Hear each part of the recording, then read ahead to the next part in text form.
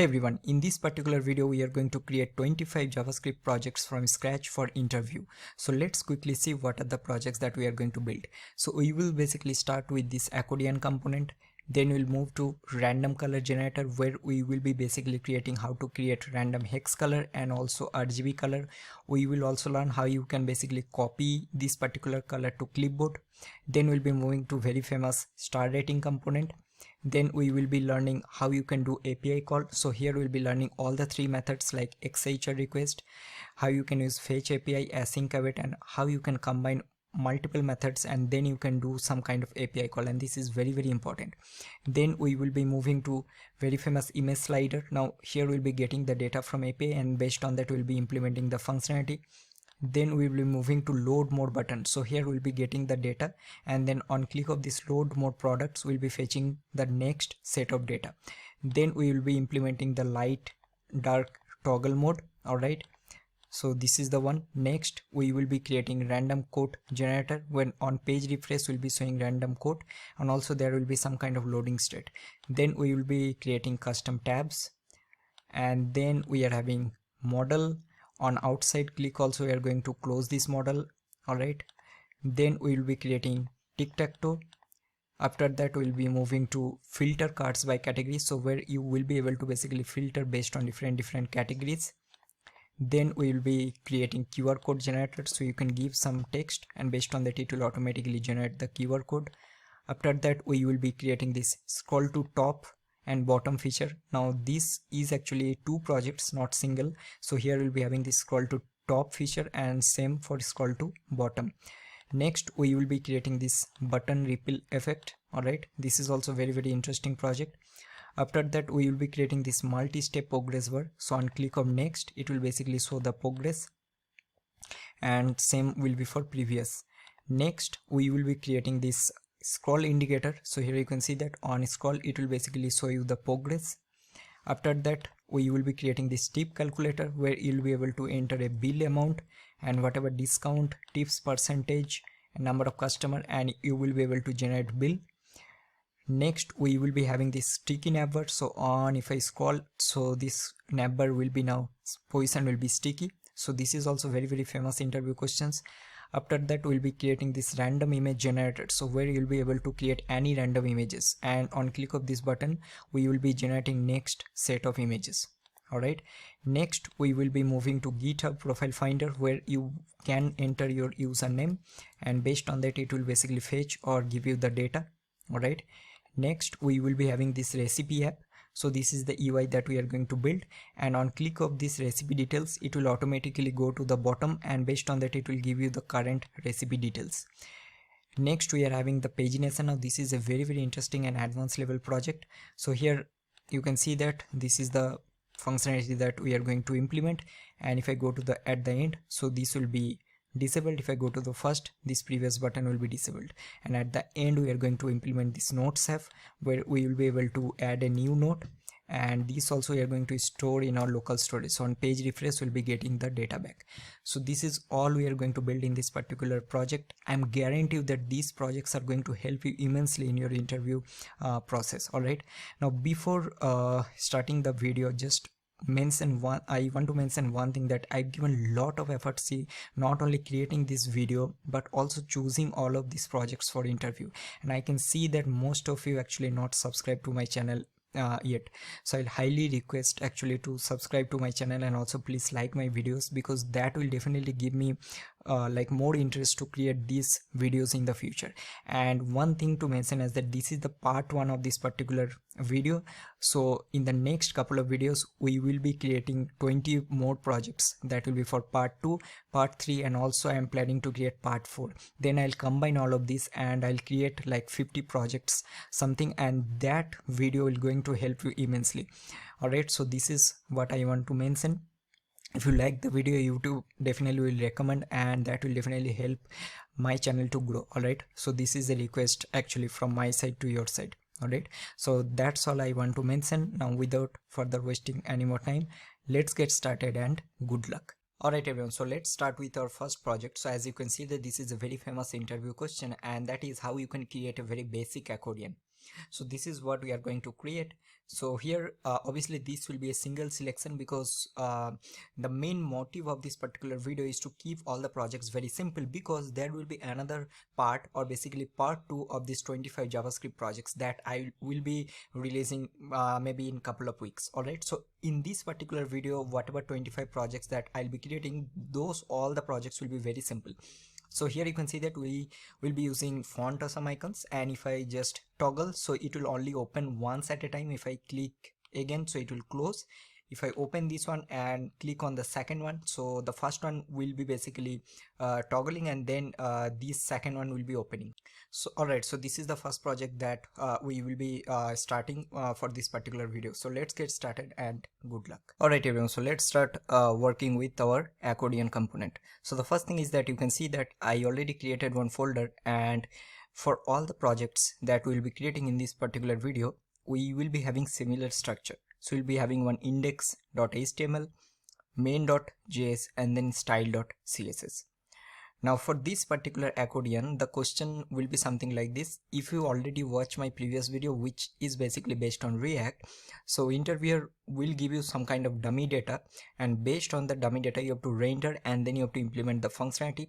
Or else they can also say like you have to fetch data from API, and based on that you have to do the similar functionality. But in this case it doesn't matter whether they are telling you to get the data from API or they are giving you the dummy data. At the end, if you know the concept of how you can implement accordion, so you'll be able to do that. So for this one, the first thing what I'm going to do, I already created some dummy data, so I'll just paste it here. Let me also close this one. Now here you'll see that what we are having, so here we are having this data is consist of this ID, which is like optional. Then we are having this question and answer. All right, so now let's start working with our first HTML structure. So I'll give a doc type HTML. Now first time I'll be writing all the HTML. Next time from the next project we'll be using the shortcut, which is basically this one. So you have to press tab and it will automatically create the structure. But for this one, let's quickly create, and then we'll be having our HTML, and inside this we'll be having our head, and then we'll be having our body. Now here I'm going to use our script, and here we are going to import our main.js. all right, then in the head, the first thing we'll need to specify some meta. So here I'll use a cat set of utf8. Then we'll take another meta, and here I'll give this one name as viewport. Content will be width equal to device width. Then we'll have to give comma, and then we'll give initial scale. This will be equal to 1.0. all right, now here we'll give a title, and this will be our accordion. Now here we need to basically import all the links, or basically styles. So first we'll import our style. So we'll do link, we'll pass a real property which will be style sheet, and here we are going to pass href, which will be our style.css. Alright, so now what we are going to do, we'll be using a font awesome icon. So now not only for this particular project, in the whole application, whatever projects we'll be building, we'll be using font awesome icons in most of the projects. So let me just open the CDN, and the same CDN we are going to use in all the places. Okay, so now go to our libraries, and then we can copy this first one. So we can directly do copy link tag, and then you can just paste it here. That's it. Let's format this. All right, now next we are having body. So first here we are going to take a section, and here we can give a class name of section. Now inside this we'll be having our div. We'll give a class name of container, and then inside this we are going to take one h1, and we'll give this one as accordion. Let's format this. All right, now here what we are going to do, we'll take our main accordion wrapper. So we'll take a class of accordion, and this is all about the HTML structure we need, because we are having the dummy data here. So what we are going to do, we will be looping, and then we will be rendering all the content inside this main wrapper class. So the first thing, let me just open this one. So I will be opening with this live server. Alright, so this is done. Now let's go to our main.js. Now first thing what we are going to do, basically we have to loop this data, and then we have to render or basically create an inner HTML for this particular parent div with class Accordion. So first I'll just copy this one, and then we'll do here const, we'll do Accordion wrapper, which will be document dot query selector, and then we are going to pass Accordion. Alright, so this is basically this div we are targeting here. Now after this, what we are going to do, we will be creating our Accordion data. So we can give a function like create Accordion data, and then I'm going to create this one. So we'll do function create Accordion data. Now here simply what you can do, we'll do Accordion wrapper dot inner HTML. Now here we are having this data. Now obviously here if they will ask you to call a API, so what you can do, instead of directly mapping this data, you have to create an async method where you will be getting the data, and then you have to pass the data. You can also pass the data as a argument in this particular function. That will also work. So here I'm going to do data.map. Now I'll do data item. Now I'll do template literals here. Alright, so first thing what we are going to do, we'll take our div, and here we'll give a class name, and we'll give this one name as Accordion item. Alright, we'll give enter. Inside this we'll take another div, we'll give a class name, and we'll give this one name as Accordion title. Now inside this I'll take h3, and here I'm going to render these questions that we are having. Alright, so here we can take this, because we need to pass the dynamic value, so which will be data item dot question. Alright, this is fine. Now next what I'm going to do, I'll be taking a I class. Now because we are using font awesome, so we will be using this I element here, and here you need to pass a class name. So we'll pass a class name of fa solid, and we'll do fa arrow up. Let's format this. Now first let me just save this and let's see what we are getting. Alright, so you can see that we are getting this question and the arrow, and then you can see we are getting some kind of comma here, and this is because we are creating this inner HTML with this map, so you have to join this at the end. So what we'll do, we'll join with empty space. Now let's save it, so we don't have this one here. Now after this, what we are going to do, so after this div, basically this title wrapper, we'll take another div wrapper, because you have to render the answer here. Alright, so now here what I'm going to do, let me remove this. So we'll do a class name here also, and we'll do this one as Accordion content, and inside this I'll take a paragraph, and here I'm going to pass, we'll take another dynamic value, and then we'll pass data item dot answer. That's it. Let's save it. So now we are getting answer, question, and the arrow mark. Now what we can do, whenever we'll be clicking and showing this accordion, we'll just transform this icon on the opposite side, or basically 180 degree. We don't have to write any dynamic property, so we are going to learn how we will do that. So this is all about the accordion data you need to create. Now again I'm repeating, if they will ask you that you need to create this data from the API, so first create a function here which will be async method, get the data, and then pass the data as argument to this function instead of taking directly, because currently the data is static here.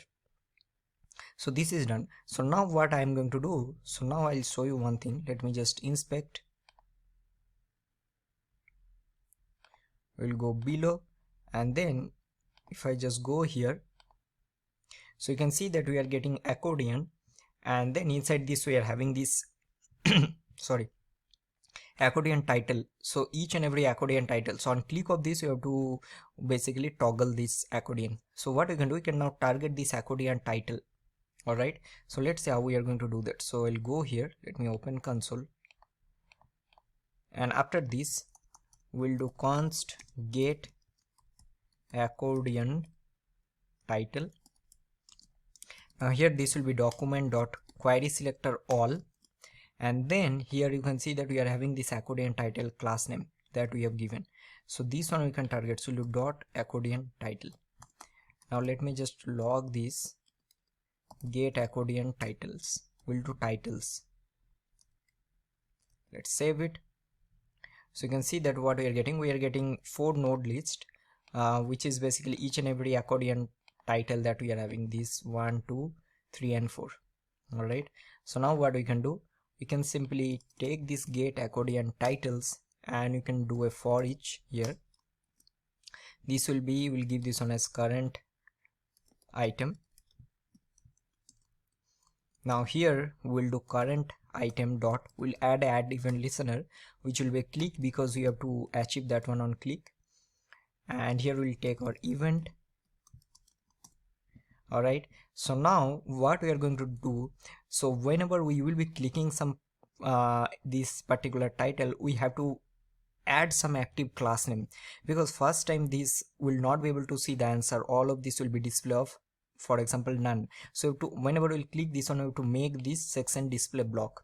All right, so how we are going to achieve that, we'll add a active class name. So what we are going to do, so here we can simply check if this current item dot class list dot contents, so if this already contains active class, so we don't have to add it, so we are going to remove this one. So we'll do current item dot class list dot remove, and we'll remove the active class from here because it's already have. Else what we'll do, first we'll basically check how many are already having active class, so we will remove first or from those section, and then we are going to add to the current section. So first we'll take let get already added active classes. I'm giving the name so that it will be easy to understand, and here I'm going to do document dot query selector all, and here I'm going to first check how many of these already have an active class.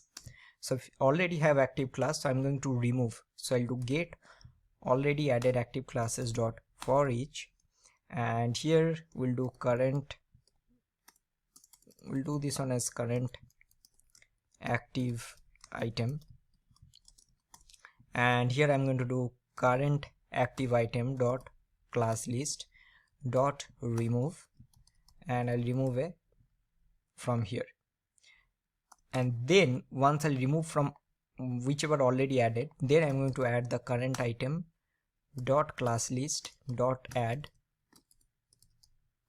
and then I'll add the active class again. So now it might be confusing at the first, let's see how this is working, and it will be very easy to understand. See first, see here, notice here, if I click here, so we already have this active class, right? So now it's basically going here in the else block because it's don't have, so it's adding the active class. But let's say I'll click here again and now click here, so now it's already removing, so that means its current item already have this one. Now let's see another example. So I'll click here, so these have a active class, and now if I click on the second one, so first what we'll do in here, it is basically checking that which one already added. So first one it's already added active class, so first it will remove from that one and then it will add in the current one. So that means now in the first one we have this active class, if I now click on the second one, it will first remove from here and then it will add here. Notice if I click here, so it's removing from here and then it's adding here. Similarly, if I go to the next one and click on the third one, it's now removed from the second one and it's added in the third one. I hope you are getting. All right, so this is how you need to achieve this functionality. So now what we are going to do, each and everything functionality wise this is done. Now we need to write the CSS. So now let's go to our CSS file, and I think we already have imported style.css, that is fine. Alright, so first we'll take our universal selector and we'll do margin as 0, padding as 0, and we'll do box sizing as border box. Alright, now here what we'll do, we'll take a body and we'll do a background color. We'll do this color 7CF9, then we have E5. Save this. So now this is getting changed, and also let me just close this one. Alright, now next what we are having this section. So we'll take section, we'll do a mean height of 100 VH, we'll do a padding top of 50 px. Let's see how this is looking. Let's make this 100 px. Okay, and I think this is fine for now. Then we are having the container, so we'll do dot container, we'll do a max width of 1440 px, we'll do margin left auto, margin right we'll do auto. Alright, and next what we are going to do, we'll do a padding left of 20 px and padding right of 20 px. Next what else we are having, we are having the container and then h1. Yeah, so for h1 we can target the h1 and I'll do text.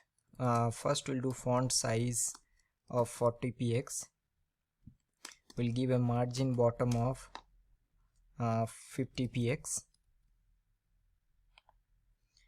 and let's give it some color. First I'll give something and then we're going to change. So let's use, which one we can use? Okay, oh, this is looking very bad. Okay, yeah, I think this is fine. Now obviously because all of this we are doing for the interview purposes, so this thing that doesn't matter. In the interview at the end you have to complete the functionality so that it will work. Alright, now next what else we are having, we are having the accordion. So we'll copy this. So here what we are going to do for accordion, we'll do a max width of 700 px, and what else, and we'll do margin of, let's do this on auto. Let's see. Okay, this is fine. What we can do, we can make this this one. Let me just check. We are having some heading h1, so we'll do text align center. Okay, now this is fine. Now next, after accordion, what else we are having, we are having this accordion item, I think. Let me just check. So we are having accordion item, so let's copy this, so we'll paste it here, and accordion item will give a border. So let's give a border of 1 px solid, and first we'll give red and then I'll change this one. So we'll give something like, let's see how this is looking. Yeah, I think this is fine. Padding will give 20 px. Okay, so this is done. Now next thing, what else we are having, we are having the accordion title. Alright, so inside accordion title again we are having h3. So first we'll do accordion title, we'll do display as flex. Okay, and we'll do align items center, we'll do a gap of 10 px. Alright, and then we are having dot accordion title of h3 flex. We are going to make this one as 1 so that it will go on the right side, and for accordion title also we'll give a margin bottom of, let's give this one as no, for this one we'll give a padding bottom of 30 px. Alright, and here I'm going to give a font size of 25 px. Alright, now we can also target the I, so we'll do accordion title of I, and here also we'll do a font size of 30 px. So this is for the icon, so you can see that. And also let's give a cursor as pointer. Alright, so this is done. So now what we are going to do, so whenever this will be, when we'll be clicking, we have to reverse this icon. So alright, so we can simply do something like this. So the first thing is that we are going to do another thing, this accordion content that we are having, so we don't have to show this content first time, right? We'll not show this one. So here we'll come and we'll make dot accordion content and display will be none. Alright, so we're not able to see this one first time. Then we'll target that whenever this active class will be added, then only I want to show this one. So how we can do that? So we'll do dot accordion title dot active. So that means if this accordion title has an active class, alright, and then we'll do a plus and then we'll target this accordion content and we'll make the display as block. That's it. See what will happen if I click here. See, you're able to see, right? So this is fine. Then what we'll do, we'll give some font size to this. So we'll do dot accordion content of p, we'll give a font size of 20px. Alright, so this is fine. Let's give some different color. I'll choose something here. Let's see this one. We'll make this one little dark.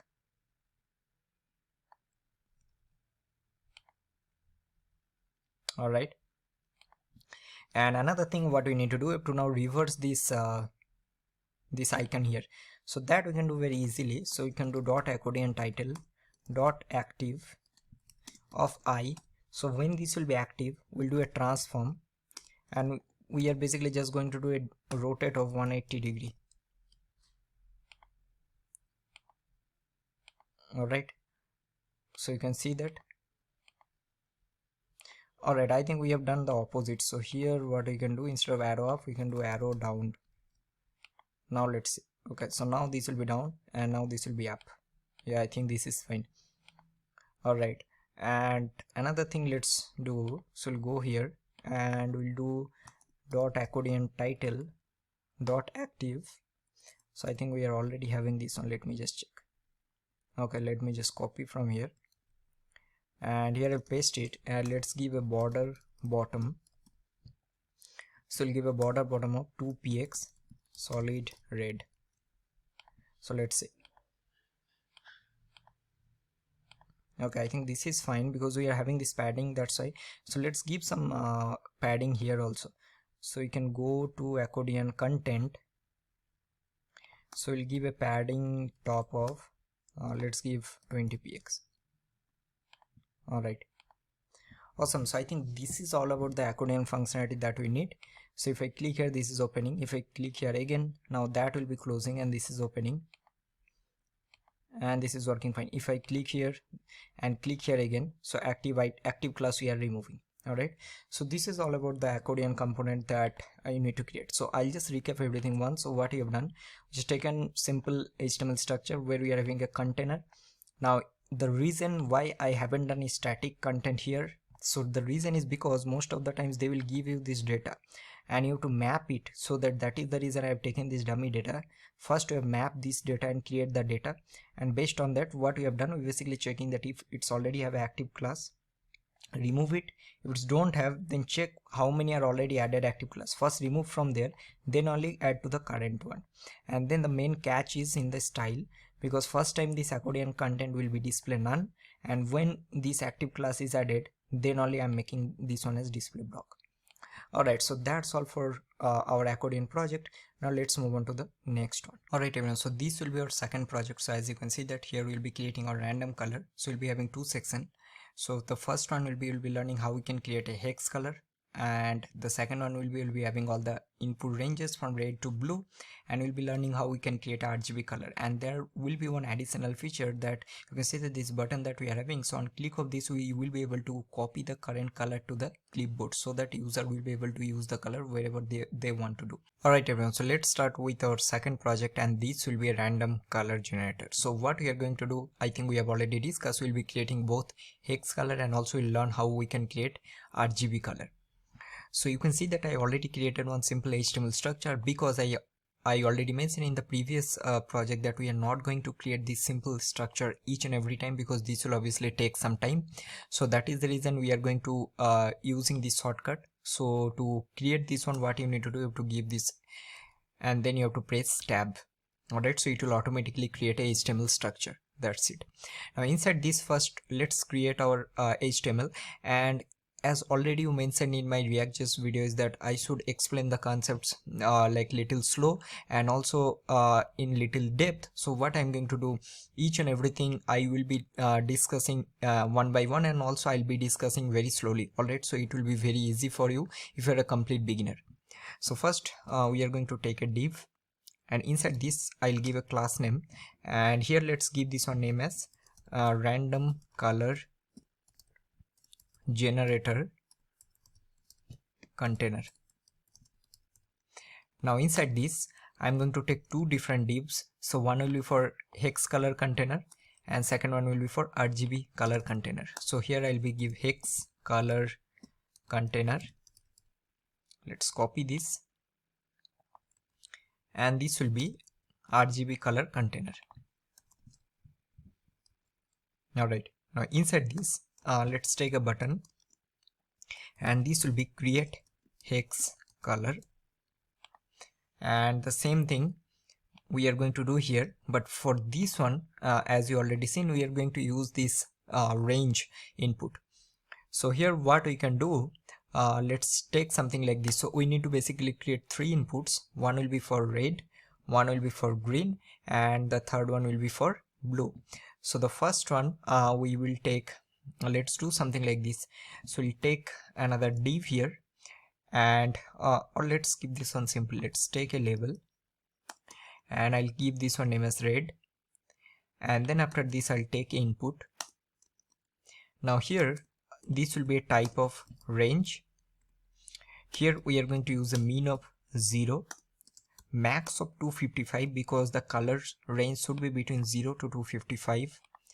Then value I'll give this one 0 first time, and let's give an ID of red. Now here, because this level is for this particular input, so here we need to basically mention this is for this red. Alright, so and this has to be this ID here. This is done. Now let's copy this and we'll paste it two more times. So this will be green, this will be green, and this will be also green. We'll paste it one more time, and this will be for blue, this will be blue, and this ID will be blue. That's it. Alright, so these three input we need. Now next obviously we need our opacity, but for now let's keep this one very simple.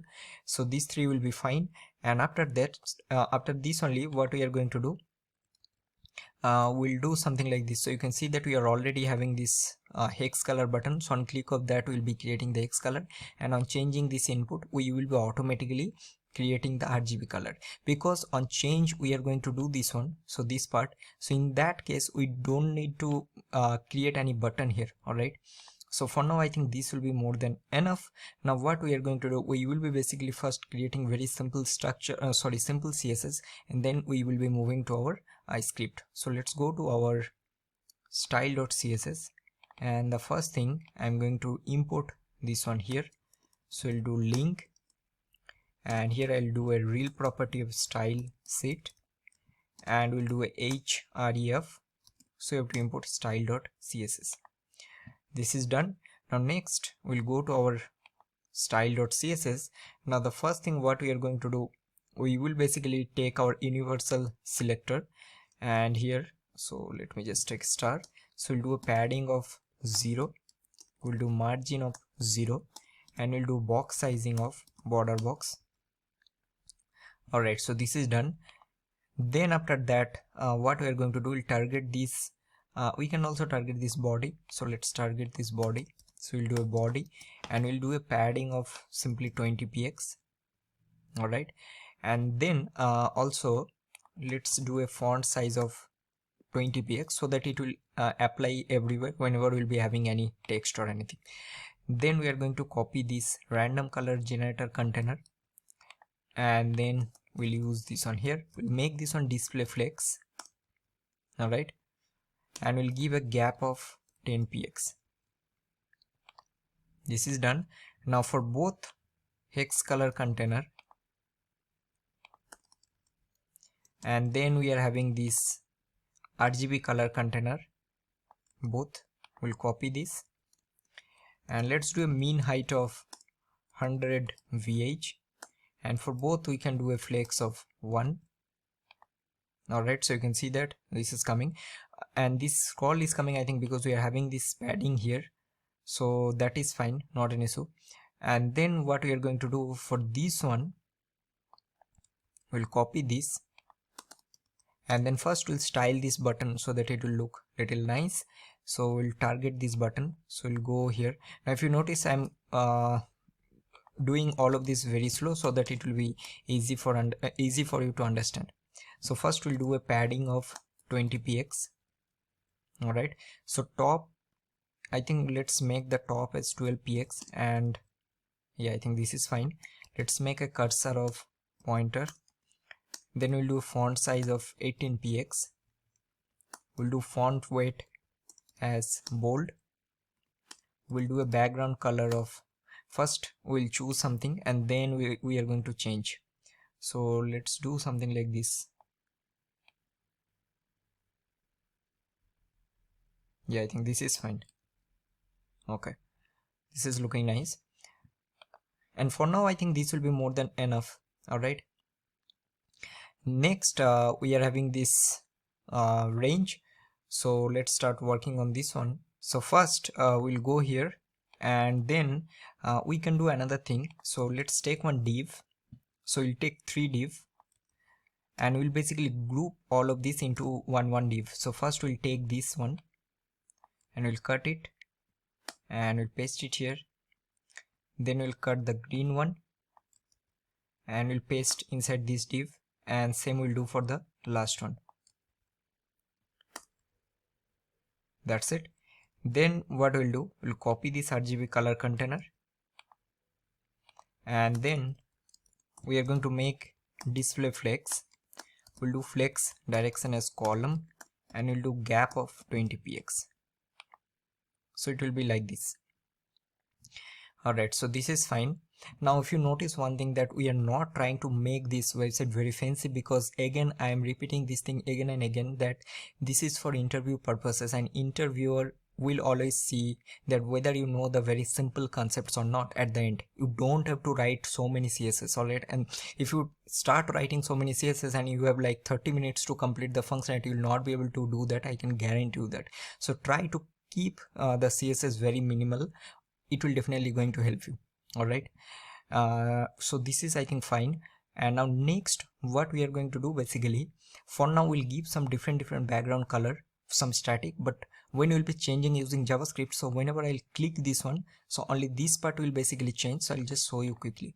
So what I'm trying to say, so let's say here I'll do hex color container, and I'll do a background color of, for example, green. So we are getting this part green. All right, and let's do something like, and also let's give a padding here also. We'll give a padding of 20px.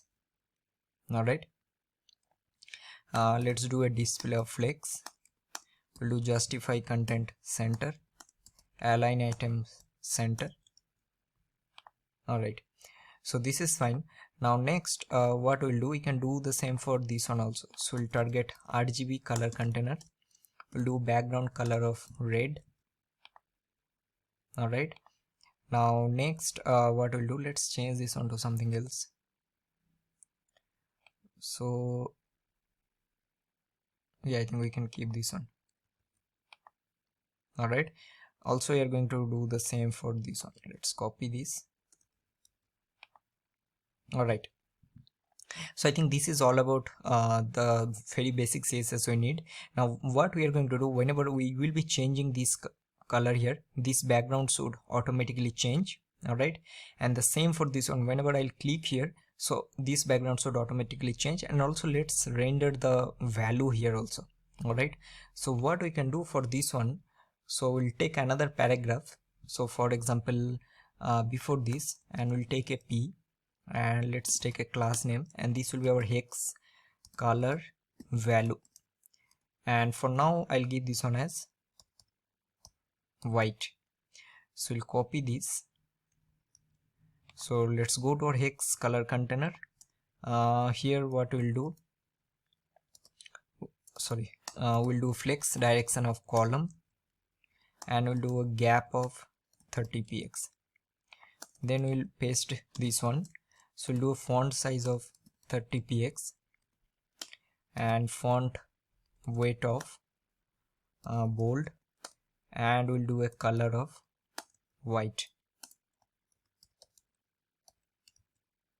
Alright, so now whenever I'll be changing the value here, and also let's change the background color. So let's see how we are going to do that. So first we will start with our hex color creation. So let's go to our main.js, and now let's see how we are going to do this. Alright, so first how we will do. So first let's target this button here, because on click of this button only we have to do something. So here I will give a class name of hex button. So let's copy this. So here we'll go const, and this will be our hex button, which will be document.query selector, and this will be our hex button. Alright, now let's give a comment. So this will be create random hex color. Alright, so here what we are going to do, we'll do hex button dot add event listener. Here I'll do click, and here I'll do something like create random hex color. Alright, so this we can pass, also we can directly do inside of this. So I'll take a function here inside, and also here you can do. So let's do something like this only. Now what we are going to do, basically to create a hex color, you can see that hex color start with this hash followed by 6 character or numbers. So these characters will be from A to F, so A, B, C, D, E, F. Numbers will be from 0 to 9. Alright, so that character set we need. So first we'll do let character ACTRE character set, which will be, so here it will start from 0, 1, 2, 3, 4, 5, 6, 7, 8, 9, then A, B, C, D, E, and then F. So these will be our characters set. Whatever color we will be creating, this has to be in between these characters or numbers. Then what we'll do, we'll take let, and this will be our hex color output, something like that, which will be, let's say, empty. Alright, so now here what we are going to do, we'll do a for, we'll do let. Here I'll do let I equal to 0, then we'll do a char set length, which will be equal to character set dot length. Alright, then we'll do I less than 6. Now the reason, because 6, as I already told you, that it has to be of 6 characters, and it has to be combination of these characters and the numbers. And here I will do plus I. Alright, now here we can do hex color output, which will be equal to, so here this character set length dot char at, not character set length, this would be our character set dot char at, and here we are going to create a random color. So how we are going to do that, so we need to take a math dot float, and inside this we'll create our random. So we'll do math dot random, and now how we are going to multiply, we are going to multiply with the how many character set we are having. So here let's say we are having 1 2 3 4 5 6 7 8 9 10 11 12 13 14 15 16, and this is equal to this character set length that we are having. So here I will just multiply with this char set length. So let's see what we have done here. So you can see that we just first start with I equal to 0, we get the length here. You can also directly do, instead of writing this, right, you can directly pass this character set dot length here. That will also work. And I think that's all about this functionality that we need to create this hex color output. Now see how this will work. So let's say I log here this hex color output. Let's save it. I'll open console. Let's bring this on down. Let's go to console. So I'll click here. I think we have to import our script also. So we'll do script So here I'll import main.js. Alright, so now let's see. If I click here, so you're getting a random color. If I click here again, we are getting the random color. Alright, so this is done. Now what we need to do, so on click of this, let's say I want to change the background here, and also I think we can change the background here, and also let's do another thing, it will be interesting. We are also going to change the color of this button text. Alright, and also you have to change the value here. So let's see how we are going to do that. So first we'll change this value. So we'll go to our index.html, and then we are having this hex color value. So we'll copy this, and then we'll go here, and this will be const hex color value, which will be document dot query selector, and here we'll get the hex color value. Alright, now here what we are going to do is simply pass here hex color value dot inner text, or we can also do, yeah, I think inner text.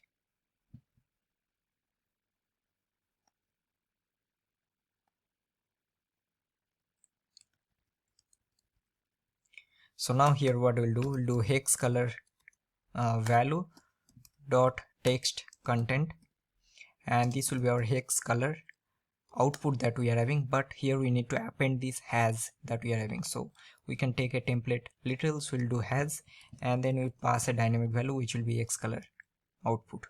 So let's see. If I now click here, so this is changing, so you can see that the color is getting changed, sorry, the value is getting changed, but the color is not getting changed. So you have to change the background color and also the button color. So button color is pretty simple, so let me just cut it from here. Now we'll go back. Now let's say I need this hex color container, so I'll copy this, and we'll do const hex color container, and this will be document dot query selector. This will be our hex color container. Now here we'll copy this. Alright, so now we'll do hex color container. Now there are so many ways that we can do that. So for example, hex color container, we can directly do style dot we'll do background color, and this will be equal to this color that we are having. So we'll copy this and we'll pass it here. Let's save it. So now let's say click here, this is getting changed, so background color is getting changed, right? And we are getting a random color. Now you can also obviously now we'll be able to change this color here. So what we can do, simply we are already having this hex color hex button, so we'll do the same thing. We'll do hex button dot style dot we'll do color. Alright, and here we'll pass the same thing, so we can copy this and we'll pass it here. So now let's click here, so you can see that this color, the text color here, it is getting changed. If I click here, this color is getting changed, and this is working fine. Alright, so this is all about how you can create a hex color. Now let's move on to the next one. Now next one, what we are going to do, whenever we will be changing this value, we can basically change the value on the background. So let's see how we are going to do that. So the first thing, you can see for each and every input we are having this ID. So this ID we can definitely target. So the first thing what we are going to do, so let's do one thing, let's take another button only. I think that will be easy to understand. So we'll take another button, and that will be like create RGB color. Alright, so we'll go there and let's go to our HTML, and then I think after this we'll take this button, and this will be create RGB color. Save this and we'll do ID. So here we'll do this will be our RGB button. Alright, so now let's copy this. So here I'll just give comment, so this will be our RGB color generator. So here we'll do const RGB button. This will be document dot query selector. This will be our RGB button. Now what we are going to do, so here we'll do again add event listener. So here I'll do a click. Now whenever let's save it first. Oh, sorry. So you're getting create RGB color, and also let's give some similar style for this one. So what we can do, simply we can go to our style, and then I think we are targeting this button here. So we'll copy this, paste it here, and we'll change this one to RGB. Let's copy the same style that we are having. So we'll copy this, and then what we'll do, we'll change the style here a little bit.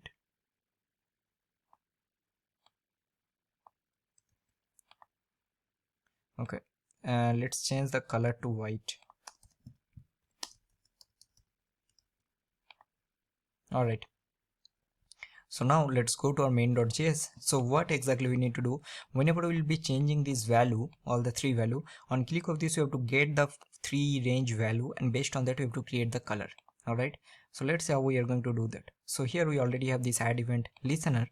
Now here first I'll do let extract red value. And how we are going to do that, so you can directly do something like this. So here first I'll do const get red input range, and this will be document dot query selector, and this will be ID, so we'll do red.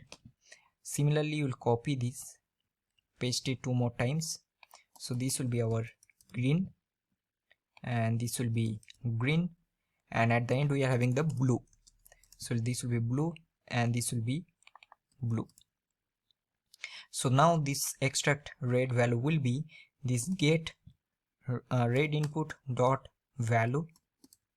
Alright, next we'll do let extract green value, and this will be get green input dot value, and then we'll do let extract blue value, which will be get blue input dot value. Let's see what is happening here. If I now log this, we'll do extract red, extract green, and extract blue. We'll save this. Now let's inspect. So now I'll increase this value some things, and then click here. Alright, so nothing is coming. I think there is some issue. Let me just check.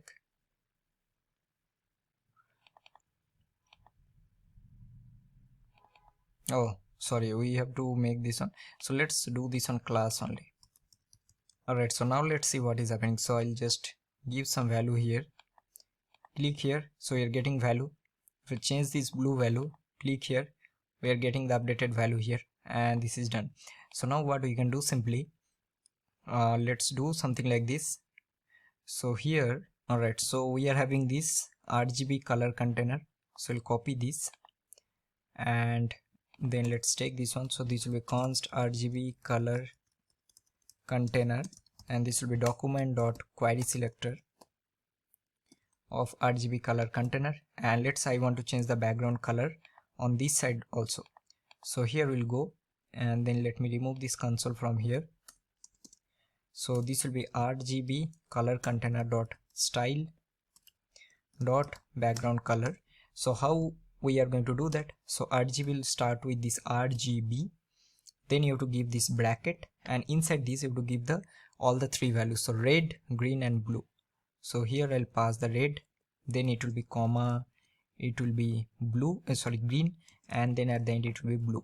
So here we'll pass, this will be extract red value, this will be extract green value, and this will be extract blue value, and this is done.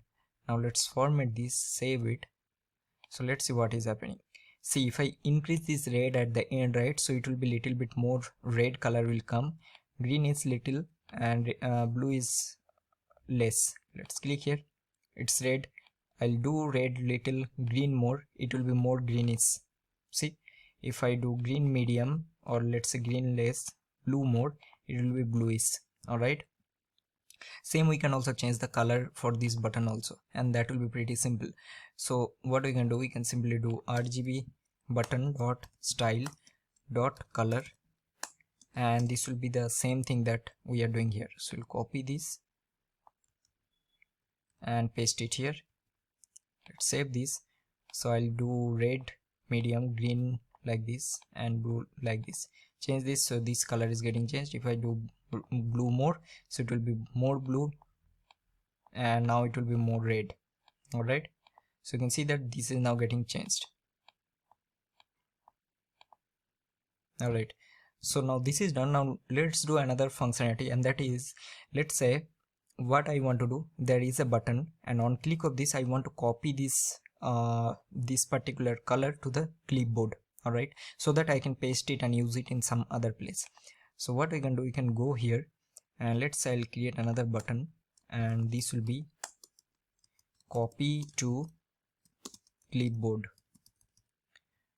Alright, let's copy this, and then we'll paste it here again, and let's give a class name of RGB copy,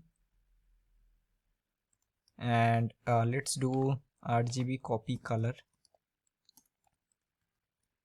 and here we'll do, this is hex copy color. So let's see how we are going to do that. So I'll copy this, we'll go there, and let's take this. So we'll do const hex copy button document.query selector. So this will be hex color copy, and then we'll do same for RGB. So we'll do const RGB copy button, and this will be document.query selector. So the what is the name that we have given? So for this one it is RGB copy color. So we'll copy this, pass it here. That's it. So now let's create our copy method, and this will be pretty simple. So what we can do, so here we will do something like this.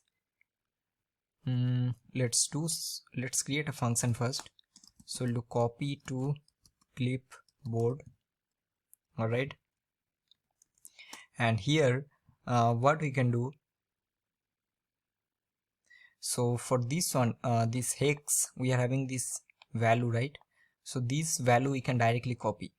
So let's do something like this. We'll do copy hex color to clipboard, and then we'll be having another one which will be copy RGB color to clipboard. Alright, so here, so for this one you can see that we are having this value which is this hex color value dot text content. Alright, so what we can do, we can directly take this text content. So let's say if I just go here and log this value hex color dot text content, so now we'll go back, and then we'll do hex copy button. So we'll do hex copy button dot add event listener. We'll do click. So on click of this I want to copy this color. I hope you are getting right. So here I'll pass this one. So let's format this, let's save it. Now let's see what is happening. So if I go here and inspect, let's go to console. First I'll generate a color. So this is the color. Now if I click here, so you're getting this color, you can see that. Alright, if I change this color, click here again, so you're getting the updated color. Change this one, click here, getting updated color. So now this color I need to copy. So how we can do that? So there is a method that we can do, and that is, we can do something like this. There is a navigator method. Alright, so here it will basically give you this clipboard property, and then you can do write text, and here you need to pass this value. So I'll copy this and I'll pass it here. So I want to copy this particular value whatever I am having to the clipboard, and this is what you need to do. So now, and also let's do something like, we'll do alert that hex color is copied to clipboard.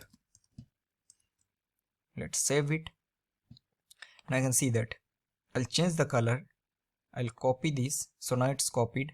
Now see, notice the value. So this is the value. Now I'll go here and then paste it. See, this value will be now shown here. So I'll paste it here. So you can see that this is the value that we are having. If I click copy this one, go there, paste it. Now the updated color is copied. I hope you're getting. All right, so now for this one, what we can do, so this copied RGB color to clipboard. So for this one we need all this red value, green value and the blue value. So simply we can do something like this. So we'll copy this, all right, all three value.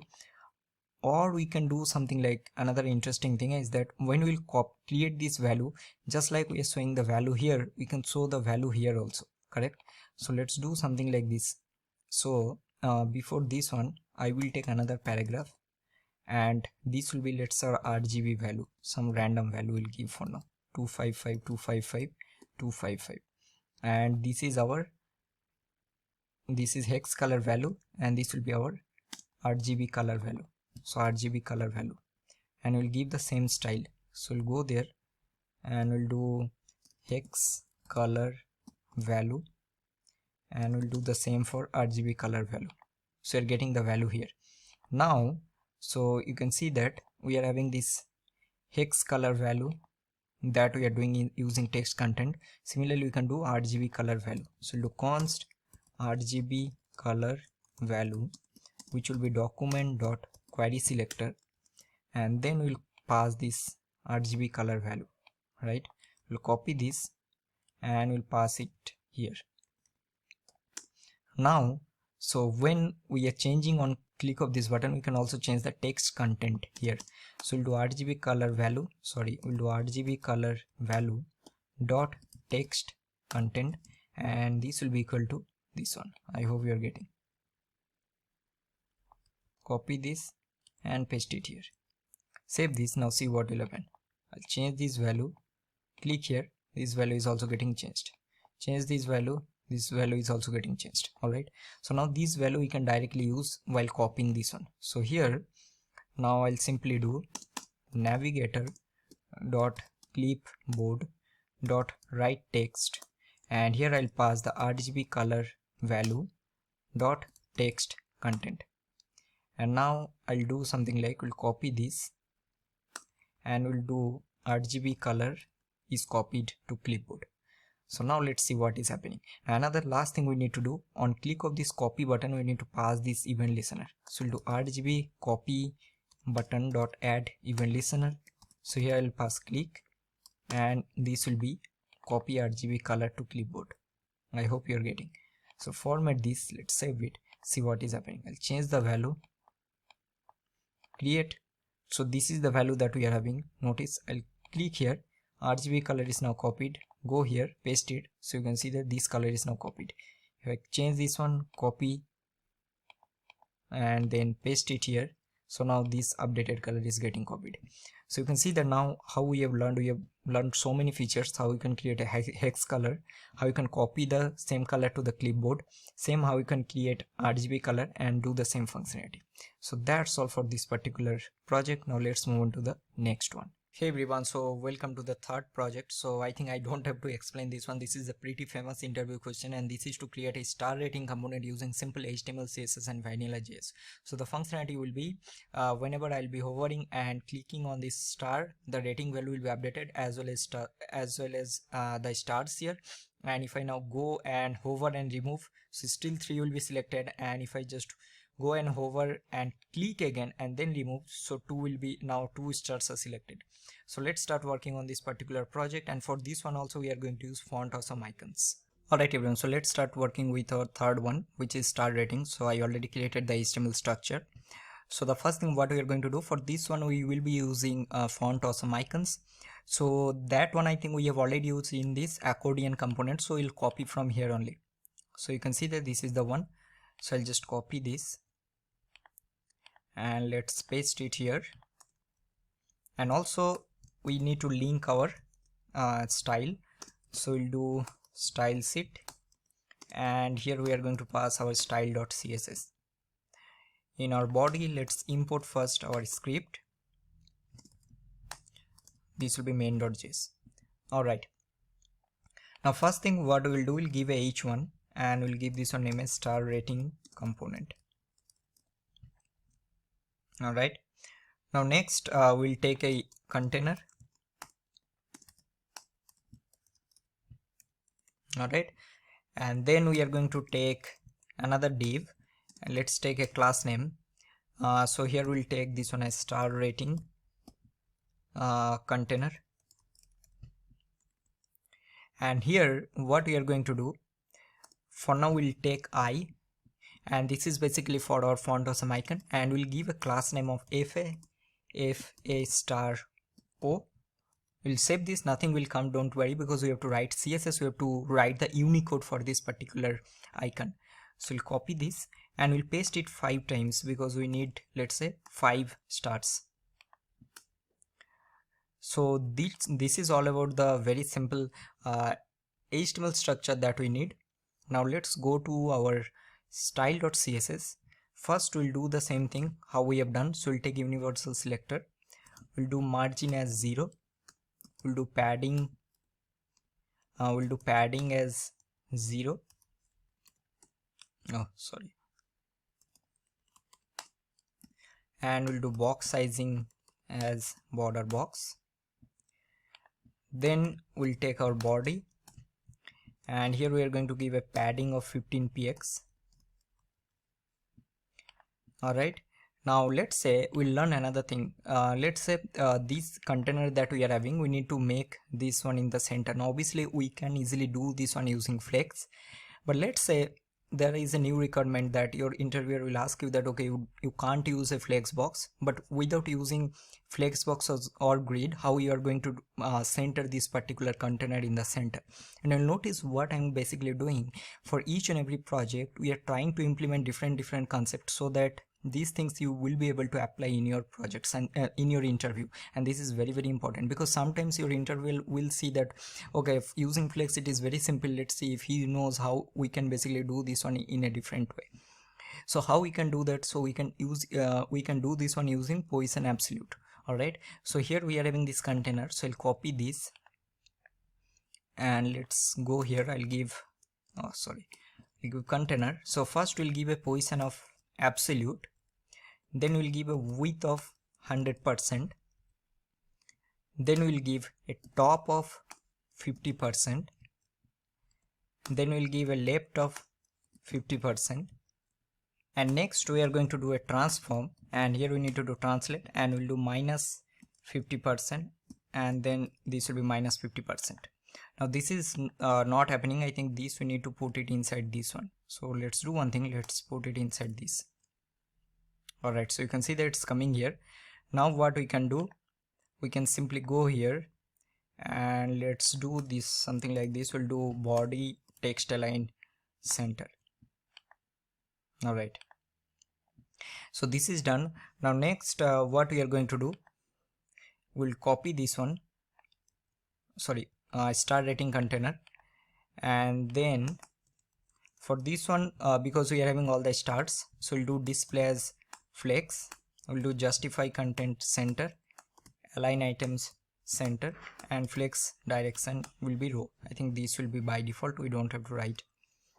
Now what we are going to do, we need to add the Unicode. So we'll copy this class name that we are having, and then we'll take our before, and here we'll add the Unicode. So we'll add a content, so content will be F006. So you're getting this 5 star. Also let's give some spacing, so we can give a margin top here of 30 px. Alright, and here what we will do, we'll give a font size of, let's make this one a little bigger, we'll do 50 px. And then whenever I'll hover, that time let's say we want to do a cursor pointer, but that we'll do later. For now this is fine. Next we'll go here, let's say we'll take another div, and here what we can do, we'll take a paragraph, and this will be selected rating value is, and then here basically we'll render the selected value, which will be 0 for now.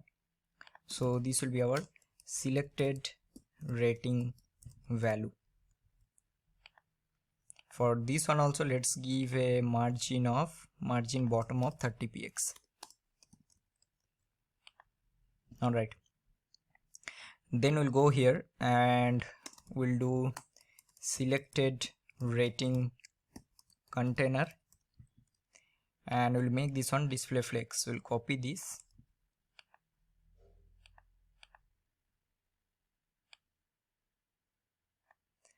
so we'll do display as flex. We'll do a gap of 20 px. All right, I will do justify content center, and I think this is fine. Let's make this on 10 px. Now we'll do selected rating container of p. We'll make a font size of 20 px and font weight will do bold. All right, so this is done. So this is all about the structure that we need, very basic HTML and CSS structure. So now the functionality will be like this. Say whenever I'll be hovering till the star, I'll hover. Let's say I'll hovering on the third star, so I have to show all the third star as a that in the hovered state, not selected. So selected and hover both are different. So these three will be in the hovered state. If I click then and I remove, then these three will be selected.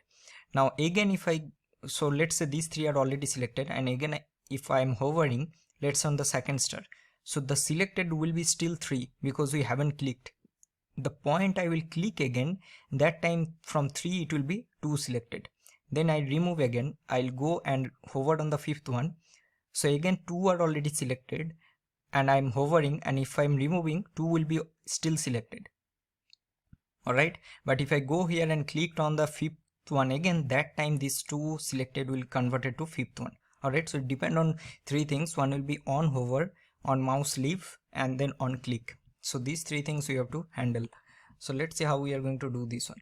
Alright, so first thing what we are going to use, we will be using this all the stars. So first we'll import this.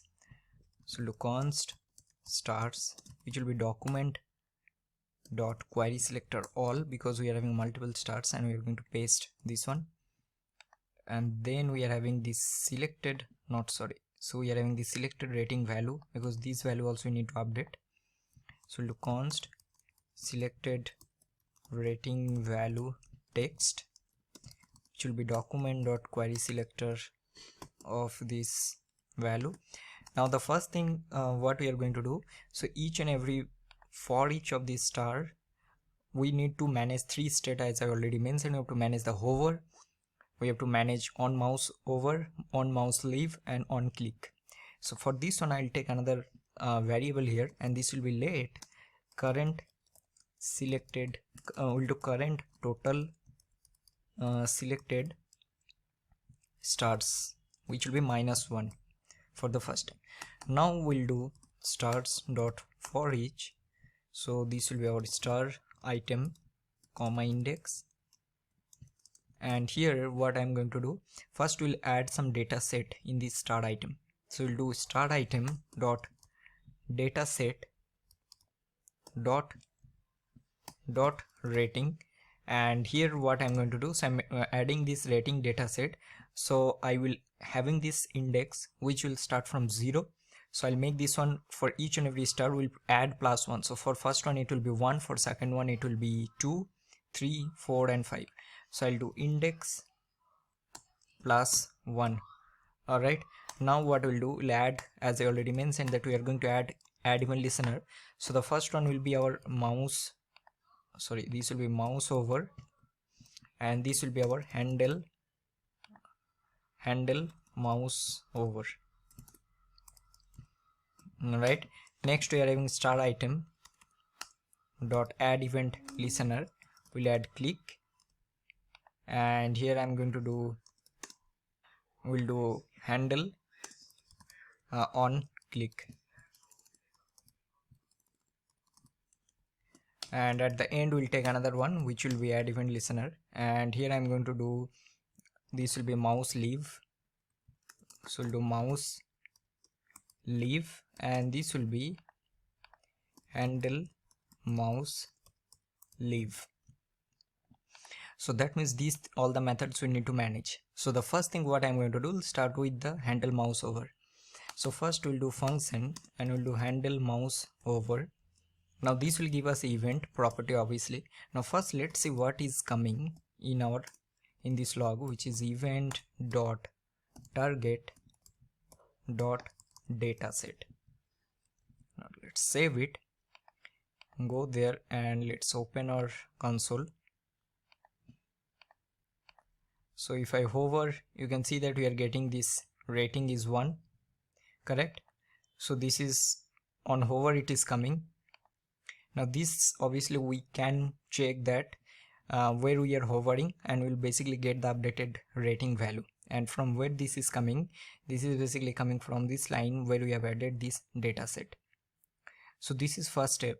So what we'll do const current, we'll do current rating value, which will be event dot target dot dataset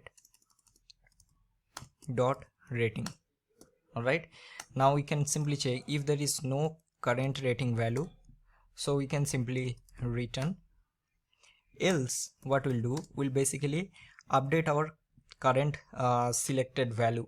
All right, so how we are going to do this one, basically if I go here, you can see that we are having this one class. So what we'll do, we basically update this class, and whatever new class will be adding, based on that new class will be adding a style, and it will automatically change. So let's see how we are going to do that. So we'll do handle update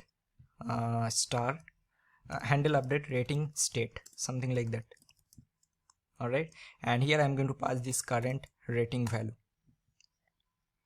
Let's format this. Now I'm going to copy this one, and we'll create this method. This will be handle update rating state, which will be get current rating value. Now here what we need to do, first we'll do for, we'll do let I equal to 0, I less than 5. Now the reason is because we are having 5 stars, so we'll directly do 5, and we'll do simply I plus plus. And here we are going to check if the I value, which is less than this current get current selected value, so we will basically update the class name. How we are going to do that? So we are already having these stars we are having, right? So we'll do stars of I dot class list dot replace. So we'll replace this class name. We are already having fa star o, if you remember, we are having this fa star o, and we'll update with this one with fa star. All right, else what we'll do stars of I dot class list dot replace, we'll do opposite. So if fa star is already there, so we'll remove this one, and we'll again add the fa star o. All right, so now let's see how this will work. So now we'll save this. I think we are getting some error, handle on click is not defined, correct? So you have to create this method. So we'll create function handle on click, and also we'll create function handle mouse leave.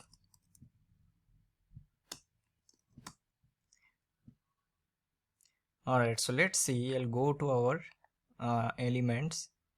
Now see this is getting changed, right? I'm hovering. If you notice here, don't worry about those things, those we are going to fix. We are getting this one getting changed, right? This, so I'll hover on the first one, let's say this one. So now only first one is getting selected, and this is basically coming from this line, and here we are getting the current rating value from this data set. So this is done. Now what we'll do, because we are having a new class which is fa star, so based on that we are going to write some style. So the first thing what we'll do fa star of hover, and here I'm going to do cursor as pointer, and then we'll do dot fa star of before. So we are going to add another Unicode, which will be this one. So we are having F005 for this Unicode, and then we are going to use this color. Let's do yellow, and we'll change this one from here. Yeah, I think this is fine. And for this one also we'll do a font size of 50 px. So now let's see what is happening. See, this is working, right? So this is happening on hover, and here it is getting updated, and this is happening because of this data rating that we are having. All right, so this is now done. So next thing what we are going to do, we have to manage our on leave and on click. So first let's do the on click. So whenever we will be clicking this particular any star, again we need to do the same thing, but now when I'll remove this one, this all should be selected. All right, so let's see how we are going to do that. So the first thing, here we are having this current total selected stars, so this we are going to update.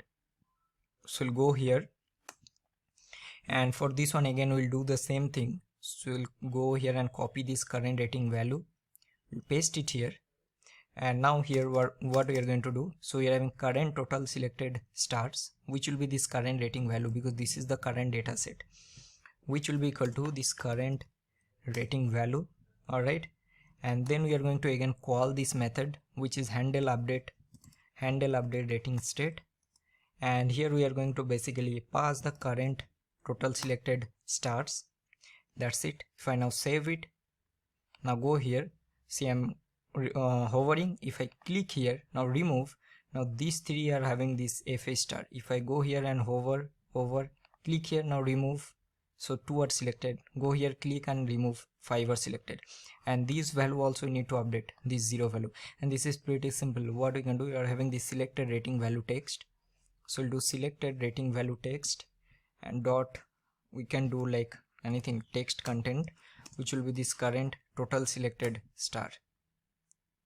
Now let's see, so clicking, removing, it's 4, clicking 5, this is 3. Now we need to do on mouse leave. Now on mouse leave, this is pretty simple. Now again, this is very important concept. They might ask you why you are doing this one for mouse leave. See, when I'm going and clicking, so 3 are selected. If I now hover here, 4 are selected and remove, see now 4 are selected, but we haven't clicked on the 4th star. So that means on mouse leave we need to manage the state. So let's say I go here, click and remove, 3 are selected because we have clicked. If I now hover on the 5th one and then remove, all 5 should not be selected. Instead these 3 should be selected because we haven't clicked. But now what is happening, if I go here, see now I haven't clicked, so it's now on mouse hover. If I now remove, instead of 3 it's now getting updated to 5, but this value is not getting updated, correct? So what we can do, we can simply call the handle update rating state here, and here simply pass the current total selected star, and we don't need this event also here. All right, so now let's see what is happening. I'll go here, hover, remove, nothing is selected because we haven't clicked, and that is correct. I'll go here, clicked on the 3rd one, remove, 3 are selected. Now I go and remove, hover on the 4th one, but haven't clicked, remove, so now you can see 3 are selected. If I now go and click and then I remove, then 4th are selected. So this should be the exact behavior. All right, so this is how you need to create. So now you can see this is working fine. So I'll click first one, remove, click second one, remove. If I hover and remove, 2 are selected. Now if I click, let's say on the 5th one, now remove, 5 are selected. If I again hover on the 2nd one and then click again, then remove, now 2 are selected.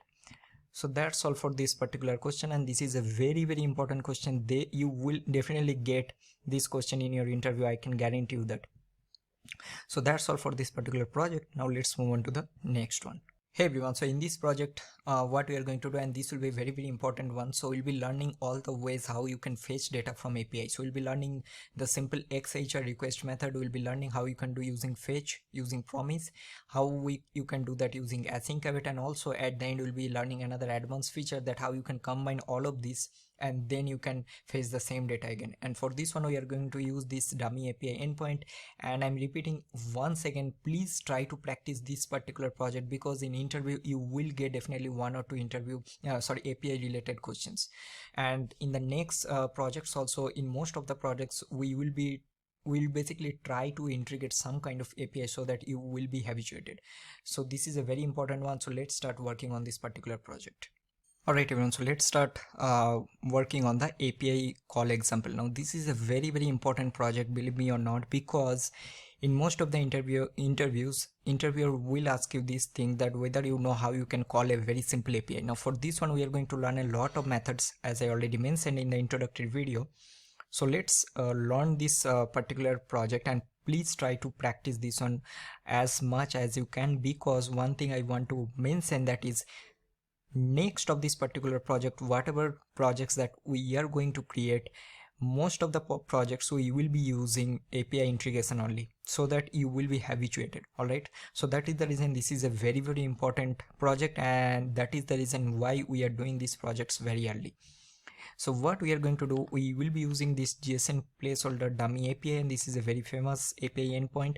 So here we'll be getting this list of posts, and we don't have to do nothing, we just have to simply render the list of posts here. The main objective here is to learn how we can basically call API in different ways. So first let's do one thing. So let's say I'll give a div here, and this we'll give a class name of container, and here I'll give a h1, and this will be our API call example. All right, so now let's remove this one for now. First we'll import our script, and here let's start with our very first example, and that is how you can call using XHR. Now because sometimes what candidates will do, they will directly learn this fetch and async await, and then when they will go to interviewer will ask you that you can't use fetch and async await, instead you have to fetch using XHR. all right, so let's see how we are going to do that, and after that only we will be learning how to do using fetch and async await. And I'm pretty sure that you guys already have some idea on this one, because most of the times, and this is also very standard to use fetch and async await in your project. But you'll see whenever we'll create any very large application, most of the times we'll not use this XHR, so it is very important to know from an interview perspective. So first we'll give fetch using XHR. Alright, so now here another thing we'll do a div, and we'll give this one as posts list container. Alright, so we'll copy this, and then first we are going to import this one. So this will be our posts list container, which will be document dot query selector of post list container. So first thing what you need to do whenever you will be creating using XHR, you have to basically create a HTTP request, or basically you have to make the object of XML HTTP request. So how we are going to do that? So first we'll create a method. So we'll do fetch using XHR. So this is my method, and now I'm going to create this function. So this will be fetch using XHR. So here I'm going to create a variable, and as I already told you, here basically you have to create the instance of XHR request. So this is the first step. Alright, now next what we need to do, we have to basically tell that which URL we want to fetch, whether that will be a get, that will be a post, and also you have to pass the URL. So for this one we are going to use this URL, so I'll copy this, and here I'll do XHR dot open, and here you have to basically pass the method and the URL. You can see that. All right, so here I'll pass method as get, because we are fetching the data, and then you have to pass this URL here. So this is my URL, so this post I want to fetch. I hope you are getting. So next what we are going to do, we will be basically mentioning what will be the response type of this particular request. So we'll do XHR dot response type. You can see that, and this will be a JSON. So here obviously we are having different options, so most of the times it will be JSON. Once this is done, now you have to send this request. All right, how you can do that? So until unless you'll send, you will not be able to, it will not, your network in your browser will not call that API. So to do that, you have to do XHR dot send, and this is done. Now what we are going to do, here we'll do XHR onload. Now obviously there are some other methods, but from interview perspective they will not ask you very difficult questions. They will see whether you know the basics or not. So here XHR.onload will be a method, and here what we are going to do, we will basically see that what is XHR.status. So here you can see that this status, if this is equal to 200, so that means this is successful, else we'll just log something like that some error occurred.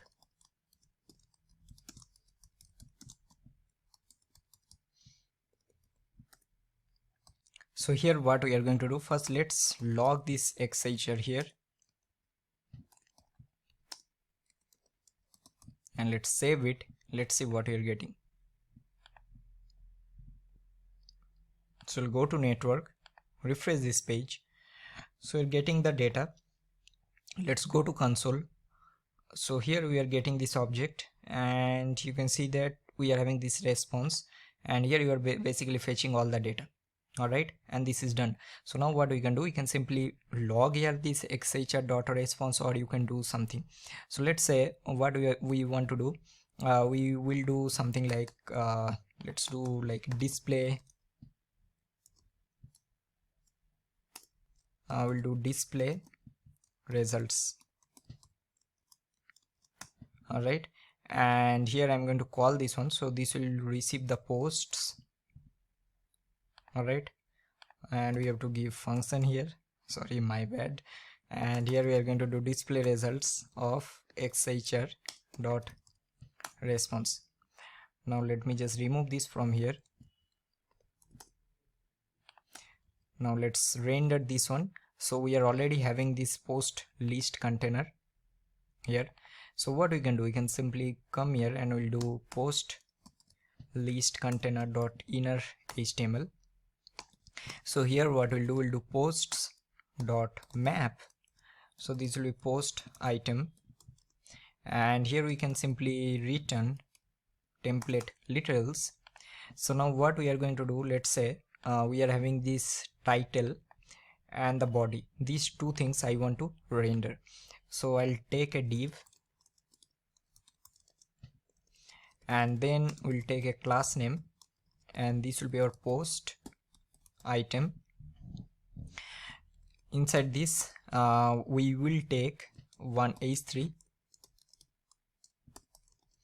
and here I'm going to render, we'll do post item dot title, because this is the property that we are having. And then next we are having the body, so we'll take a p, and here I'm going to render post item dot body. Alright, for now let's format and save this, and let's see what is happening. So we are getting the data here. Now again we are getting this comma because we need to join this one, so we'll simply do dot join, and here we can simply join with space. Awesome. So now this is done. Now let's give a little bit of styling because this is looking very odd. So before that, let me just again explain that how we have done this one. So first we have actually created a XML HTTP request. Then we call this open method where you have to pass the type of request that you want to do and the URL. Then the XML.response type, which will be JSON. Then we basically send this request, and then on load we are checking if the status is 200. We are displaying the result or whatever you want to do here. Alright, so this is done. Now let's copy this post item and we'll go here. We are already having this post list container. Let me first copy this one, and also we're going to link rel equal to style set, and href will be our style.css. So here we are already having, sorry, let me open these styles. So first we'll take some star, we'll do margin as 0, padding as 0, and box sizing will do border box. Next we'll take our body and we'll do a padding of 15px. Then we are having h1, so for h1 we'll do a font size of 40px. We'll do margin bottom of 30px. Alright, after that we'll take dot post list container, we'll do display as flex, we'll do flex direction as column, and we'll do gap of 20px. This is done. And then we are having the post item. So post item is basically this post item that we are having. So for this one what we can do, again this also we can do display flex, and we'll do flex direction column. We'll do gap of 10 px. Awesome. Then we'll do a border, so we'll do border of 1 px solid. Let's change this color to something else. We'll give a padding of 10 px. Alright, so this is done. Now next we'll do one thing. Let's give some background color also for this one. We'll give some background color of which one we can give.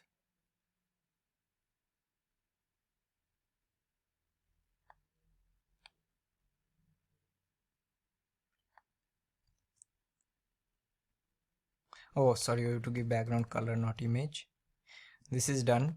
Next we are having dot post item of h3, so we'll do color as white, and we'll do a font size of 20 px. Alright, same thing we'll do for dot post item of p. We'll do font size of 18 px, and we'll do color as white for this one also,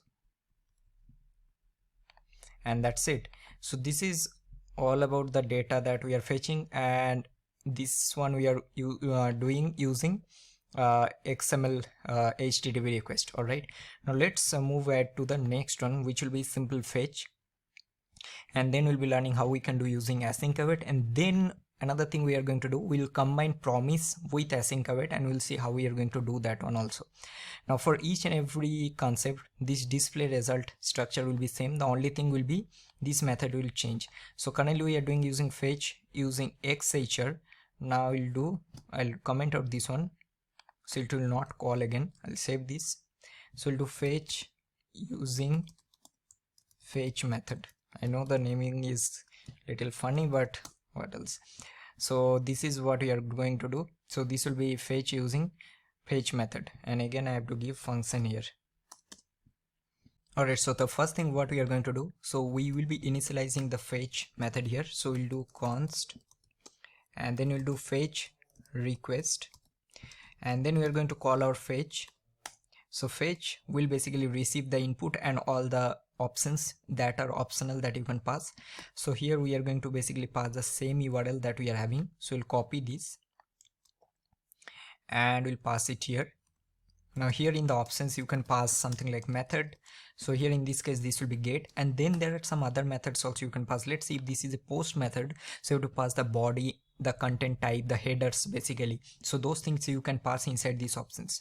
So now these will basically create our fetch request, which will give you the promise. So now what we are going to do, we'll do fetch request dot then. So you can see that this is a promise.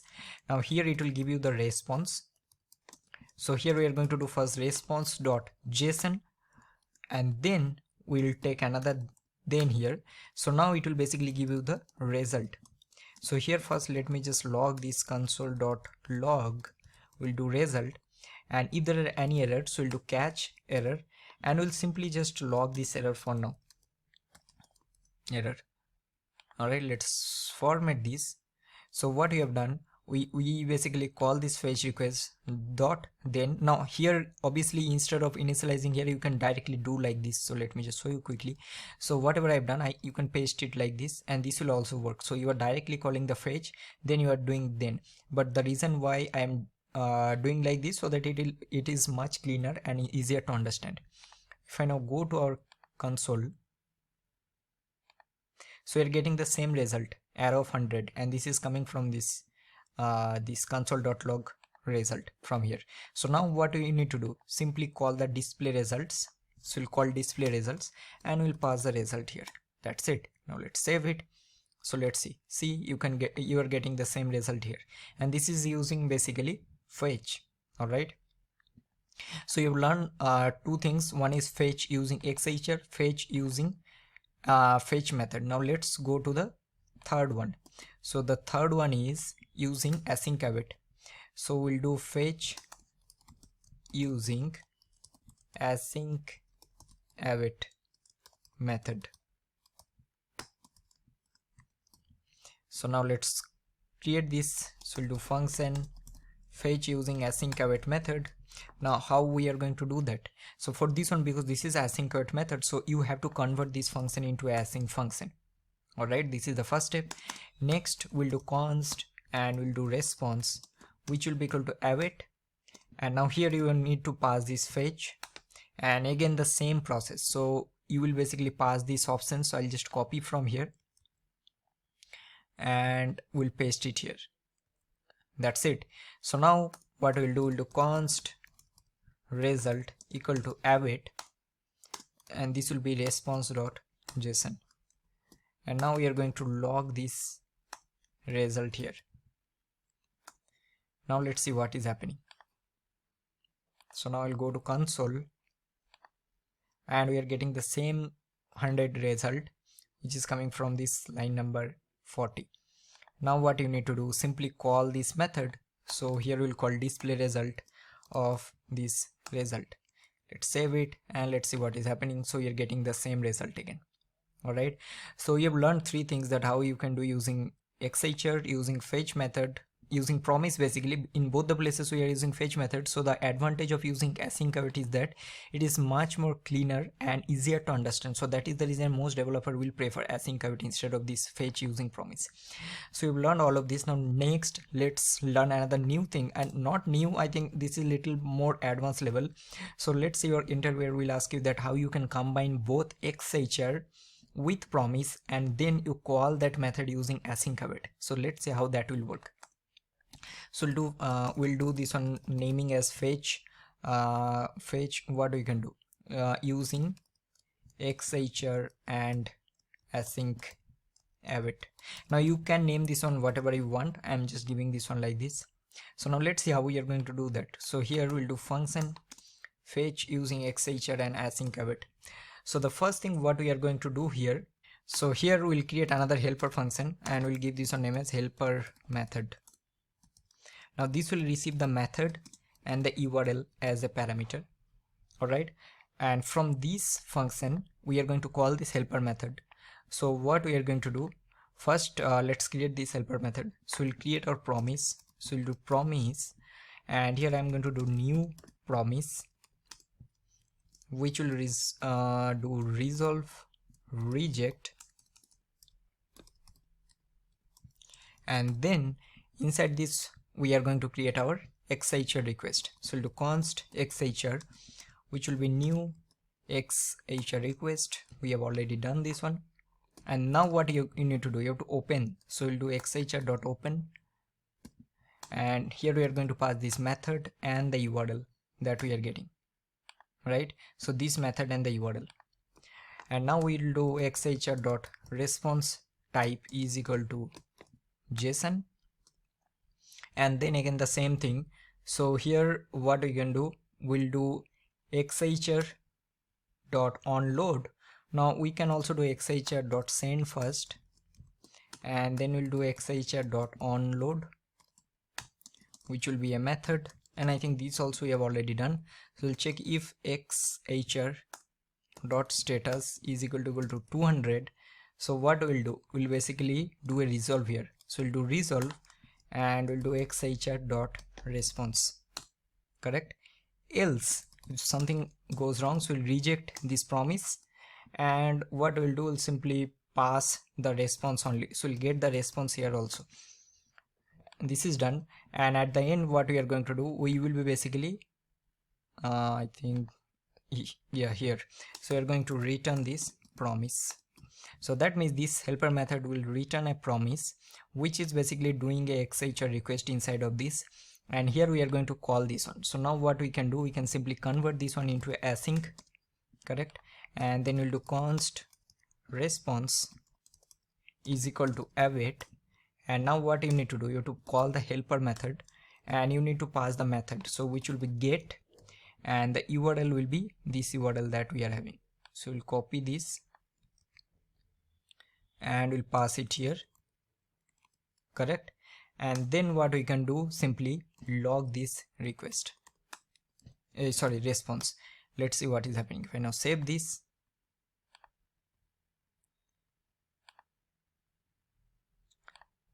So we are getting 100 and this is coming from this response, and this is done. Now you can do the same thing. So we'll do display result of response, save this.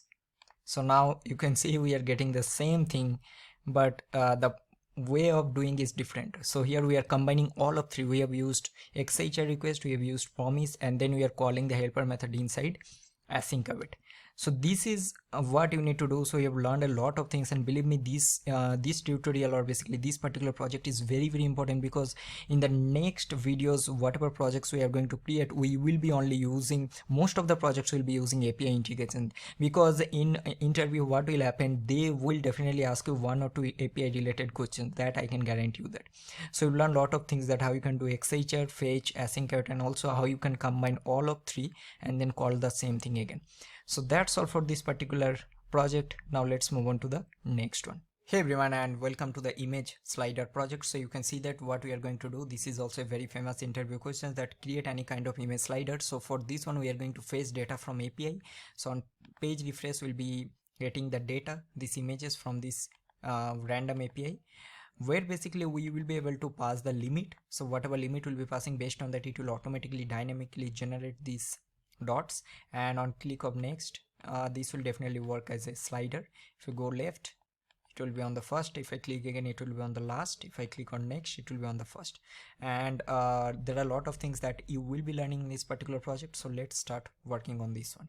All right everyone, so let's start working on the image slider. So for this one we are going to use this API endpoint. Now here one thing I want to mention, that you can basically pass some parameters to this particular API, where you can pass the page number and also the limit, how many images you want to render. Let's say if I pass 5, it will only render the 5 images. So for this one this doesn't matter. So the main objective is to learn how you can implement a slider.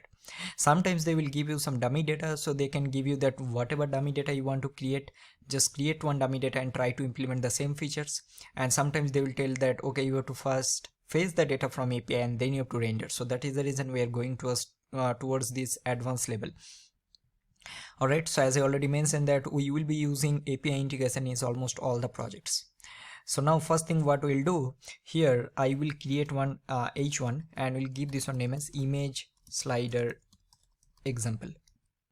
Then here we'll be having one container which will have a class name of, let's give this one name as slider. Now here what we are going to do, inside this we will be appending all of these images. All right, and after that we'll be we have to also start working on the CSS, but first let's fetch the data from API. All right, so that is the first thing. So here what I'm going to do, I'll copy this and then we'll do const, and this will be slider, which will be document.querySelector.slider, and here let's import our script, so which will be main.js, and also we are going to import our link, which will be style sheet, and href is style.css. Alright, so first we are going to create a method, and in the previous project only we have done this one. I think now you will be able to do this one. So fetch list of images. So let's use async await, because that is easier to implement and that is much more cleaner.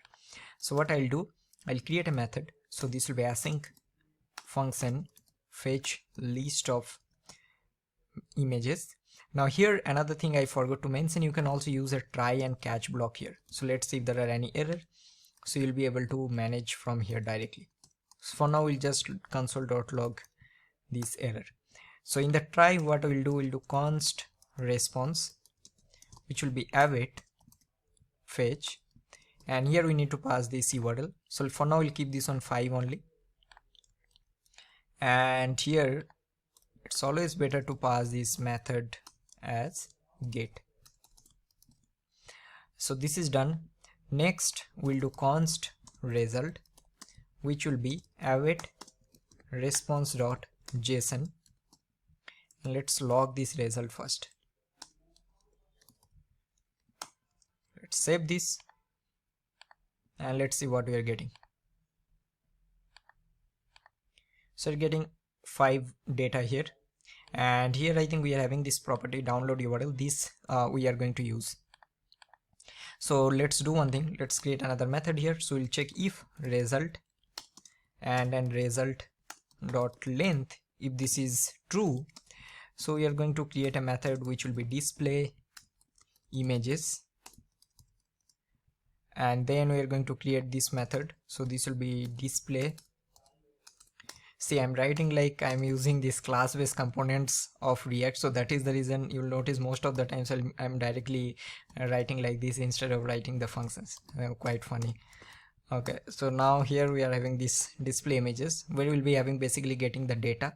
So you can pass these data here. So this is our result, and this will be our, or let's make this one images list so that it will be easy to understand. And this will be images list, and we'll basically get our images list here. So we'll do get images list. Now what we'll do, we are having this slider, right? So we'll do inner HTML, which will be get images list dot map. So this will be our item, and here we'll take our template literals. So what we are going to do here, basically we will be creating our single slide item. So we'll do div, and let's give a class name here. So we'll do class name of slider, and inside this we need to take one image, and here we are going to pass a source. Alright, so here we are going to pass this item dot, I think we are having this download URL. So we'll copy this and pass it here, and we'll also pass a alt. So for alt we are going to pass this, which one we can pass? We can pass this ID. So we'll pass this item dot ID, and I think that's it. Now let's format this, and at the end we are going to do a join. So we'll join with empty space. Let's save this. So let's see what is happening here. So we are getting images here. So you can see that I can show you the structure first. So you're having slider. Sorry, we need to give this one a slide, not slider. So this will be our slider, and each and every slide we are having. Now see what will happen if I just go here and change this one to 10. So now we'll be getting 10 images. So we'll go here, we are getting 10 images, correct? So this is all about the very basic structure that we need. Now obviously we haven't started any functionality related to slider, but before that let's quickly create some of the other things that we need to create. So we need some buttons, also we need some dots, and also we have to start working on the styles. So first thing, we'll go here, and then after this what we'll do, we'll take a button and we'll give a class name. We'll do button slide, and this will be our previous button. And inside this what we are going to do, for now we'll keep this one simple. We'll make this one like left. We can also change this one using font or some, but that doesn't matter. If you want, you can change this one. At the end we need to learn the functionality first, and we can copy and paste it, and this will be our next, and this will be our next button. Alright, so this is done. Now next we need a dots container. So we'll take a div, we'll take a class name, we'll make this one as dots container. Alright, and inside this we'll take some span, and we'll make this one, we'll give a class name here. So this will be our dot, and the first one will give this one an active class. Later we are going to change this one, and we'll give a data slide of 0 for first one. So this is a data property. We'll copy this, and let's say we'll paste it. What we can do basically here, instead of creating this dot containers like this, the reason is because we are creating the images dynamically, so we can create these dots also dynamically. So let's do one thing here. So I'll do something like this. So we'll copy this dots container, because let's say if we are calling 5 images, so we should have 5 dots. If we are calling getting 10 images, so there should be 10 dots, correct? So here we can basically do something like this. So we'll do const, this will be dots container, which will be document dot query selector of dots container, and let's do the same thing here again. So here what I'm going to do, so we'll do dots container dot inner HTML, and here the first one we'll first map this one. So we'll do get images list dot map. Let's copy this one instead of rewriting, and now the structure will be different. So for this one I'll remove this one from here, and we'll take a span,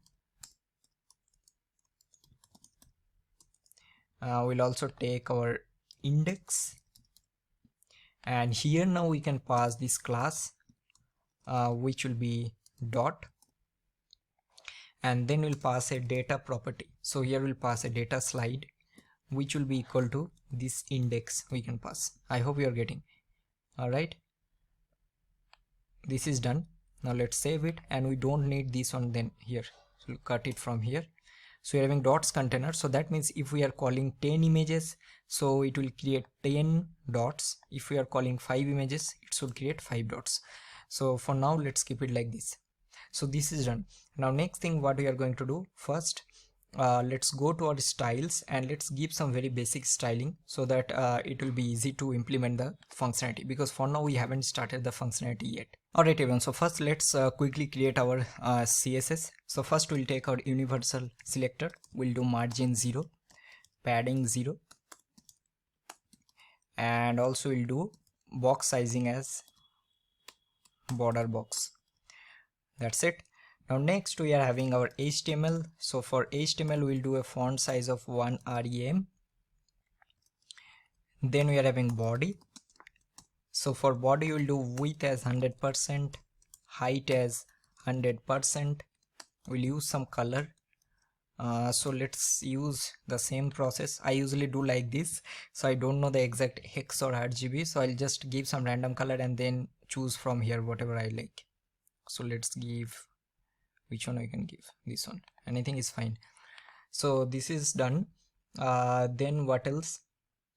Sorry, let's give this one as not color. This will be our background color, and this is done. Now next we are having this I think we are having this h1. I think we have taken h1, yes. So we'll do h1 and we'll make the color as white. Awesome. Now next we are having the slider.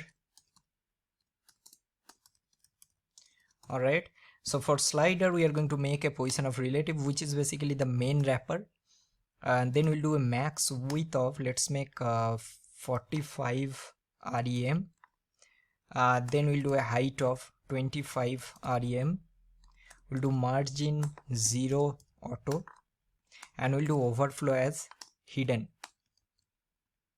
All right, so this is done. Now next what we are going to do, we are having the slide. So slide is basically the each and every individual slide that we have created. So this class I'm talking about. So here we are having dot slide. So here what we are going to do, we'll make this one position absolute. Then we are going to make top is 0. We'll do width as 100%. We'll do height as 25 rem. Then we'll do display as flex. We'll do justify content center, align items center. All right, so you're getting the data. Now next what we are going to do, we'll do dot slide of image, because we are having the image. So we'll do width as 100%, height as 100%. Sorry if you are getting any kind of noise, I think that is my dog basically, so sorry for that. And we are having object fit, which I'll give this one as cover. Now let's save it. So we are getting the style here. So this is done. Now next you can see that we are having this next and left button. So what we can do, let me just go here. I think we are having this button slide, so we'll copy this, and for this one we'll do button slide. So for this one we'll do position as absolute, and for this one we are going to do a top of let's do top of 50%, because see this is happening on top of here, because this is outside of it. That doesn't matter. If you want, you can also make this one here, so inside of this, that is also fine, but I'll keep this on like this here and here. That is also work. Or we can do like this also. So here also you can do left left, right, and then in between. So let's make it like that only. I think it will look nice. So what we can do basically, we'll take another div and we'll give this one class name as bottom container, and inside this I'll take one div or let's take this button here and paste it here. Then I'll paste this dot container, and then after this I'll paste this bottom container. So let's format this, save it. So now what I'm going to do, so here let's go here. So we are having the bottom container, so we'll do bottom container, and we'll do this one as display flex, and justify content we'll do space, we'll do space between. Alright, so here it is coming, that is fine. Now what we can do also, let's do something like we'll give a padding as 0px 20px. This is fine. And next I will go to bottom container and button, we'll give a padding of 10px 20px. Let's make this one 30px, and we'll give a background color something. Let's change this one to this. We'll do border none. We'll do font size 18px. We'll do letter spacing of 5px. Let's make this one 2, and we'll do cursor pointer. So having left next, also for this one we'll give a margin top as 30px. Awesome. So this is done. Now this is looking fine, and for this h1 also we are going to give some margin bottom of 30px. That's it. Let's do one thing. I think this color is looking very nice, this whatever color that we have used, so let's use the same one in this h1 also. So we'll use this one here also. Let's give a padding of 15px in the body. Awesome. So this is done. Now next what we are going to do, we are having this dots container, correct? So we'll go here and we'll do dots container, and here also we're going to do display flex. We'll do gap of 10px. We'll do justify content center, align item center, and I think that will be fine. Then we are having, I think we are having the dot. So we'll go here and we'll do dots container dot. We'll do width as 30px, height as 10px. What else we can do, we'll give a border radius of 8px. We'll do background color as black. So you can see that we are getting, and also let's give a cursor as pointer. Let's see how this is looking in white. Yeah, I think this is looking fine. Let's make this one 40.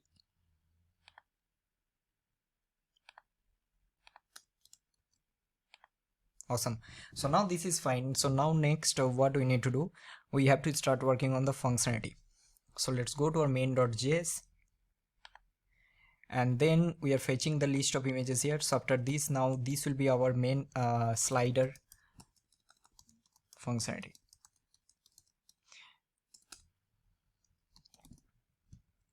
Begins. All right, so now here what we are going to do first, so first let's do one thing. Let's take all the slides. So first we'll do const slides, which will be document dot query selector all dot slide. Now from where this is coming, this slide is basically this each and every individual slide that we'll be having. This is the first step. Next we need to take the previous button. So we'll do button, we'll do previous button,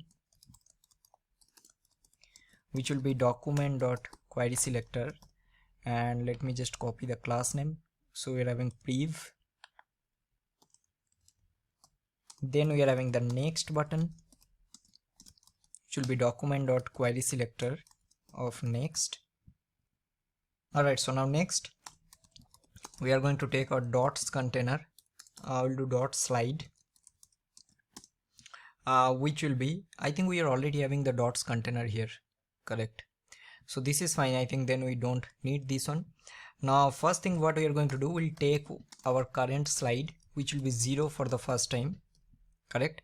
Now next we need to create couple of functions. So first one will be to detect our active slot.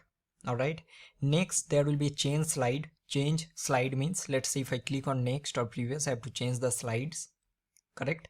So this is, and then next last one will be on click of this dot. So let's say if I click on the third one, so I should get the third image, something like that. So alright, so let's quickly create all of this one by one.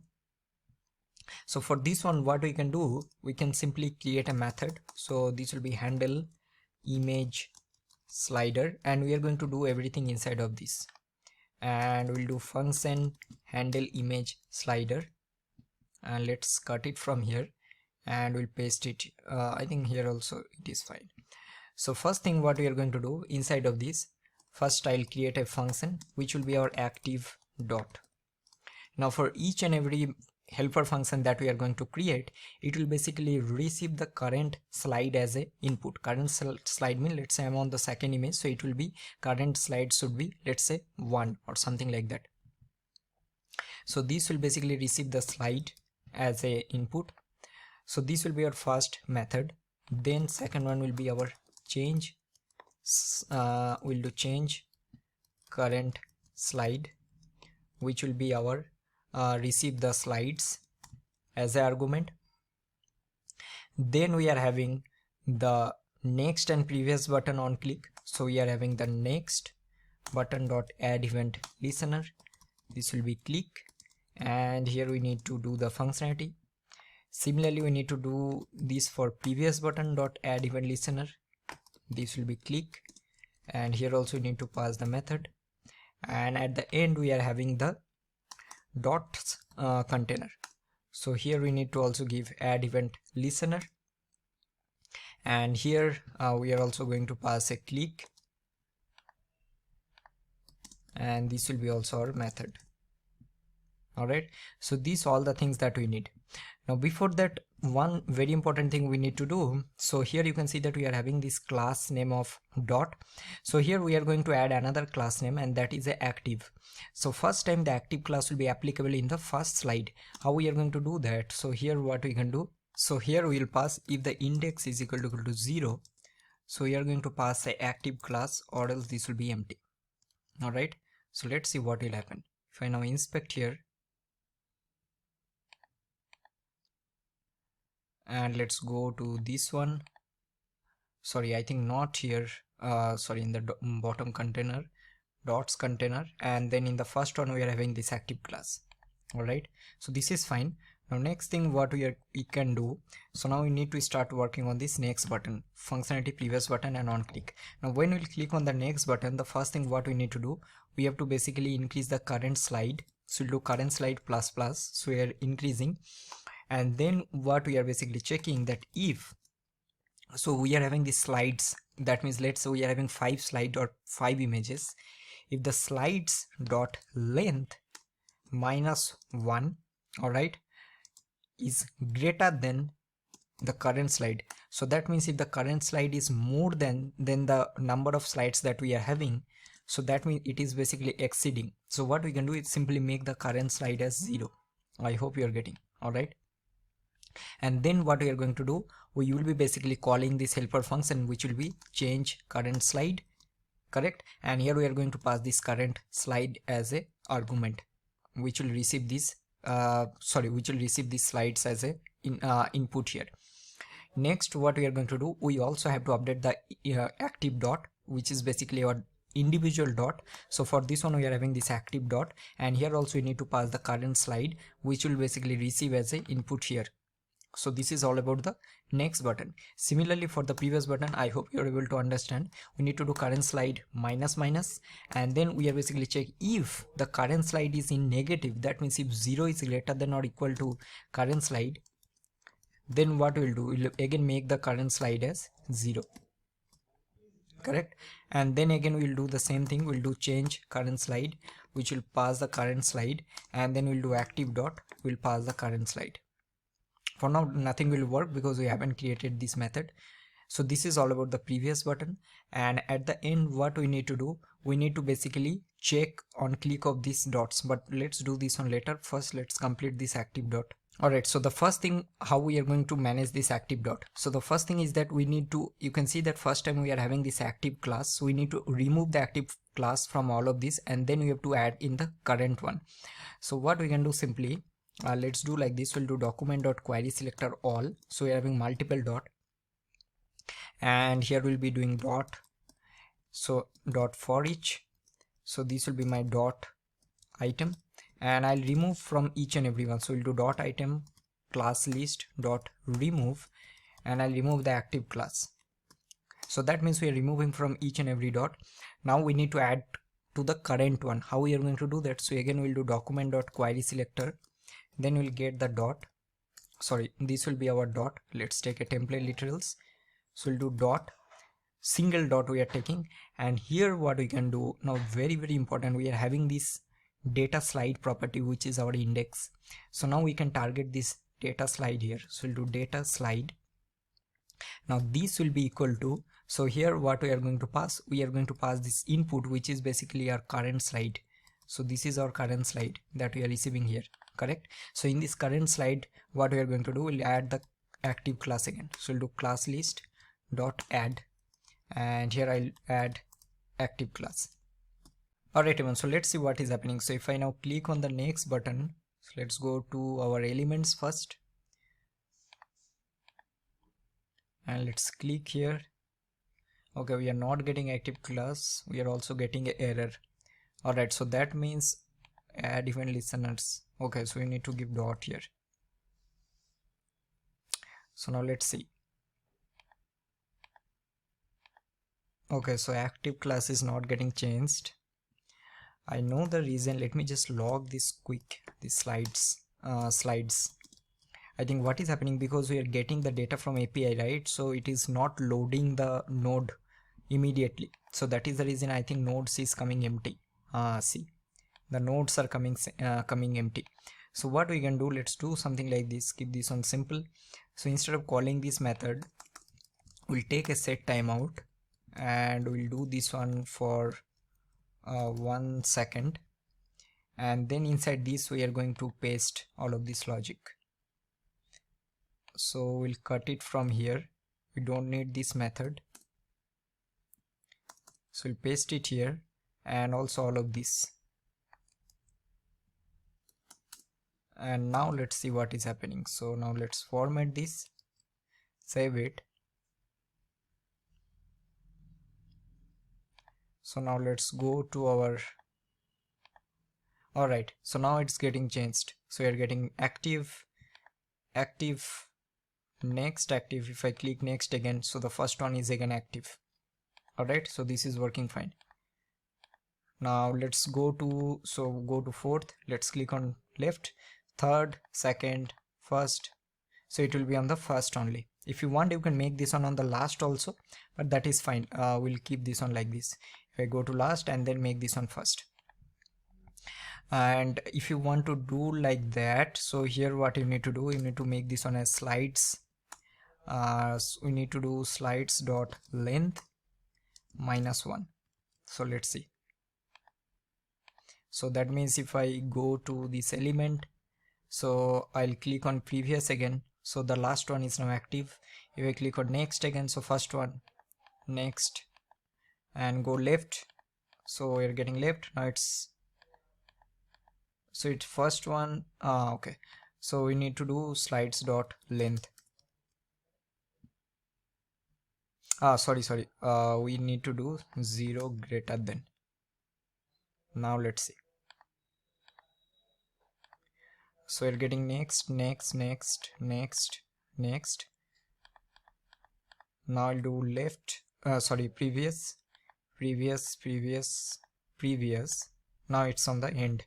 Click on next, it's on the first. Click on left, it's on the last. So this is done.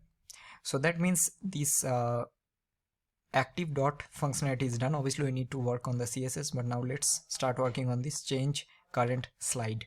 That means whenever I'll click on next, we need to change the image. Alright, so the first thing is that here also you can see that it's getting the slides as the input, and every time we are calling this with the current slide. So here what we can do, so in this case we are having this total number of slides, so we'll do slides dot for each. Now this will basically give you the slide item and the index. Now here what I'm going to do basically, so here we are having this slide item dot style, and we'll use a transform property which will be equal to, we'll do template literal, we'll do a translate x, and here we are going to pass, so we'll do 100 into, now here what calculation we need to do, so let's say the first one is index of 0, and here we are going to minus the current slide, so which is basically this current slide that we are passing here. All right, and here we are going to pass the current slide, so let's make this on a current slide, so this will be minus current slide, and here what we are going to do, so this will be of this percent. All right, I think we are getting some error.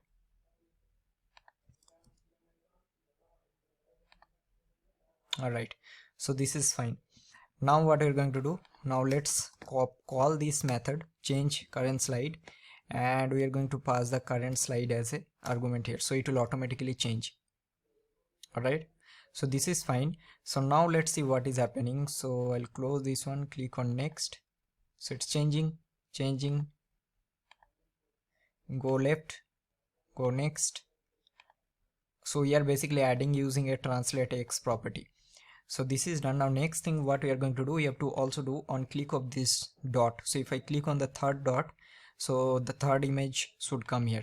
So how we can basically do that, so here we are having this dots container, so here we'll be receiving event, and first let's log here that first we'll do event dot target dot class list. Let's save it and let's see what is happening. So we'll go here, let's click on this one, so we are getting this class list. Also let's log another thing, so we'll do event dot target dot data set. All right, so now if I click on first one, so here we are having slides of 0, click on this one, slides of 2, click on this one, slide of 4. Now this is pretty simple.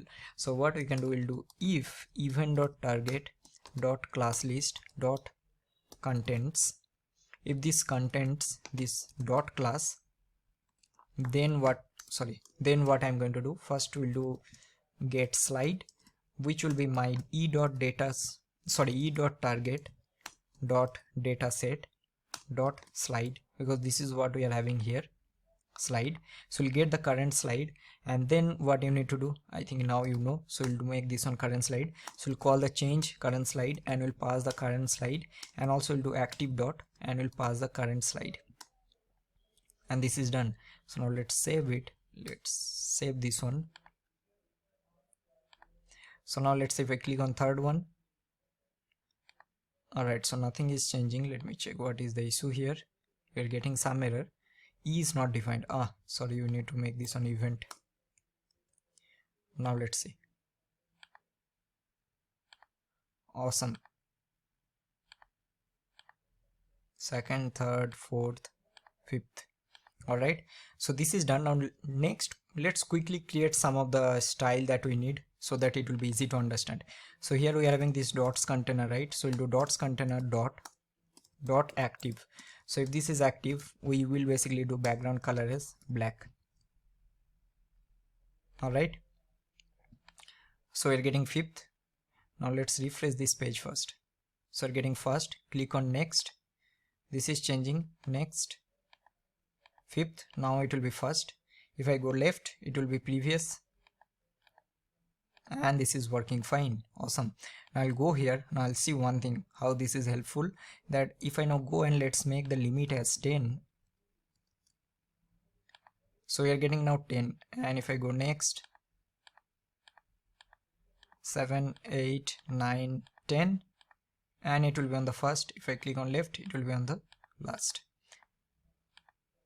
and this is working fine.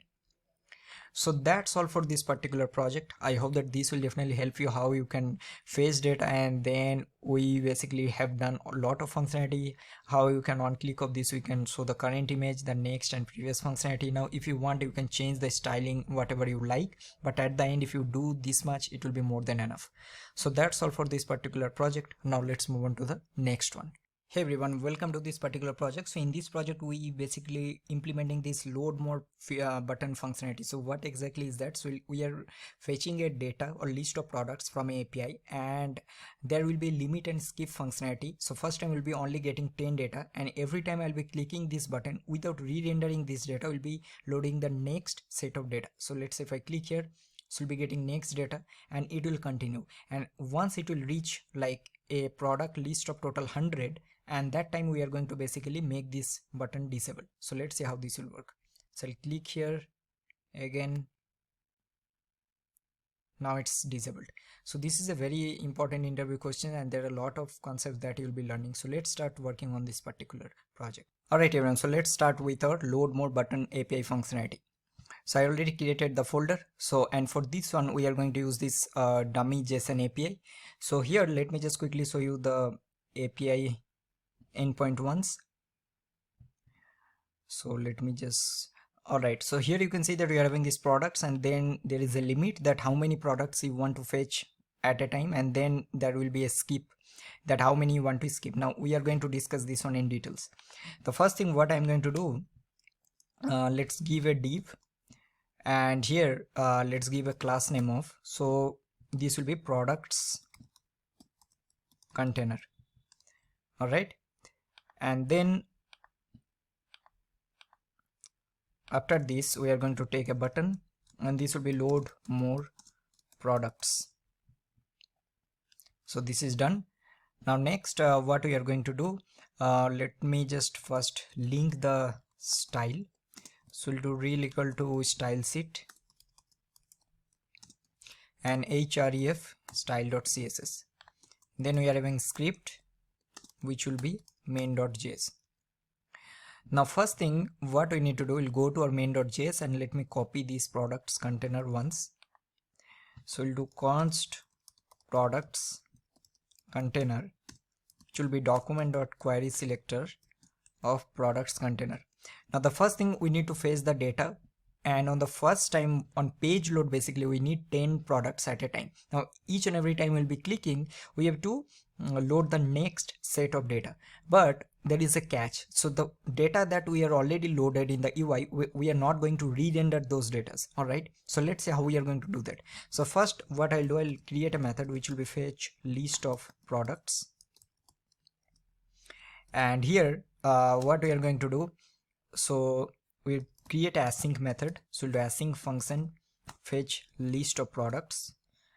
Here we'll take a try and catch, and for now I'm going to log this catch, the error here, and here we are going to do const response, which will be equal to await fetch, and let's copy it from here,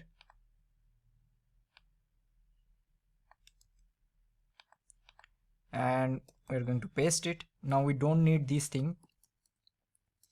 For now we are not going to skip or do anything. We'll log all the products, and then we'll be having method, and this will be get.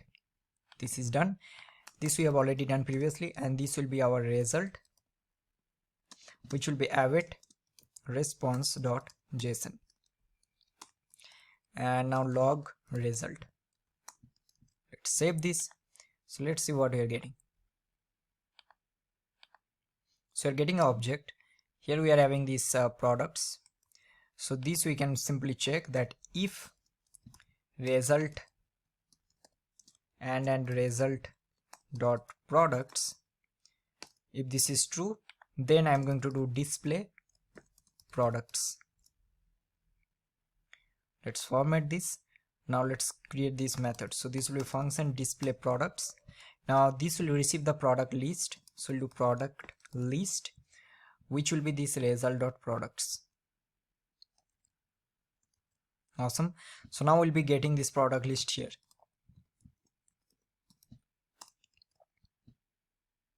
Alright, so we are getting 30 products.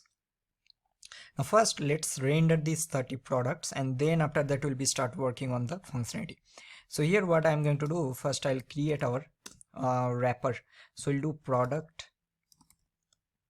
item wrapper, which will be document dot create element, and this will be a div. We can also use inner HTML, but let's create like this. And then I'll do const, we'll do title, we'll do product title, so which will be document dot create element, this will be a p. What else we are having also? So let's render the title. Then we are having the thumbnail, so we'll copy this thumbnail, so we'll do const product thumbnail, and this will be document dot create element of, so we'll do a image. And then what else we are going to do, we are also going to render this description, and this, let's do the price, so we'll do product description, which will be document dot create element, so we'll do p. And then we are having const product price, so this will be document dot create element of p. So this is all the elements that we need. Now let's start one by one. So we are having product title, so product title will be another thing we need to do that is very important. I think we haven't done this one only. So this product list that we are having, we are going to run a for each here, which will give us product item, and inside of these we need to do this, all of this. So we'll cut it from here and we'll paste it here. So now product title dot text content will be our product item dot title. Then we are having product description dot text content, which will be product item dot description. Then we are having product thumbnail, so here we'll do dot source, which will be product item dot, let me see the property, I think we are already having here. So we are having thumbnail. Next we are having product price dot text content, which will be product item dot price. So all are done. So now what I'm going to do, first I will append all of this. So let me just copy this product item wrapper, so we'll do product item wrapper dot append child, we'll do product first we are having product image, so product thumbnail, then we'll copy this and do it 4 times. So this will be, we are having product title, then we are having product price, and at the end we are having product description. So this is done, and at the end what we are going to do, we'll render or basically append this into our product container. So we'll do product container dot append child. So which one we need to append? We need to append this product item wrapper. All right, let's save this, let's see what is happening. Awesome. So you're getting our image, title, then this is the name, sorry, this is the price, and this is the description. So we are getting, I think, 30 result here. So this is done. So now what we can do here, we can do something like this, or I think for now this is fine. Let's do one thing, we will copy this product item wrapper, or let's take this one, product title. So we'll add some other properties also. So we'll do product title, and then we'll do class list dot add. So we'll add a, this one will be product title, we'll copy this and paste it 4 times. So this will be product thumbnail, so this will be our product image, then we are having product price, so this will be our product price, and at the end we are having product description, correct? So having product description. So now let's see whether we are having all the properties here or not. So we'll go here. So we are having class name, correct, image, price and description. And here also let's add one more. So we'll do product item wrapper dot class list dot add. So here we'll do product item wrapper, and this is done. Alright, so now let's quickly do some little bit styling, and after that we will be start working on our main functionality. So we'll go to our style, and let me just copy this one, and first we'll take our universal selector. We'll do margin as 0, padding as 0, and box sizing as border box. Alright, then we'll take our body. We'll do padding of 15 px, and we'll do a line height of 1.5. Then we'll take our dot product container. We'll do display as flex. We'll do flex wrap as wrap. Alright, now next what we are having dot products container dot, let me see the class name. So we are having product item wrapper,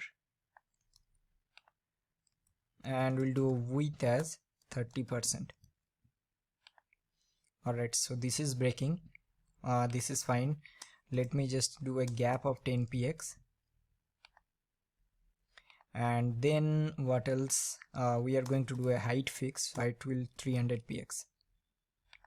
Alright, next what we are going to do, we'll do a product item wrapper of image. So here we'll do width as 100%, height will do like 200 px, and object fit will do cover. Let's see. Alright, I think this is fine. Let's make this on 33, 32. Yeah, I think this is fine. Now next what else we can do, we will take our product item wrapper, and here we will do a padding of 15 px. Alright, then we'll do a border of 1 px solid. Let's make this on 2 px, and we'll give some color.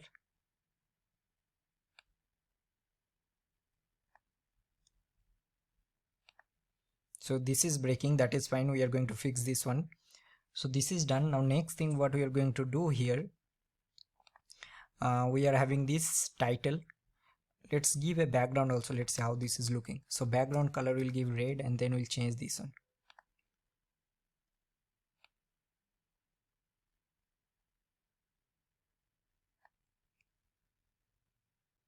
Alright, now next we are having dot product item wrapper, then we are having the product title. So we'll copy this, and here we are going to do a font size of 20 px, font weight of bold, and color will do white. Alright, next we are having we'll copy, let me write it down. We'll do product item wrapper, and then we'll go here and target product price. So we'll do dot product price. We'll do font size as 30 px, font weight will do bolder, and color we are going to do white. Alright, next we are having what else, I think we are having product description. So we'll copy this. So we'll do product item wrapper dot product description. So in this case what we can do, we'll give a width as, let's say 80%. We'll do overflow hidden. We'll do text overflow ellipsis, and here we are going to do white space as no wrap. So let's save this. Alright, so we can do one thing, we can go here and make this on 400. Let's see. Okay, I think this is fine. Now let's make the font size 18px. Color also will do white. Now let's try to do a different color. Let's see.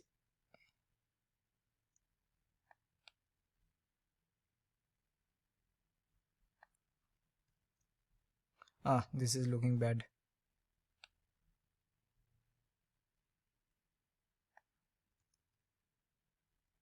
Nope. We'll do something else.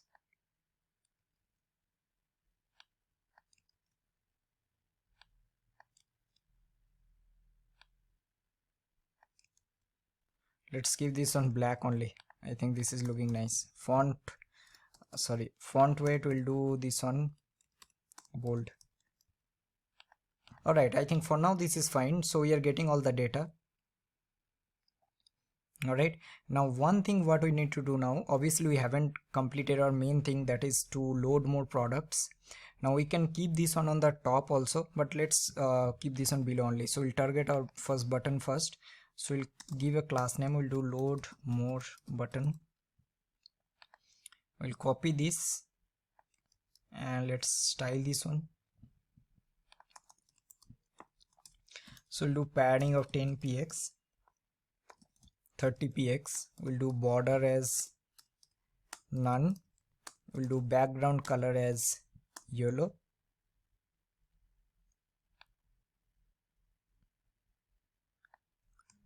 And then font size will do 25px, cursor pointer. And also let's give a margin top of 30px. Awesome.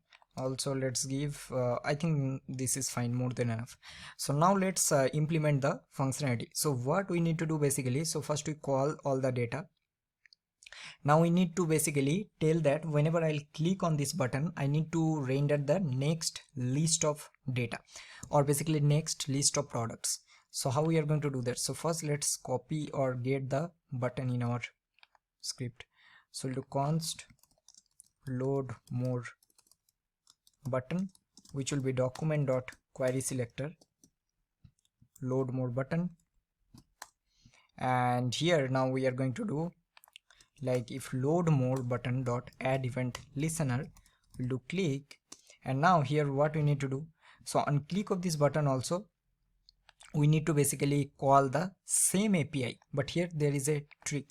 So what we are going to do here, first I'll take one variable. So let's take here, so let's say current step, something like that, whatever you can give here, so which will be 0. So first time it will be 0.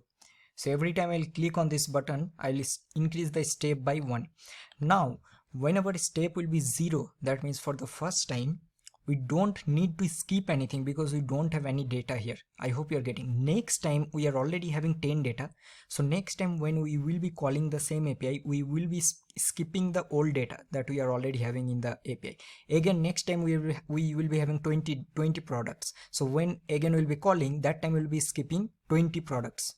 I hope you're getting. Next time again we'll be having 30 products. When we'll be calling again, we'll be skipping 30 products because those 30 products we are already having in the UI. We don't have to re-render those products. How we are going to do that? So for this one, it will basically receive this get current step. And here now again I'm repeating this name, you can give whatever you want. So here it will basically check that first I'll do here limit, which will be 10. And skip will be, it will basically check if the get current step equal to 0, that means for the first time, so will not skip anything. But from the next time, what we need to do, we have to skip 10, 20, 30, 40, 50. So this will be get current step into 10. I hope you are getting. All right.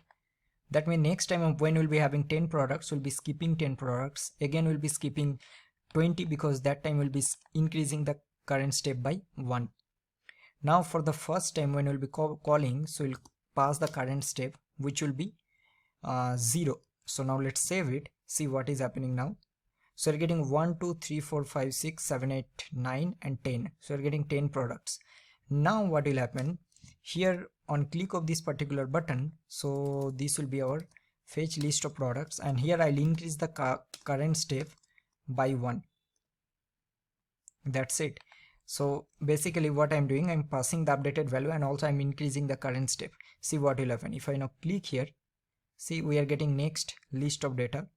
Again click here, we are getting next list of products. If I noticed one thing here, I'll show you.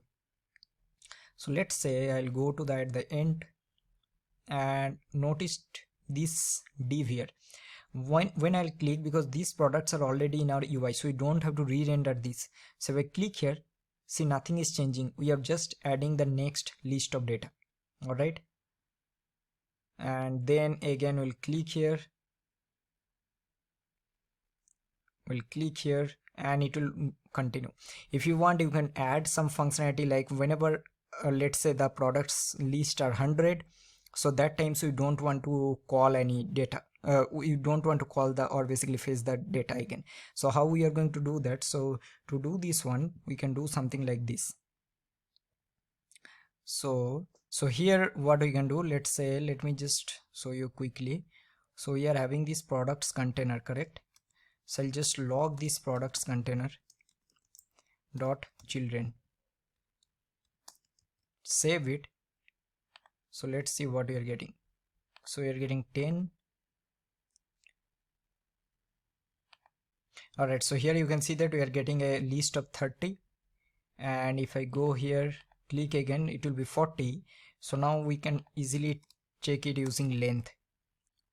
So now it will be 10. If I click here again, I think it will be 20. All right, and then click again, it will be 30.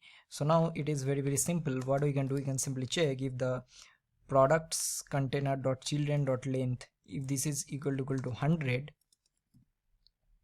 then what I want to do, so we don't want to call the API again, so I'll add a property. So I'll add load more button, and we'll do like dot set attribute, and we'll add a disable will be true. All right, so this will also be string. So let's save it. Now let's see what is happening. See, first time we are having 10, so we'll click this one. So 20, 30, 40, 50, 60, 70, 80, 90, and now 20. So now this is disabled, right? So you can see that now disable is true.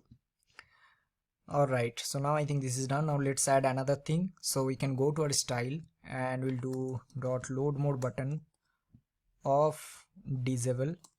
So we'll do cursor, we'll do not allowed, and what else we can do? I think this will be more than enough. So you can see that it's now not allowing. So I hope you are getting what we have done. So main catch is basically here, that for the first time we are not skipping anything, but from the next onwards we are skipping how many we are already having in the UI. And how we are doing that? So basically we are increasing this current step by 1.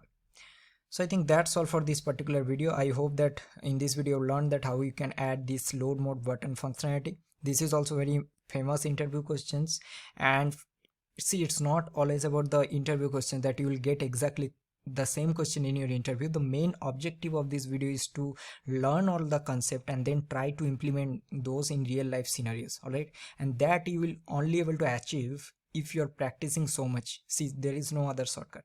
All right, so that's all for this particular video. See you in my next video. Sorry, not see you in my next video, see you in the next project. This is not finished yet. Alright, so let's start with our next project. Alright everyone, so in this project we are going to basically learn another very famous interview question, that is how you can toggle between light and dark theme, and also we are going to learn this one in various ways. So you can see that on click of this theme will be basically changing, and again will be basically changing the theme here. So the main objective of this particular project is to learn the concept that how many ways we can achieve this functionality and then try to implement in a real project. So let's start working on this particular project. Alright everyone, so let's start with our dark and light mode toggle, and this is a very important concept, and this is not from an interview perspective. I'm telling this functionality or feature you will be implementing anytime whenever you'll be creating any kind of web application, that is for sure. Now the only difference for this particular project is that we are not going to use any third-party library package, so we'll be creating each and everything using vanilla JS and CSS. So let's see how we are going to do that, and we'll keep this one very simple. So we'll be changing the background color as I already discussed. Then there will be a text and there will be a button, and also on click of this button we are going to basically toggle the background color, also the text color, and also the button styling. So let's see how we are going to do that. So the first thing what I'll do, let's take a div, and here let's give a class name of container. Here I'll be having h1, and this will be light and dark toggle, and then I'll be having one button, and this will be change theme. Now let's save it. So you're getting this one, this is fine. Now let's copy this, and also first let me just import this link. So rel will be style set, and href will be our style.css, and also import our script, which will be main.js. Now we will be doing in different ways, so each and everything we are going to discuss one by one. First, what I am going to do, I'll copy this container, and let me just do a reset CSS, and padding of 0, and box sizing is border box. Alright, then what I'm going to do, I'll do dot container, we'll do width as 100%, we'll give a mean height of 100 vh, we'll do display as flex, we'll do justify content center, and we'll do align item center. Awesome. And then here what I'm going to do, I'll make the flex direction as column, and let's give a gap of 20 px or 25 px, whatever. Now first I'll give some very basic styling. Alright, so we'll do dot container, we'll do h1, and here what we'll do, let's give a color of green, whatever we can give, like let's say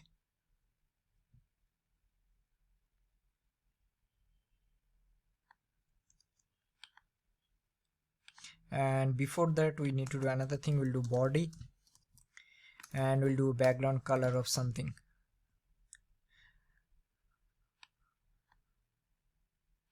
We'll do which one, we'll go, I actually like this color so much, let's see how this is looking. Right, in this case I think here we'll make this one white, it will look nice. Alright, so now next we'll be targeting dot container of button. We'll give a padding of 12 px, 20 px, we'll do border as none, we'll do background color as black, we'll do font size as 20 px, and we'll do color as white. Let's give a cursor as pointer. Alright, so this is done. What we need to do, let's say on click of this, we need to change the background, we need to change the color of this text, we also need to change the style of this particular button. So how we can do that? Now there are like lot of ways you will be able to achieve that. So for now we are going to learn using classes how we can do that, and also using data theme property. So for this one, first what I'm going to do, so let's do one thing, let's give a class name here, we'll give change theme button. So we'll copy this, we'll go to our main.js, and first I'll get the change theme button, so which will be document.query selector of change theme button. Also we need the body, so we'll do document.query selector of body. Alright, now we'll basically do, so let's say what we can do, we can simply do like this, change theme button dot add event listener, we'll do click. Now let's see how we are going to do that. Now first time we'll go here, let's say you are doing using classes, so in this body I'll give a class name of light, correct? I'll go here, copy this, and go to CSS. Now instead of directly body, what I'll do body.light. That means if this body has a light class, then only I want to do this background color. Now what will happen if I now remove this class from here? See, if I remove here, it don't have that one, right? So it's only specific to that class name. So this means if this is a light class, then only I want to do this one. So what we can do, we can simply check if this body dot class list dot, we can simply check these contents. If this contains light, so what we'll do body dot class list dot remove. We'll remove this light, and then we'll do body dot class list dot add, and then I'll add dark. So first time, else I'll do opposite. So else what I'll do, I'll remove dark and I'll add light. See what will happen if I now go here and click this one. See, it's changing. The reason is because now the light class name is not there, correct? So what we can do now, we can go to our style.css and I'll do if this body has a dark class, so I'll do a different background color. So let's check select something, and then I'll do something. What we can do,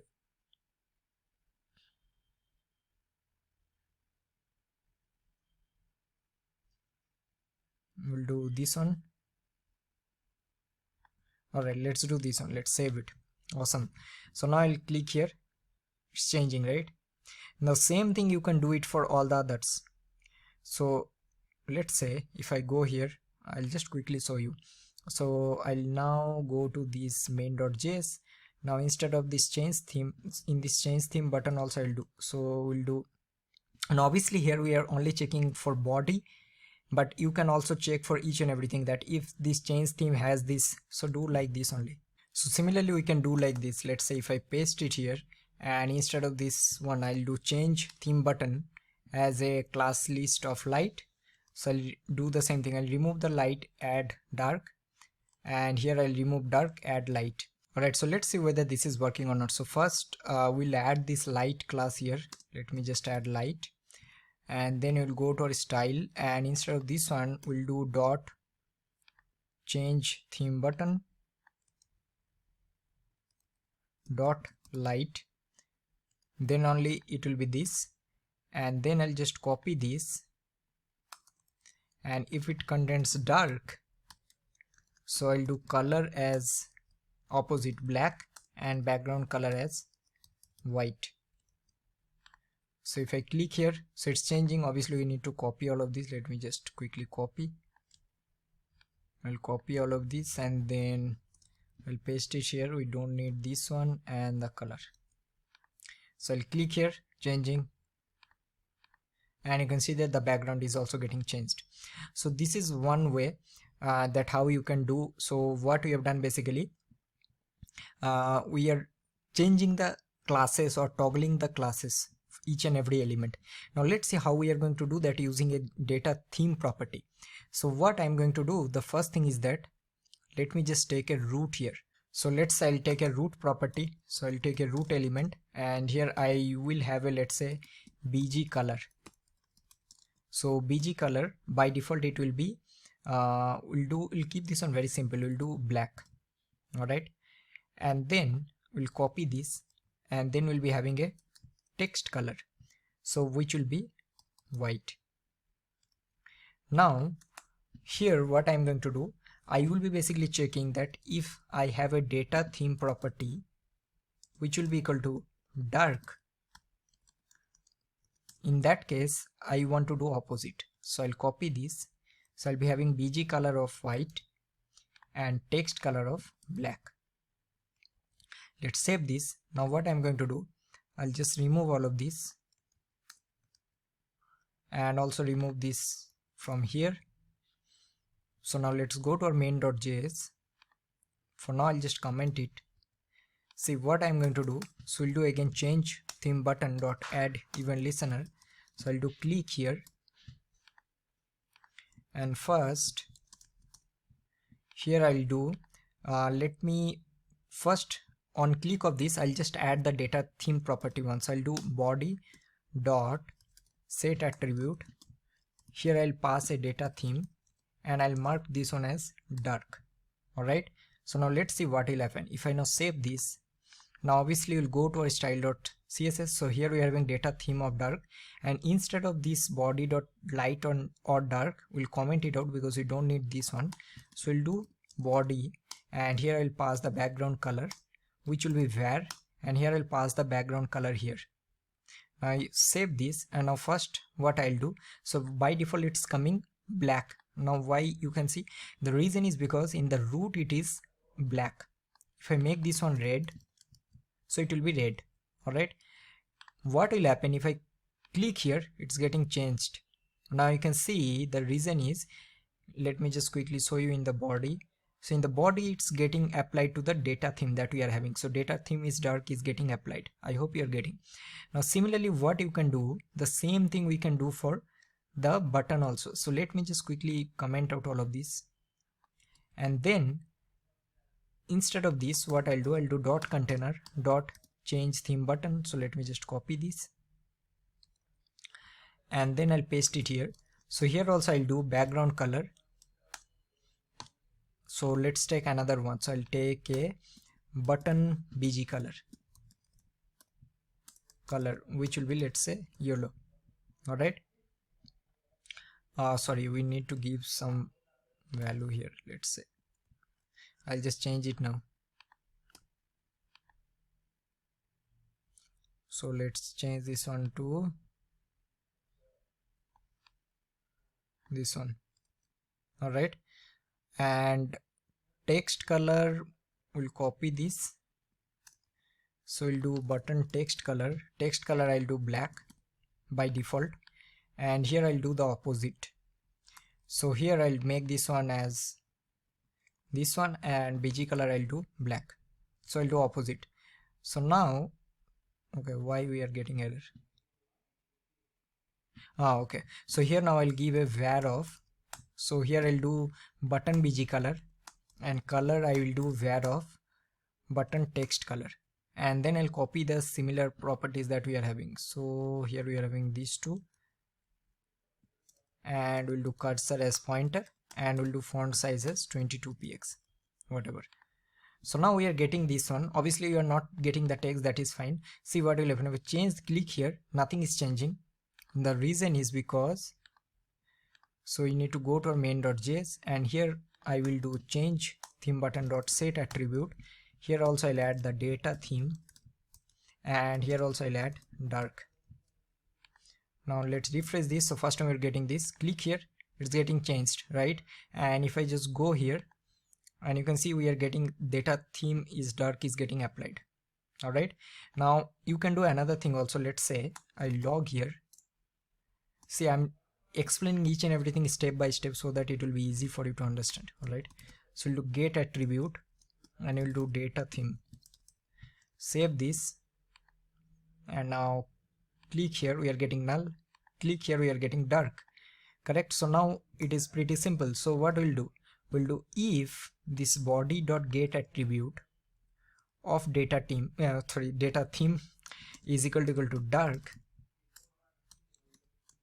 So what we can do, we can simply remove this data attribute. Correct. So we'll copy this, paste it here. We'll do set attributes data theme is equal to null. All right, else we'll set this one to dark. All right, and let me just comment it from here, save this. So this is getting changed, this is working fine, right? So if I go here in the body, let's see, so data theme is now null. You can also do this on light, that doesn't matter. Let's say if I do, I'll give you one very interesting thing. So first time on root level, so on the root level it is taking this one, correct? Now you can also do multiple. Let's say you are having another data theme, so I'll do copy this and I'll paste it here, and let's say this is blue. So now you'll change the color to something else, so we'll do little bit bluish, let's say this one. All right, And for text color, we'll do some random like this. And for button bg color, we'll do, let's say, this one. And for text color button, we'll do this one, whatever. So this is for data theme blue. Now here you can basically check if the data theme is equal to dark, so I'll make this one to blue. Now it's up to you, whatever you can do, else this will be always dark. Now what will happen if I now save this? First time it will take by default, so we don't have any data theme here. You can see, click here, it's now dark, click again, it's now blue. Now it's now toggling because we haven't made this one null. All right, so you can do whatever things you want to do. Similarly, you can do the same for your button also. So I'll copy this, I'll just quickly show you, paste it here, and instead of this I'll do change theme button. I'll set here and set here, click, save, change here, this is getting changed. Now change again, so this color is getting now changed. Now this will basically toggle between dark and blue, but first time if I refresh, there is nothing. All right, so this is the whole concept. Now I've given like lot of scenarios and also different methods how you can do that. Now obviously the best approach will be to using this data theme. You can create on common root, and then you can create or basically mention all the variables based on different data themes that you'll be using, and that you need to use in your elements as a variables. So that's all for this particular project. Now let's move on to the next one. Alright everyone, so in this particular project we are going to create a random code generator. So for this one also we'll be using a API endpoint. Every time we'll be basically refreshing the button, we'll be getting a new we'll basically do a new API request, and based on that we'll be getting a data. And here one new thing we are going to learn, we'll be learning how we can manage a loading state. So let's say if I click here, you can see it will show this loading data for a fraction of second, and then we'll be getting the data. If I click here, and every time the data will be updated. All right, so this is another very interesting thing that we are going to learn. So let's start working on this particular project. All right everyone, so let's start with our random code generator. So for this one we are going to use this API endpoint. So for this one I think we have already discussed the functionality, and this will be a very simple project. So the first thing what I'm going to do, so here let's take a div, and we'll give a class name of container. Then we'll take h1, and this will be our heading, random code generator. All right, now the first thing what we'll do, we'll take a button here, and this will be refresh button. All right, so every time we'll refresh, we are going to load a random code, and then after this we'll be having our code wrapper. That's it. So now let's copy this. We'll go to our main.js. Before that, let's import. So this will be main.js, and here we'll be having our link. So here this will be style sheet, and then we'll be having href of style.css. So now here first we'll need our code wrapper, which will be document.query selector. This will be code wrapper. And now the first thing is that we need to call the API for the first time, and then every time we'll click on the button, so we need to refresh or basically call the same API again. So here what we'll do, so first we'll do fetch random code, then we'll create this method. Till now we have used async at multiple times. Let's use fetch API for this one. I'm like basically the using promise. So we'll do fetch random code, and here what we will do, we'll simply use fetch, and here we need to pass this URL. So we'll copy this, then then, so this will be our response. And what we need to do, we need to do here response.json then, so then we'll be getting our result. So first let's log our result, and then we'll do .catch, and here we are going to log this error.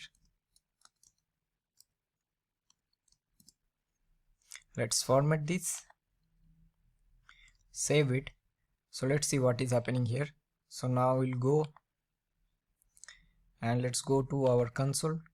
So you're getting array of 1, and here we are getting the following things. So we are having the author, then we are having the content, the date added, then we are having the tags. All right, so what are the things we are going to use? We'll use the author, we'll also use the content, then we'll use the date added, and also we are going to use the tags. So let's do one thing. Instead of this result, now we are going to display our code. So we'll do display code, and here now what we'll do, create the function. So this will be our display code, which will be get code. So here I'm going to pass the result of 0 because this is in array. So now we'll be getting our code here.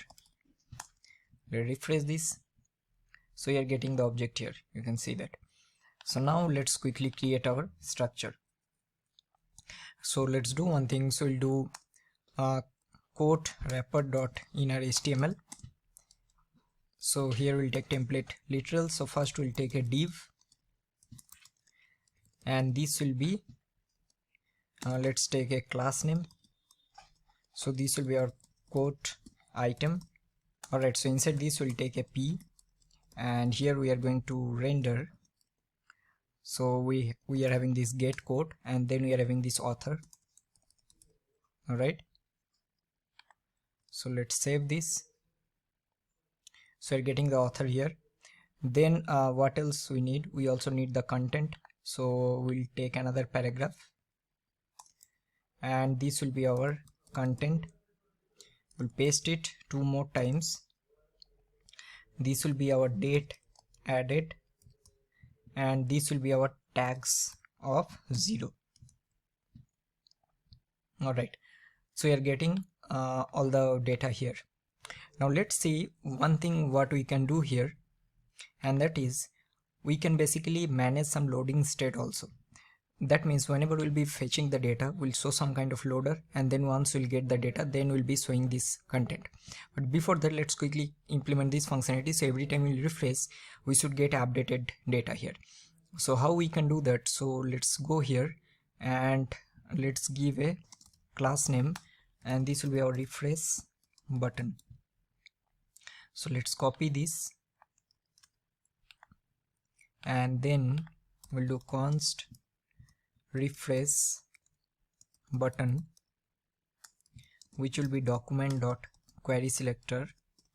So this will be our refresh button, and then here we'll do refresh button dot add event listener of click, and here I'm going to call the same fetch random list code, and that's it. Let's refresh this, save this. Now I'll just go to network tab, click on refresh. So every time we'll be getting some random data, right?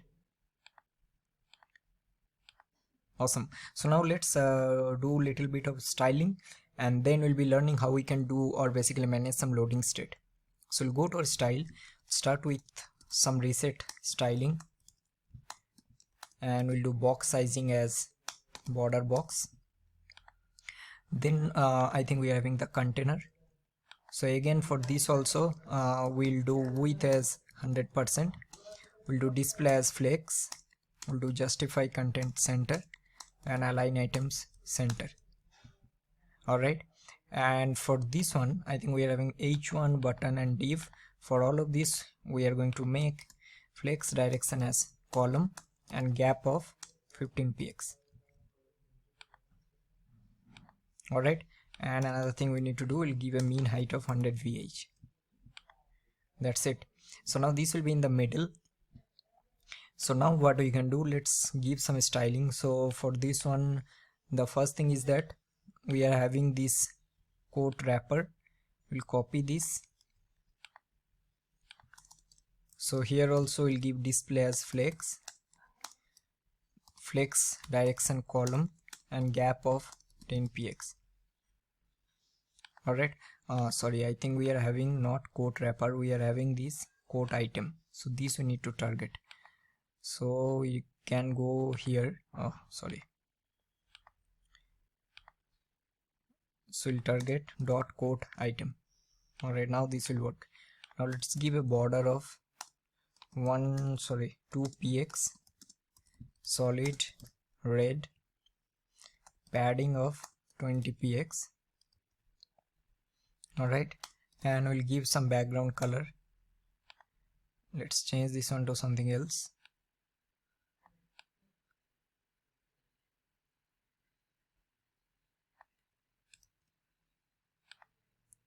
Alright, so this is fine, and then we'll give some styling for the refresh button also. So we'll do refresh button, we'll do a padding of 12 px, 20 px, we'll do background color as yellow, we'll do font size as 20 px, font weight we'll do bold, we'll do border none, and we'll do cursor pointer. Yeah, I think that will be fine. So you're getting updated data here. Alright, let's do one thing. Let's do this one a little bit dark, and we'll make this one white. So you can copy this and then paste it here, and then target all the P, and we'll make the color as basically white, and then we'll do font size as 18 px. That's it. Alright, so now let's this is all about the very basic functionality that we are having. Now let's quickly implement the loading functionality. So what we are going to do will be managing a loading state. Before calling the API, we will show some kind of loader that this is getting loaded, and once that is done, then only basically we'll be showing the data. Alright, so let's see how we are going to manage loading state.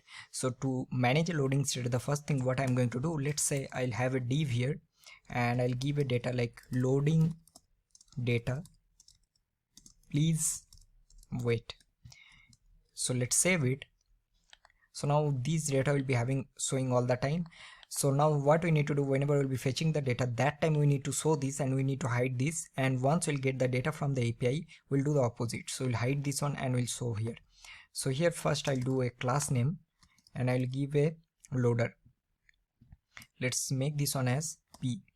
Alright, now next we'll go here and then we'll give some style for loader. So we'll give font size of 30 px and font weight will give bolder. Alright, next what I'm going to do, so here dynamically I'll be adding a show class. So whenever this show class is added, then only I will show this one, or else this will be always hidden. So that means here we can do that by default this will be always display none. Then when we'll be having loader class and then show class, then I'll do display block. So this is first step. Now next thing what we need to do, whenever I'll be showing the loader, that time I also need to hide this container here. So how we can do that? So to hide this container, again in this quote wrapper we will be adding a hide class, and when the hide class will be added, so dot hide, that time I'll make this one as display none. Alright, so let's see if I now add here hide, save it. So now you're not able to see this. Alright, so now it's always up to us how we are going to manage this one. So we'll go to our main.js. First thing I'll do const loader. I think we are having loader, yeah.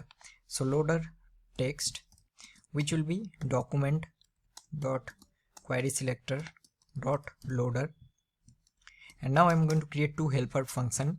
So one helper function will be show loader and another one will be remove loader.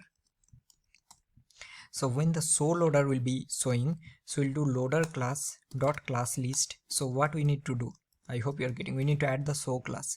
So that means when we'll be adding the show class, it will show this loader, but when we'll be removing the loader, we'll just remove the show class. That's it.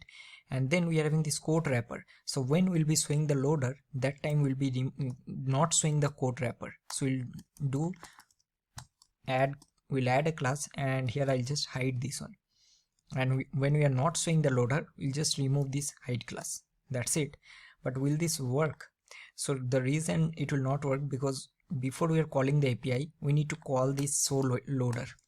So that means now show loader we are calling, then we are calling the API, and then once we'll get the result. So here we are getting the result, correct? So here we can do something like this. So we'll cut it and we'll do if result, if this is true. So first I'll do remove loader. So I'll first remove the loader and then I'll just show the data. See what is happening now. Awesome. So now I'll refresh. So you're getting loading and then we're getting the data. Click again, loading, and then I'm getting the data. Alright, so this is working fine, and every time you're getting a different data. So that's all for this particular video. So I hope that in this project you have learned one new thing, that how you can manage a loading state using like adding dynamic classes. So now let's move on to the next one. Hey everyone, so in this section we will be creating these custom tabs. Now there is nothing much to explain. We all know that tabs are one of the most frequent asked question in interview. So here we will not use any third-party library package. Each and everything will be creating using vanilla JS and CSS. So on click of this, we will be basically creating these custom tabs. So let's start working on this particular project. Alright everyone, so let's start working on our custom tabs project. Now this will be a very simple one.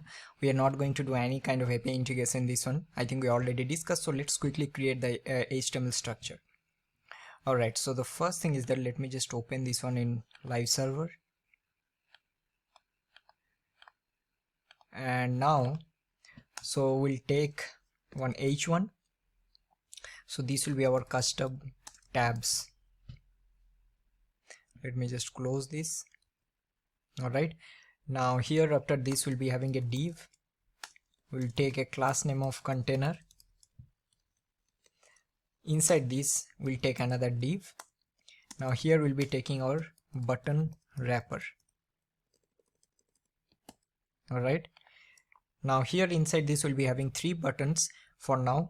Now if you want, you can add as many tabs you want, but at the end the functionality will be same. So I'll be adding our first button. So let's say this is a home. Then I'll copy this and paste it 2 more times. So this will be, let's say, services, and this will be my contact. Let's add 2 more. So this will be, let's say, my projects, and this is my portfolio. Alright, now for each and every button we'll be having a class. So let's take a class. So this will be my tab button, and for the first one we are going to keep this on an active. Active means the active one will be showing and rest will be basically hidden.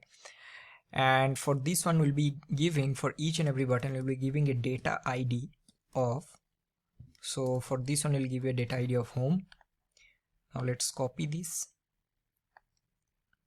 and we'll paste it in all the places. Now obviously we need to change the values. So for this one, this will be active is not required. So this will be my services. Then I'll remove from here. This will be my projects. Then this will be my portfolio. And at the end this will be my contact. Alright, so this is the button wrapper that we are having. Now after this we'll be having our content wrapper. Content wrapper is basically for each and every tabs we'll be having corresponding content. So here we'll take another div, and then we'll take a class name of content wrapper, and for each and every one we'll take a p, and let's take a class name. So we'll do this one as content, and again let's say if the first one is active, so similarly in the content also we need to add the active class so that we will be able to see the content of this particular section. So we'll make this one also active. So it's it will not like that. Let's say you are adding active class here but you don't have here, so it will not work. So let's give this one as this is the home section. All right, similarly here also you're going to give a ID. So we'll give this one as home, and I'll copy this and paste it 5 times. Next we are having services, and we'll remove this, and this will be my services. Then this is our I think, what is that? So this will be projects. Then this will be our portfolio,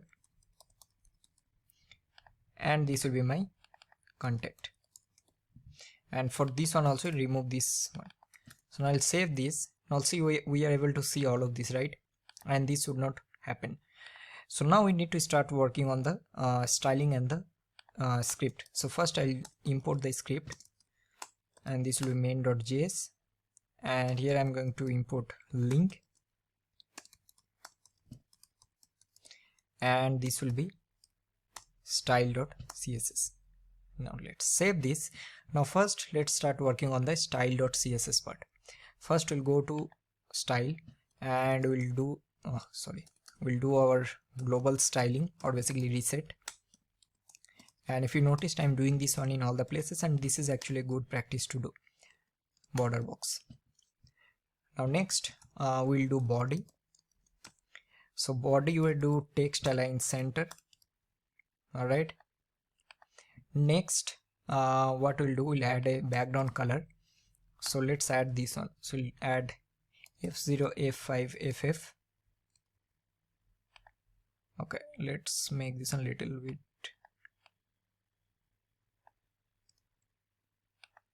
Alright. Then we are having our H1. So H1 will do font size of 50px, and we'll do this color. So let's use any color here, and then we are going to change. This is looking bad.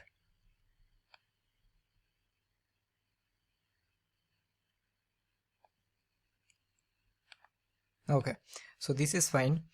Next I think we are having the button wrapper. So copy this. So this will be our button wrapper, and for this one what we can do, I think we are already having, so we'll do display flex, justify content center, align items center, and also we are going to do a gap of 20px.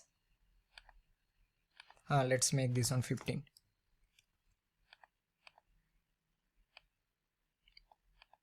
Alright, now next what else we are having? We are having the button. So we'll target dot button wrapper of button.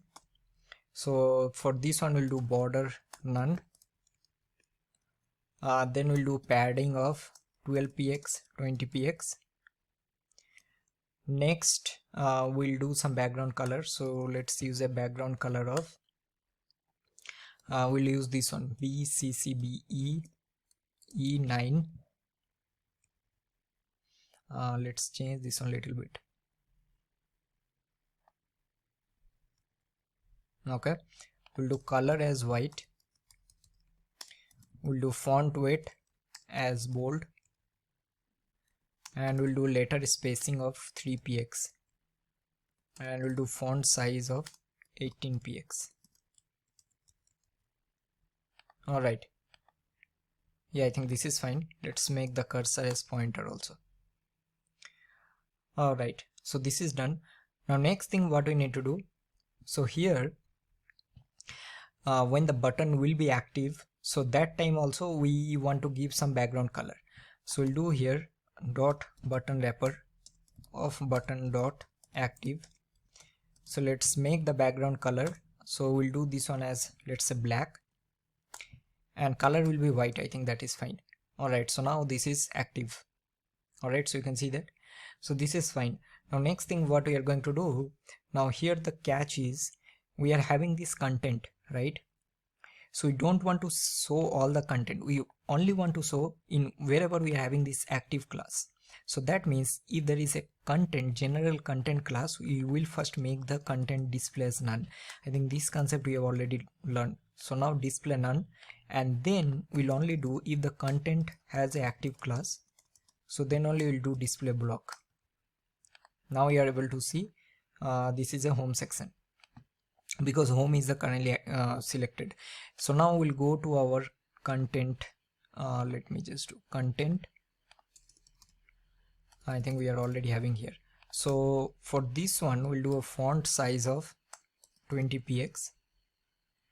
I will do font weight of bolder, and we'll do margin top of 50 px. Alright, so this is happening. Now same we can give some margin for this also. So we'll give margin bottom of 40 px. Alright, so this is done. Now next thing we need to start working on the structure, or basically the logic.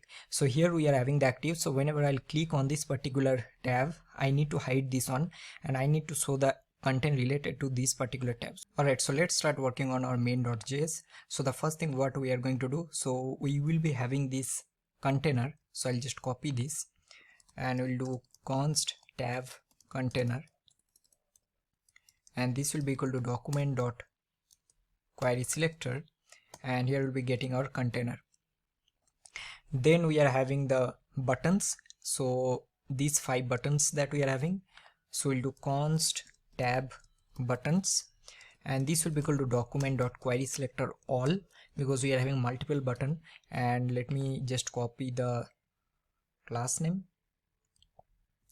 So this will be tab button, and at the end we are having the contents. So this will be tab contents, which will be document.query selector all, and I think we have given the name as content. So we'll copy this and we'll paste it here. That's it. Alright, so after this we'll do tab container dot add event listener. So we'll add a click, and here the first thing, let me just log here. So this will give me event. So we'll do event, and let's log here event dot target dot dataset. Save this. Let's see what is happening. So we'll go here and then we'll click any of these. So you're getting services, projects, home. So now we can basically do that const current id is equal to event dot target dot dataset dot id, and we'll see if this current id, if this is present. So we'll do tab buttons dot for each, and this will be our button. And here first thing what we'll do button dot class list dot remove. So first we'll remove the active class from all the buttons wherever that is present, and after we remove this one, after this only we'll do event dot target dot class list dot add, and then we'll add the in the current one basically. All right, so this is done. Same thing we'll do for our tab content. So we'll do tab contents dot for each. So this will be content, and here again we'll do content dot class list dot remove, and here I'm going to we'll do class list dot remove, and here I'm going to remove active. And after this what we'll do, we'll basically get the current element. So we'll do current element. How we'll get it? So we easily get it using document dot get element by id, and this id is basically this current id that we are having, this one. All right, this is done. And now we'll do current element dot class list dot add, and then again I'll just add this active class. Now let's see what is happening. If I format this, save it, so now we're getting this one. Click here. Alright, so you're not able to see. So you're getting class list of null, line number 21. Alright, sorry, we need to remove this one. Okay, now let's see. So I'll click here, and this is working fine, right? Awesome. And go here, let's see. So we are having active here. Click on projects, active is added here. We are getting sorry, this is not getting changed, I think. Oh sorry, we have to change the content, that's why. So this will be our projects, and this will be our portfolio, and this will be our contact. So now let's see. So services, projects, portfolio, and contact, and this is done. So that's all for this particular project. Now let's move on to the next one. Alright everyone, so in this particular project we are going to create this very simple custom model. Now this is also another very important interview questions. So as you can see that we'll be having kind of overlay with the simple content, and on click of this button we'll be able to close. The same goes for this particular close button, and also even if we click on the outside any of this section instead of this modal, so it will also close. Alright, so this is what we are going to build. So let's start working on this particular project. Alright everyone, so let's start working on our model component. So the first thing, we'll create the structure. So let's take our button. So this one will be our open model button. Now you can give any text that you want here, and let's give a class name, and this will be open model. Alright, next we'll be having the simple structure. So here we'll be having a div, and here I'll give a ID of model background. Inside this we'll take another div, and we'll give a ID of model. Alright, and then here we'll take a span, and this will be close model. Let's format this. Now here we'll give a ID, so this will be close button. If you want, you can also give any font or some icon, but for now I'll keep this on simple. And now here I'll be having a paragraph, and here I'll be using some lorem ipsum dummy data. Alright, inside of this, and then we'll be having our footer section, or basically the buttons. So here I'll do ID, so here we'll do this one as buttons. And let's do one thing, let's make everything class. I think class is fine, and this will be also class. Now here we are having a button, so this will be again a close button, and then we are having another one which will be like anything like submit or any text that you can give here. So here I'll give a class name of submit, and I'll give a class name of close. So now let's format this, save this. Obviously we are getting this one, this is fine. So now first thing, we need to start working on the CSS. So first I'll just import all of these, and then let's go here and let's import our style.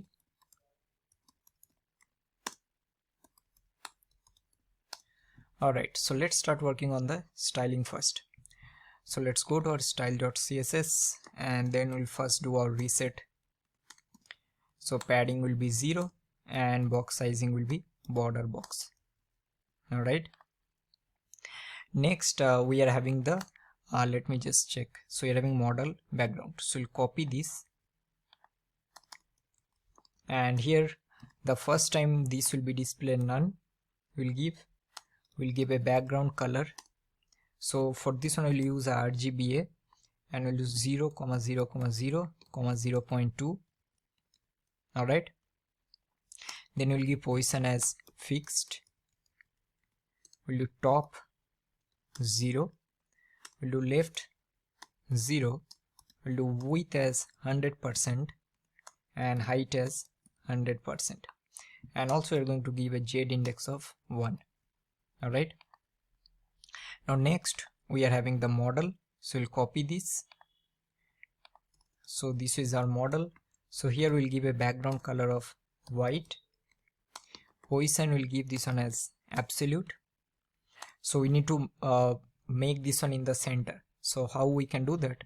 So we'll do top as 50%, left as 50%, then we'll do a transform which will do translate minus 50%, minus 50%. We'll do width as 400px, and also let's use some padding 20px.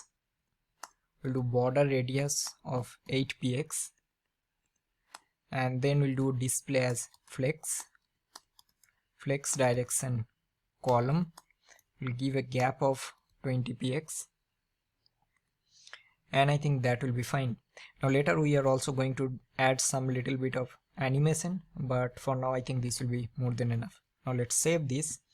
Now first we'll see how on click of this we are going to open the model, and then we'll be finishing with our style.css. So let's go to our main.js. So the first thing is that we are having this open model button. So we'll copy this. So we'll const open model button, which will be document dot query selector of open model. Then we are having the model background. So we'll do const model background, which will be document dot query selector, and then we are going to copy model background from here. All right, and then we are also having the close button. So let me just do close button, or let's do this one as close icon. So we'll do close icon. So here we'll do document dot query selector, and this will be close icon. So this is done. So now what we need to do, so first we'll do that when I'll add or basically click on this button. So we'll do click. So here I want to basically show the model. So how we can do that? So in the model background, you can see by default this is having a display of none. So we'll do model background dot style dot, and here I'll just do display, and we'll make this one as block. All right, so now let's see what is happening. So save this. Now I'll click here. So you're getting the model. All right, and this is looking nice. Now next thing what we need to do, whenever I click on this close model, and also I have done little mistake, let's make this on a button. So let's see. Okay, so now here what I'm going to do, so we'll do close icon dot add event listener. Now by now we'll be able to get it. So what we need to do, so we need to basically hide this, right? So here we'll do model background dot style dot display, and this will be none. That's it. So now let's see, if I click here, click again, so now this is working fine. Now what we need to do, so let's say if I click on this model, and anywhere I'll click on the outside, I want to close this. So how we can do that? So to do this one, we have to target our window object. So we'll do window dot add event listener, and here we'll target again click. Now see how this will work. Now this will basically give a event.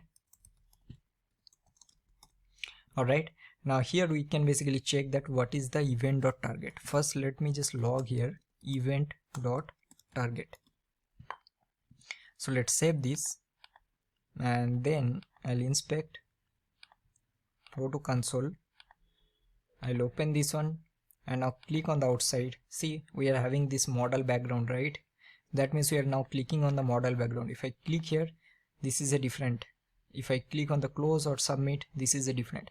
So you can check if the event.target is model background, then also I want to hide this one. So how we can do that? So you can simply do if event.target is equal to this model background. So that means this model background.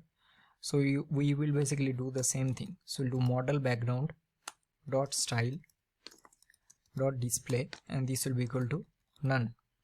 Now see how this will work. Save this. Now I'll click here, click outside, this is working. Click on this close, this is working. Same thing you'll be able to do for this close also. So let's quickly do this one. So this is now close button. So we'll do here const close button, which will be document dot query selector of close, and we'll do the same thing for this one also. So this will be our close button. Alright, so now if I click here, this is closing. If I click here, this is also closing. If I click on the outside, this is also closing. So this is done. Now let's do little bit of styling. This is looking very odd. So the first thing what I'm going to do, so let's go to our model here, and here I'm going to give some animation. So we'll do animation name, and we'll do animate model. Alright, and we'll do animation duration of 1 second. So now this animation model we need to create. So we'll do @keyframes, and this will be animate model. So what we'll do from, we'll do a top of -200 px, and opacity will be 0. 2, we'll do top 50%, and opacity will be 1. That's it. Let's save this, and now I think this should work. If I now click here, awesome. Let's make this a little less. We'll do 0.5.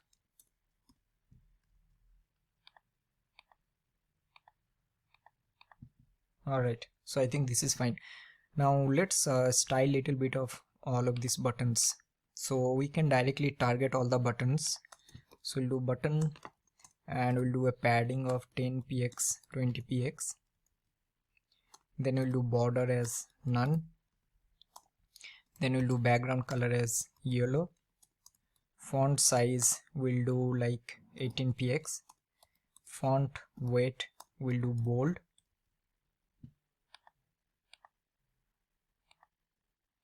Awesome. And also we'll do cursor as pointer. Alright, let's make this one in the middle. So we are having this, I think this button, so we'll give a open model button. So we'll copy this. So we'll do text align, or else we can directly do body, and we'll do text align center. That's it.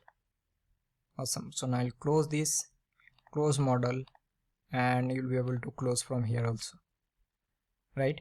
And this is working fine. Alright, so this is all about our custom model component. Now let's move on to the next one. Alright everyone, so in this particular project, as you can see that we are going to create this simple Tic Tac Toe. Now this is also another very interesting project, and sometimes in advanced level of companies they will ask you this one in live coding interview round. So you can see that this is what we are going to basically implement. So we'll be having 3 things: one, either X wins, O wins, or game tied, and also there will be restart functionality. So let's start working on this particular project. Alright everyone, so let's start working with our Tic Tac Toe project. So first let's quickly create the structure, and before that let me just import the link, and this will be href, and here we'll be having script. Alright, so the first thing is that let's take a h1, and this will be a Tic Tac Toe. And first we need to create the board. So we'll take div. So this will be our board. Now how many squares should be there? So there should be 9 squares. So we'll do div. We'll take a class name of square, and for each and every square we'll be having an ID of, let's say this is square 0. And let's copy this, and we'll paste it 2, 3, 4, 5, 6, 7, 8, 9. And let me just quickly change all of this. So this will be 8, 7, 6, 5, 4, 3, 2, 1. Alright, so this is all about the very basic structure that we need. Alright, and after this we'll be having one, let me take another div. So this will be, we'll take a class name of, this will be our message container. We'll do message, let's keep this on message, we'll keep this on simple. And at the end we'll be having one button, which will be our restart button. That's it. So now let's format all of this. Now let's go to our style.css and start working on this one. Alright, so the first thing, again, start with our reset CSS. So we'll do margin 0, padding 0, and box sizing border box. So after this, first we are having this h1. So for h1 we'll do text align center. Then we are having the board. So let me just copy this. Alright, So board, what we can do, we'll simply make the margin left as auto, margin right as auto. We'll do a width of 450 px, height of 450 px. Alright, then we'll do this on display grid, and we'll do grid template columns because we'll be having 3. So here we'll do simply repeat, we'll do 3 times and 1 fr, that's it. And also we'll do grid gap, we'll do gap of 5 px. Next we are having the square, so we'll do square.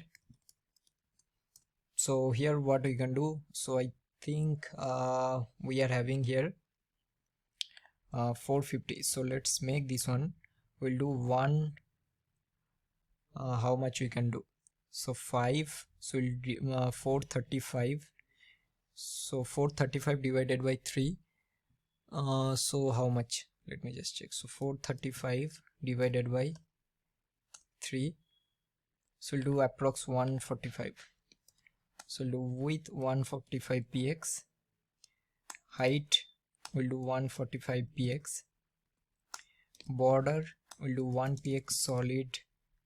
Let's use some color and then change this one.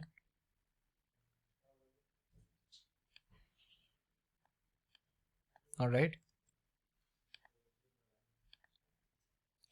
and then what else, we also need some background color, so we'll do background color as f5 f5 f5.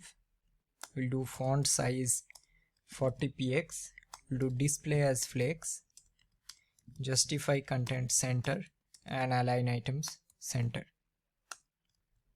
Alright, still we are not able to see anything, let me see what is happening here. So I think everything is correct. I think we have given wrong, see, so that is the problem. Let me just change all of this.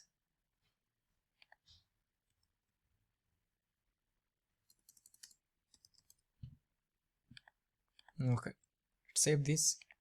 Alright, now we are getting this one, and also what we can do, let me just go there and we'll go cursor as pointer. Alright, so this is done. Now next we'll do a margin top of 30 px and margin bottom of 30 px. Now we'll go to this button, so we'll do class, we'll do restart button. Alright, so now next we are having the restart button, so we'll do restart button, and here we'll do display as block, we'll do margin left auto, margin right is also auto. Alright, we'll do padding of 12 px 20 px, and we'll do a border of 1, let's do 2 px solid black, background color will do yellow, and we'll do font style, font weight as bold, and font size will make 18 px, and this will be a restart button. Alright, let's make the cursor as pointer. That's it.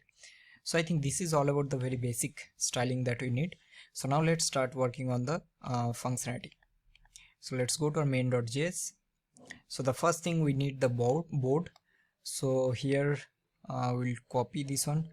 Alright, so first we'll get the board. So we'll do board equal to document dot query selector, and this will be dot board. Now next we need all the squares, so we'll copy this, and this will be const squares, which will be document dot query selector all squares. Next we need the players. So how many players should be there? So it should be 2. So one will be X and second one will be O. Alright, now next we are having the current player. So first we'll take a variable and we'll make the current player, which is the first player, which will be players of 0. So that means first time it will be X turn. This is done, and also we need this message. So we'll copy this and we'll do const message, which will be document dot query selector. This will be message. Now what we are going to do, so we'll be having winning combinations. Winning combination is like 0 1 2 3 4 5 7 8 9. So one winning combination will be this one, row wise 2 3, then we are having 4 5 6, then we have 7, and then we are having 8. So we'll do const, and then we are having winning. We'll do winning patterns. Now here the first one will be 0 1 2, then we are having 3 4 5, then we are having 6 7 8, then we are having 0 3 6, so that means 0 3 6, then 1 4 7 2 5 8, then 0 4 8, and then we are having 2 4 6.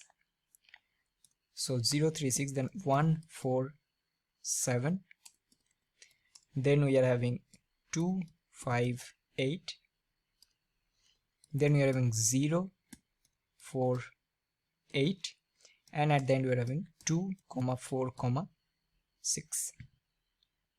So this is all about the winning patterns that we need. Now next what we are going to do, we'll simply run a for loop which will start with 0 and which will be less than squares dot length, and this will be I plus plus.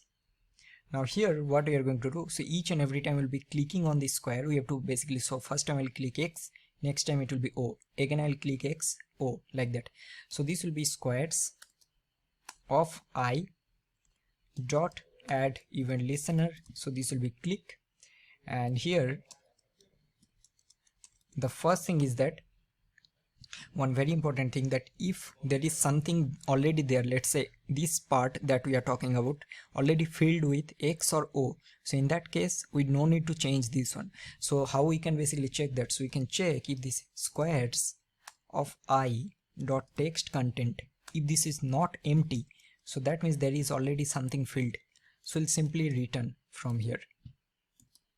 Alright, else what we are going to do, we'll make squares of I dot text content which will be equal to current player. So let's save it, let's see what is happening. So if I click here, so you're getting X, but if I click here again we are getting X. So this part, that means first time it will be X, then it will be O. So how we are going to do that, so for this one we can simply change this one, so like this. So we'll check if the current player is equal to, if current player is equal to player of 0, that means if this is X, so this will be player of 1, or else this will be player of 0. Basically what we are doing, if it is X it will be O next time and vice versa. So X O X O X O X O X. Alright, this is clear. Now next thing what we are going to do, we also will render some message. So we'll do something like if the current player is equal to player of 0, so we'll render this message that we are having dot text content. So we'll do something like this. So we'll do template literals and we'll do X turn. Alright, else this will be O's turn. Alright, this will be O. This is done. Let's save it. Alright, so now let's see what is happening. So it's now O's turn, then we are having O, now it's X turn.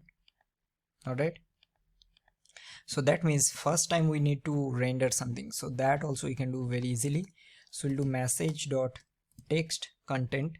So first time it will be always X turn, correct? So we are getting X turn here. If I click, now it's O's turn, click again X, and this is fine. Alright, so this is done. Now what we need to do, we have to basically check the winners. So how we are going to check the winners?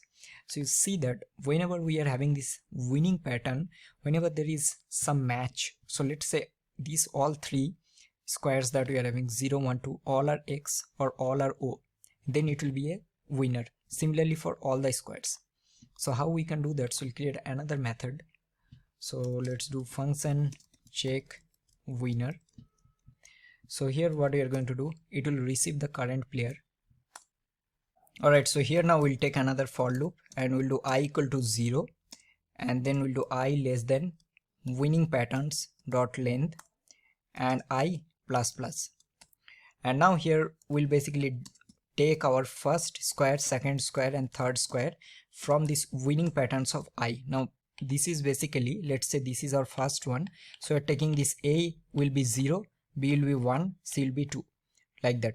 Alright, and now what we'll do, simply we'll check here if this squares of A dot text content is equal to current player, and we'll do squares of B dot text content is equal to current player, and we'll do check the same for the last one, dot text content is equal to current player. That means all three are actually same, either it is X or O. That means this will be return true, so that means some player actually own. Alright, and if this is not, so you're going to return false. This is done. Now what we are going to do, so we will basically render here. So let's go here. So here we'll check if check winner of, so here we need to pass the current player. If this is true, so what we'll do, we'll simply do message dot text content and we'll render that game over. Then we'll render the current player, which is basically on the game or basically wins the game. I'll do please restart. Alright, and the same thing we need to also basically check here, that if the current winner is actually winning, so then also we don't want to change anything. So here we'll add this condition also. So let's format this. Alright, so now let's see what exactly is happening. So I'll click X, O, X, O, X. Okay. Oh sorry, we need to give this one after updating the current text content, and also you're going to return this. So now let's see, let's format this X, X. Okay, so now let me refresh this. So we'll do X, O, X, O, X, O. So O wins. So this is done.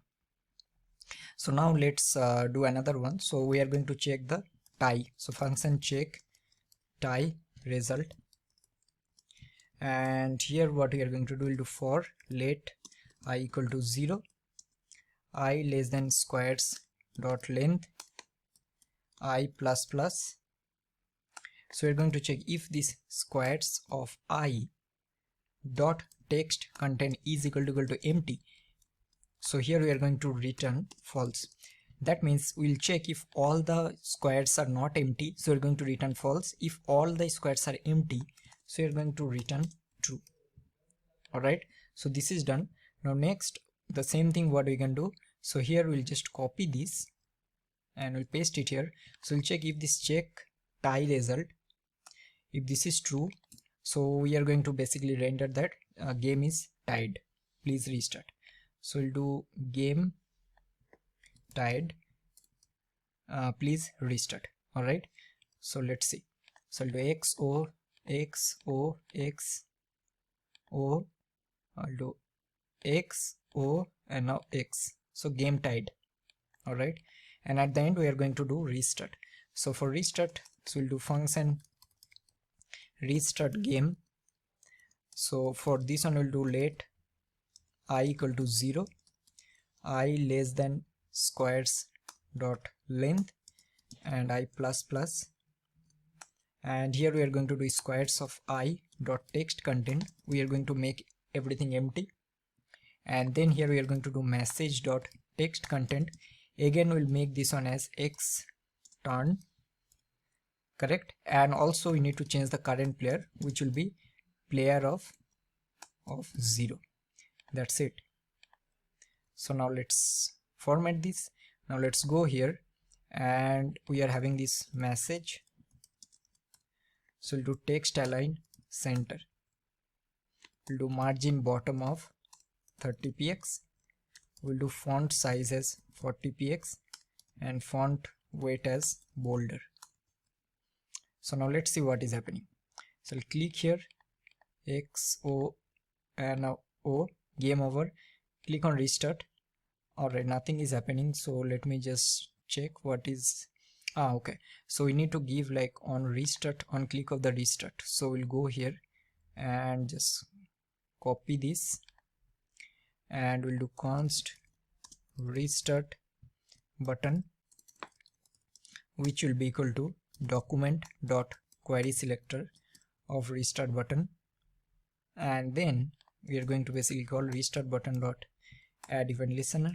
We'll do click, and here we are going to call this restart game.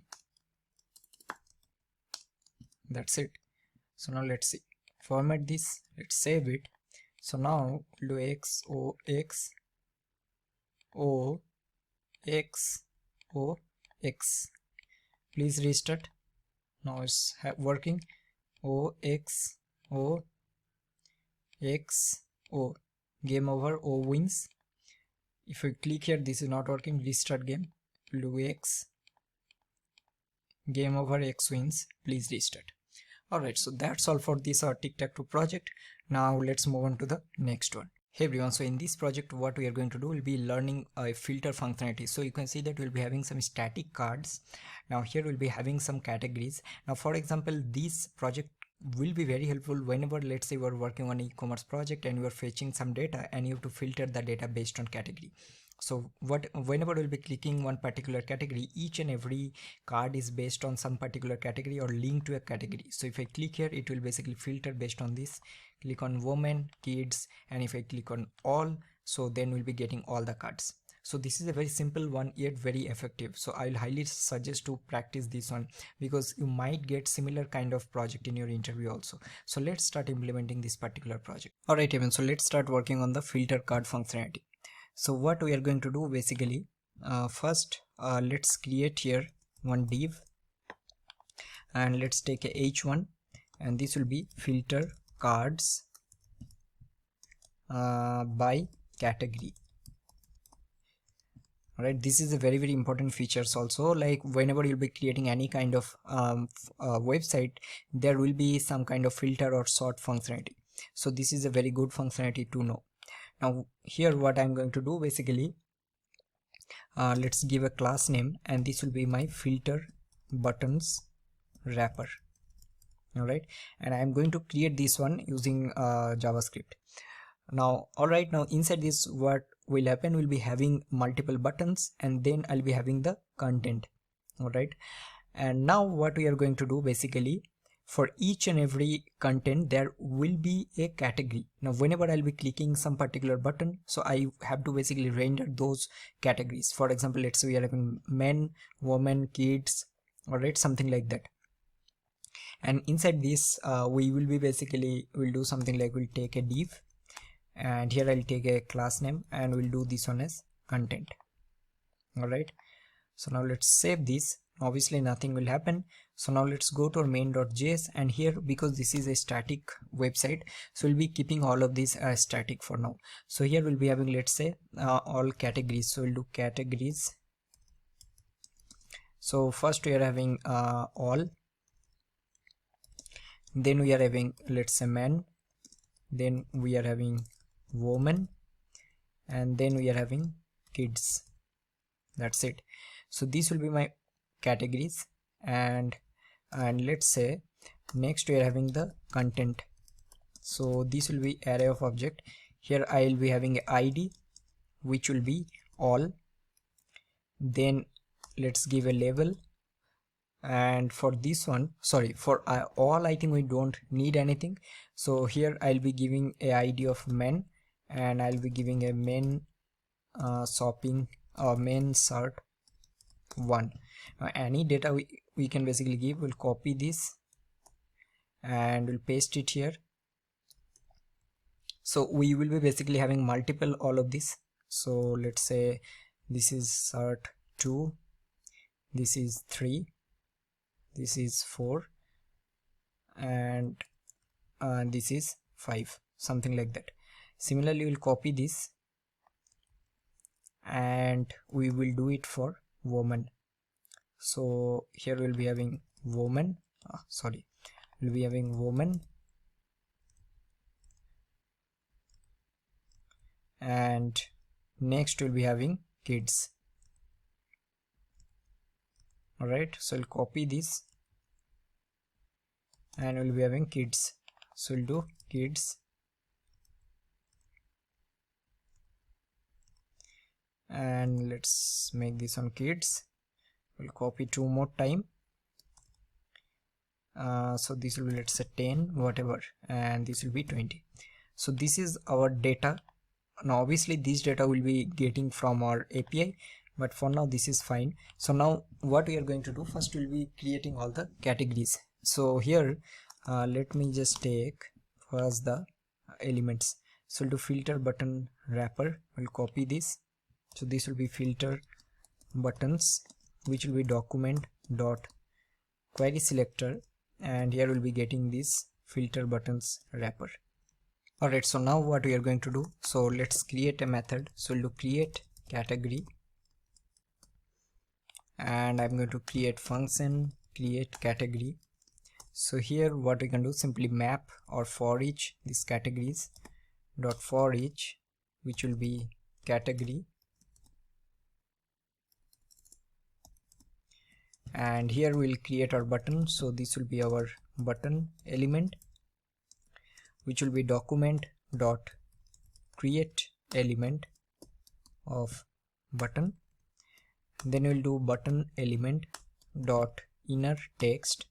Now inner text will be this, all these categories, so which will be my category here. Then what we are going to do, we'll add a class name. So we'll do button list dot class list dot add. I will do button filter button, and also we are going to add a attribute. So we'll do set attribute. Here I'm going to add a data filter, and each and every one will have the same attribute, which will be this category. So here I'll pass category. That's it. And at the end we are going to basically call this filter buttons dot append child, and I'll render this button element. Awesome. So now we are getting class name, data filter is all, man, woman and kids. So this is done. Now let's create the content. So we'll do create content. Now here again we'll do the same thing, exact same. So we'll do function create content. So here what we'll do, we'll do content dot for each. This will be our content item. Now here we will basically create simple div. So we'll do div, which will be document dot create element, which will be div, or let's make this one content single. We'll do single content item. So this will be div, and then inside this what we are going to do, we'll add a class name. So we'll do single content item dot class name. So we'll do add. Now here we are going to add a class name of card, and then also we are going to add a class name of this content item dot id. So this id we are having, which will basically differentiate between different category that we are having. So let's say we are having man, woman and kids. So now here we are going to pass the same here. So this will be content item dot id. Alright, and at the end we need to do single item dot text content, which will be equal to content item dot we are having label. That's it. Now what we can do, we'll take our content wrapper, which is this content, we'll do content wrapper. So we'll copy this and we'll do const content wrapper, which will be document dot query selector of content wrapper, and then we are going to basically do content wrapper dot append child, and here I'm going to render the single content item. So let's see what is happening. So now we are getting all of these. So we are getting card, and all of these are men, then we are getting woman, and then we are getting kids. I hope you are getting. Now what we need to do, based on this filter, we will be able to easily differentiate. If this is all, we are going to show all. If for men, we will be showing only men, then we'll be showing for women, and then we'll be showing for kids. So let's start working on this functionality, and at the end we'll be start working on little bit of styling. Alright, so let's start implementing the functionality. So first we need all the filter buttons, and also we need all the cards. So here after this we'll do const all filter buttons, and this will be equal to document dot query selector all, and then we'll be getting filter button. Then we are having all cards that we are having, so we'll do const get all, we'll do all cards, which will be document dot query selector all, and this will be dot card. So let's see what exactly we are getting here first. So we'll do all cards and all filter buttons. Save this. So we are getting all of this here, right? So now what we can do, simply we'll do all filter buttons dot for each. So this is our button item. So this is single button, single filter button item. So here what we are going to do, basically we'll do single filter button item dot add event listener. So that means whenever we'll be clicking individually, if this is all, we don't have to do anything. If this is men, we only show the men. Same for women and kids. So we'll do a click here, and then here we are going to do certain things. The first thing, we need to get the current category. So how we are going to get that? See, by now you should able to get it, because we have done the same logic multiple times. So we are having this, let me just check this data filter property, correct? So this we can easily check. So we'll do const extract current category. So here what we'll do this single but filter button item dot data set dot and dot will do filter, and let's see what we are getting in this extract current category. Let's save it. Let's click on all. We are getting all men, women, kids. All right, so this is working fine. So now what we'll do, we'll call a helper, or we'll do filter cards by category. So this is a helper method that we'll be creating, and here we are going to pass the current category, and then we will be basically passing all the cards. So all cards we are going to pass, correct? So now let's create this helper method. So let's create it here. So we'll do function filter cards by category. So this will receive our current category, and also this will receive all cards. This is done. Now what we need to do here, so the first thing, we'll do all cards dot for each. This will be item, and here the first thing is that we need to basically check that whether we want to show all the items or not. That means we are clicking on this all or not. How we can check that? We can simply check that if the extract current category is equal to all. If this is all, means we need to show all. So we'll see is show all cards, and this will be equal to, so we are having this extract current category, and this will do 2.2 lower case, and this one we are going to do is equal to all. So that means if this is all, that means we want to show all, and then we want to basically check if the current item that we are having, if this consists of this extract current category or not. That means if I'm clicking on men, so I need to check whether this has a men. So it don't have, right? This is for women, so we need to filter all of this. So we'll do is item filtered, and here we are going to do is not equal to is not equal to item dot class list, and then we'll do contents. The reason is because if I go here, we are having this men women and kids, correct? So we can easily check whether this consists this class name or not. So we'll do contents, and then we'll do here this extract current category that we are having.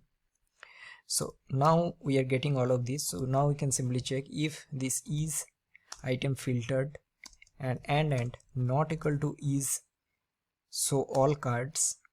So if this is not the case, so that means we only need to show whatever data I'm clicking here. So if I click here men, I need to show only men. So what we can do, we'll do item dot class list dot add, and I'll hide others. Obviously we haven't write the CSS, but we have to write the CSS. Else if this is not the case, so what we are going to do, we'll do item dot class list dot remove. I remove hide. So now let's save it. So now let's see what is happening. If I click here, obviously nothing will happen, so you have to write the CSS. Now let's go towards CSS. So we haven't done anything, but just to show you that I'll just do dot hide and I'll do display as none, and let's see what is happening. Let's save it. Now click on men. I think we have to import the style, so I'll do link, we'll do rel, and then we'll be doing href of style.css. So now let's see what is happening. I'll click on men, we are getting only men. Click on women, we are getting only women. Kids, click on all, we are getting all. Now how this is working, again if you notice here, I'll click on men, so we are adding all in all others hide class. This is what exactly we are doing here. If I explain, so basically checking if the current item is filtered which not contains the current category, so I'll just adding the hide class, or else I'm removing. For example, if I click on all, so I'm removing the all from each and every place. All right, so this is what exactly we are doing. So this is done. Now let's quickly write some of the very basic styling that needed. Alright, so let's go to the style.css and let's quickly create some basic styling. So you're having margin equal to 0, we'll give padding 0, and box sizing we'll give border box. Next we are having the filter buttons wrapper, so we'll copy this, and then we are going to do body padding we'll do 15px. Filter buttons wrapper we are going to do display as flex and gap of 10px. Then we'll do dot filter buttons wrapper of button. So here we will do padding as 12px 20px. Font size will do 20px. Font weight will do bold. What else? We'll do border none. Background we'll use let's use some different color now. So we'll go here and let's use this one. All right, so this is fine, and here I will give a margin of 20px 0px, and I think this is done. Now next we are having the content wrapper, so we'll copy this. So we'll do content wrapper, we'll do display as flex, we'll do flex wrap as wrap, and we'll do gap of 10px. That's it. Then we'll do content wrapper dot card, so we'll do width as 32%. We will do a let's do a padding of 30px. Background color, let's do something what we can do, so let's say this one. All right, and then we'll do font size as 30px, and I think this will be more than fine. So let's see what is happening. So I'll go here, click on men, we are getting only men. Click here women, let's give cursor as pointer. Let's click on kids, we are getting kids. Click on all, we are getting all, and this is done. So that's all for this particular project. Now let's move on to the next one. Alright everyone, so in this particular project we are going to create this QR code generator. So user needs to type something here, based on that we'll be able to generate a QR code. I'll type my name here. Let's create and generate, so it will be resetted, we'll be getting the QR code, Now if you try to add something here, let's say I don't have any data and try to add something, so then we'll be getting this error. And then if I type again, so this will be created. Let's type again and click on generate, so this will be updated here. So this will be a very simple project, and for this one we are going to use a third-party library package. So that is the main motive of creating this project, so that you guys will get some idea how we can use a third-party library package and then use the same feature in this particular project. So let's start working on this one. Alright everyone, so let's start working on our QR code generator project. So first let's give h1, and this will be our QR code generator. And for this one we are going to use this third-party library package. Alright, so let's copy this one, and then before body we are going to paste here, and then also we are going to import our main.js. Alright, now after this what we are going to do, we will be basically having one input. So let's take one input. Here we'll give a type as text, and we'll give a placeholder. So we'll give type text or use we'll use URL. Alright, and let's give a class name of, this will be QR text. So this is done. Now let's format this, save this. Now what we are going to do, so after this we will be basically having our QR container. So we'll do class name, this will be our QR container, and then at the end we'll be having we'll do a button, and we'll keep this one very simple. So we'll do generate QR code. So let's format this, let's save it. So let's see what we are getting. So we are getting text here. So on click of this we need to basically create or generate the QR code. So let's see how we are going to basically do that. So we'll go to our main.js. So the first thing is we need this QR container. So we'll copy this and we'll do const QR container, which will be document.query selector, and this will be QR container. Now next we also need the QR text input. So we'll do const QR text input, which will be equal to document.query selector .QR text. Now what exactly we need to do here? So the first thing is we'll get our button. Okay, sorry, we need to also get the button. So we'll do class name, we'll do generate QR code button, copy this. So this will be generate QR code button. So this will be document dot query selector, and this will be dot the QR code button. So here we are going to do that generate QR code button dot add event listener. So here whenever we'll be clicking, so we need to create that one. So we'll simply pass here. So one thing what we need to do, that whenever we'll be clicking on this button, we need to check whether this input text is empty or not.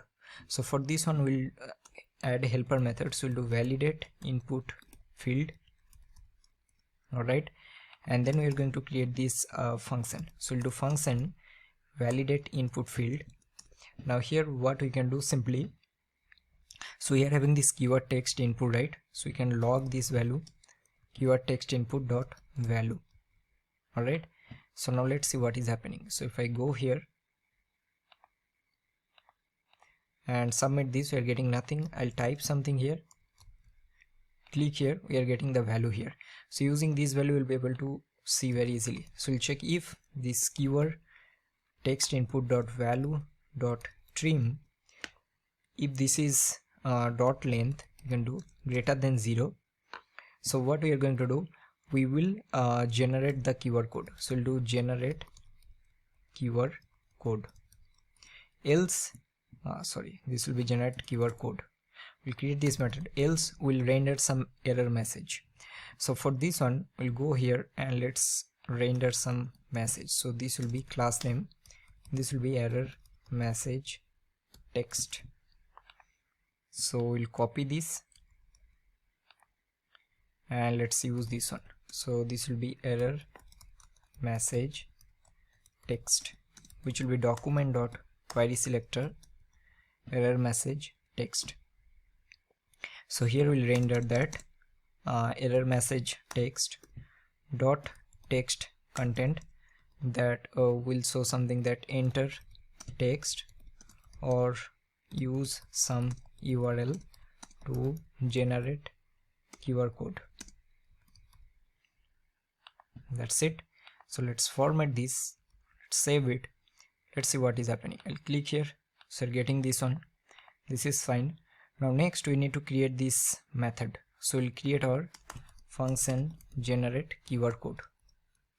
So here what we need to do, the first thing is that we are having this QR container. So first we'll make the inner HTML empty, and then we need to basically use the QR code that we have imported here, so which is the third-party library package. So how this will work, so here we need to create a new instance of QR code.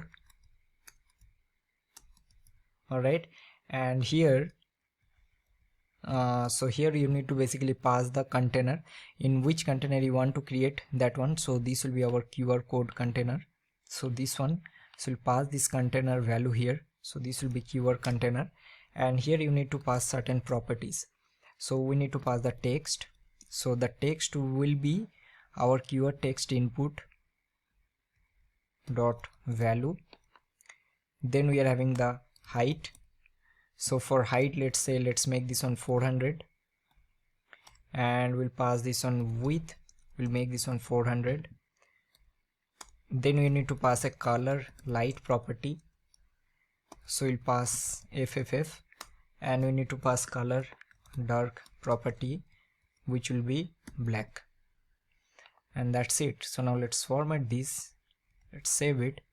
So let's see what is happening. I'll type something here, I'll click. Now it's getting generated, right? If I type something else, click here, it's getting generated. So now what we can do, so here I'll make the keyword text input dot value is equal to empty, and also we'll do error message text dot text content is also equal to empty. So let's see now what will happen. So let's format this, save it, types. So we're getting the error, I'll type something. So now we are getting the QR code, and this is also getting resetted, correct? If I now click again, so we'll be getting the error here. Alright, and then let's see if I type something again.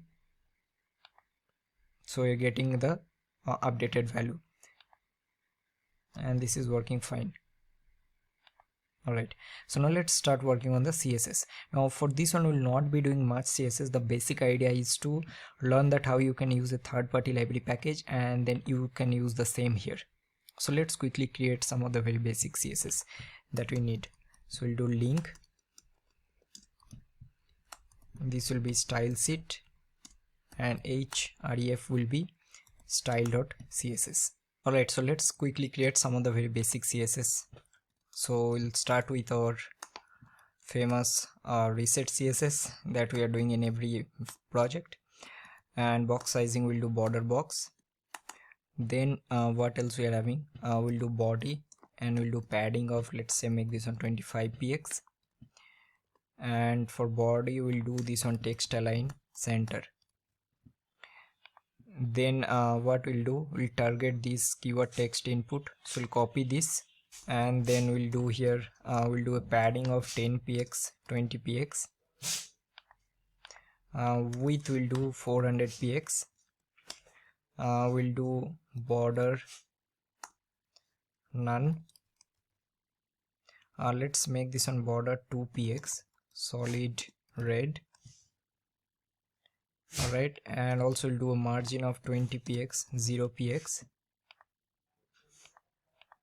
Let's use a font size of 20 px, and I think that's it. Now let's target the button. So we are having this generate keyword code button, and for button also we'll use the same CSS that we are using in most of the places. We'll do font size as 20px, font weight we'll do bold, we'll do color as yellow, we'll do border as none, and also we'll do cursor as pointer, and background color will do black. That's it. So let's type something, create. Alright, so this also we need to do. So what we can do, we'll target this keyword code keyword container. Alright, so here we'll do a display of flex, and we'll do justify content center, and I think that is fine. And also let's do a margin bottom of 30px. If I try to add something, we are getting this URL. If I now add something here, let's create again, so we are getting this. So this is working fine. Now if you want, you can do something like this. So let's say we'll do one thing. So let's copy this. So if there is some error, so we are going to make the inner HTML as empty. Alright, so let's see. So now I'll type something here, generate, then I don't have any data, I'll generate here. So now it's getting removed, and then we are getting the message here. So this is fine. And also for this error message text, we can give some styling. So we'll copy this, and we'll do dot error message text, we'll do font size as 30px, and we'll do margin bottom of 30px, and we'll keep this on simple. So now let's try to add something, generate, it's generating. If I try to add now, so we'll be removing this one, and then we're showing the message, and this is working fine. Alright, so that's all for this particular project. Now let's move on to the next one. Hey everyone, so in this video what we are going to do, we will be learning two more functionality. So one will be scroll to top and scroll to button, and you can see that this will be a very simple one, although we'll be fetching the data from API. Now there will not be much styling. The only functionality will be this user list will be getting from this dummy REST API, and then there will be two buttons. So on click of this scroll to top, we will be basically scrolling to the top, and this is a very helpful feature you will be able to integrate in your website. The same will be if I want to go to the bottom. So on click of this button, I will be going to the bottom of this particular page. So this is what exactly we are going to build in this particular project. Alright everyone, so let's start working on our scroll to top and bottom functionality. Now this will be already, as I discussed, this will be a very small project. So we are going to basically fetch some data, and then there will be two buttons, and then on click of this we are going to either go to the bottom of the page and then on the top of the page. So let's use some different endpoint here. So let's say we are going to use get all users. Now let's copy this one, or let's first let's create our structure. So we'll do h1, and we'll do scroll to top and bottom, and here we'll be having, let's say, one UL, and this will be our class name of users list. Now the first thing is that on top actually we'll be having a button, so we'll be scroll to bottom, and then at the end we'll be having another button which will be scroll to top. Now if you want, you can also use some kind of icon here also, that is also fine, but for now we'll keep this one simple. And here I'm going to import the script, and then import our style. Alright, so the first thing, let's quickly implement our this API call. And let's do one thing for this one also. We are going to implement some kind of loader. So first we'll show some loader, and then we'll be rendering the data, and then we'll be implementing this functionality. Now you may think that why we are doing a API call, because there is nothing relations with this. The reason why we are doing so, one of the main reason is that because we already have done multiple API calls.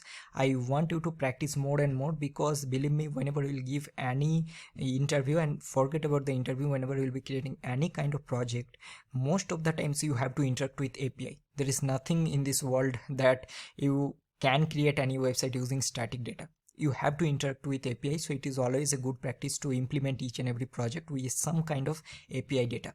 Alright, so that is the reason I'm doing this particular approach. And not only this one, in the next couple of projects also will be doing some kind of API integration. So let's go there and I'm going to copy this user list, and then let's quickly do users list, and this will be document.query selector, and this will be our user list. Also we are going to take some div here, and let's do one thing. Now we'll do here loading data, please wait. Alright, so this will be our loader. So let's copy this and we'll go here. I want you to also practice along with me, and it will be really helpful for you, believe me or not. So practice this one, and then we are taking the loader. So now let's say what I want to do. I want to call the API. So first we'll do fetch users list, and let's do one thing. Let's create an async method. So we'll do async function fetch user list. So what we have learned that first, before calling the API, we are going to show the loader. So we'll do show loader screen, or let's do show loader, and then we'll do the API call, and then we'll do remove loader. Correct? So here I'm going to create these two methods. So first we'll do function show loader, and then function remove loader. Now what we need to do, I hope you already know by now, that we can simply add a class name, and we'll do class list dot add, and I'll add here show loader. Alright, so that means we need to show this loader, and here we are going to remove this show loader. Alright, so this is done, and when I'll be showing the loader, that time I don't want to show this user list. So what we can do, we can simply do user list dot class list dot add, and we'll do hide users list. Correct? And here what I'm going to do, when I'll be removing the loader, I want you to remove this class name from here. Save this. Now this will definitely not work because we haven't started working on our style yet. First let me do the API call.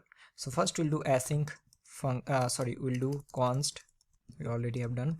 So we'll do response, which will be await fetch, and then we are going to copy this from here. So let's paste, and here I'm going to pass a method of get. We'll do const result, which will be await response dot json, and let's log the result, and let's see what we are getting. Alright, so here we're getting an object, and then we are having the users. So we can simply do if result and result dot users. If this is true, I'm going to do display users list, and I'm going to pass the result dot user. Alright, so now let's quickly create this method. So we'll do function display user list. This will be get users, and now here what we can do. So first let's do one thing. Let's see what we are getting here. So we'll do const get users. So we are having 30, and then we are having, alright, so many things. So let's do, we need first name, we need last name. What else? Let's quickly create. So first we'll do user list dot inner HTML, and here I need a li. Alright, so inside this, let's say we'll take a paragraph, and I'm going to render sorry, again we need to first map this one. I actually always forget this thing. So we'll do get users dot map. I'll do user item, and here we need to do paste this one. So here we'll do user item dot first name, and I think we are also having the last name if I'm not wrong. So we are having the last name, so we'll give space and we'll do username dot last name, and at the end we are going to join with space. So let's save this, let's see what is happening. Alright, so we are getting all the name here, this is fine. So now another thing we can do, so here we can pass some limit. So we'll pass a limit of 100, so we want all the 100 data. So now we are getting all the 100 data. Alright, now what we need to do, we need to manage this one. So whenever we'll be fetching this one, we'll be showing this loading data please wait, and then we'll be basically showing this one. But before that, let's implement this functionality, scroll to bottom and scroll to top. So first let's do scroll to top. So here I'll do a class name, and this will be scroll to top, and this will be button. So we'll copy this, so we'll do scroll to top button, which will be document.query selector. And here what we can do, simply we can do scroll to top button dot add event listener. So we'll do click and simply pass window dot scroll to, and here we can pass 0, 0. That means we want to go to the top, and I think that will be more than enough. Let's click on here. So you're going to this top, right? Now if you want, you can also add some functionality, like you can add a behavior which will be, let's say you want a behavior of smooth, so those things also you can add, but I think for now this will be more than enough, right? So now let's see how we are going to do scroll to bottom. Alright, so now let's see how we are going to handle scroll to bottom. So for this one, first let's give some class name here. So we'll give a class name of scroll to bottom button, and let's copy this, and then we'll just take it here. So we'll do const scroll to bottom button, which will be document.query selector, and here I'm going to pass scroll to bottom button. Now here we are going to do is scroll to bottom button dot add event listener, which will be click, and here what we can do, we can simply do window. Now we need basically the scroll height. Scroll height is basically the whole height of this particular web page. So if we get the scroll height, we will be able to scroll to this particular position, right? So first let's see what is happening here. So I'll just cut it and then log here window dot we'll do not window, we'll do document dot body, and then we'll do dot scroll height.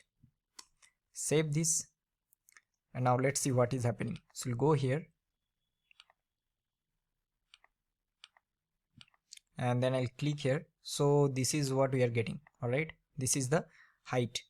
So now what you can do, you can simply do here window dot scroll to.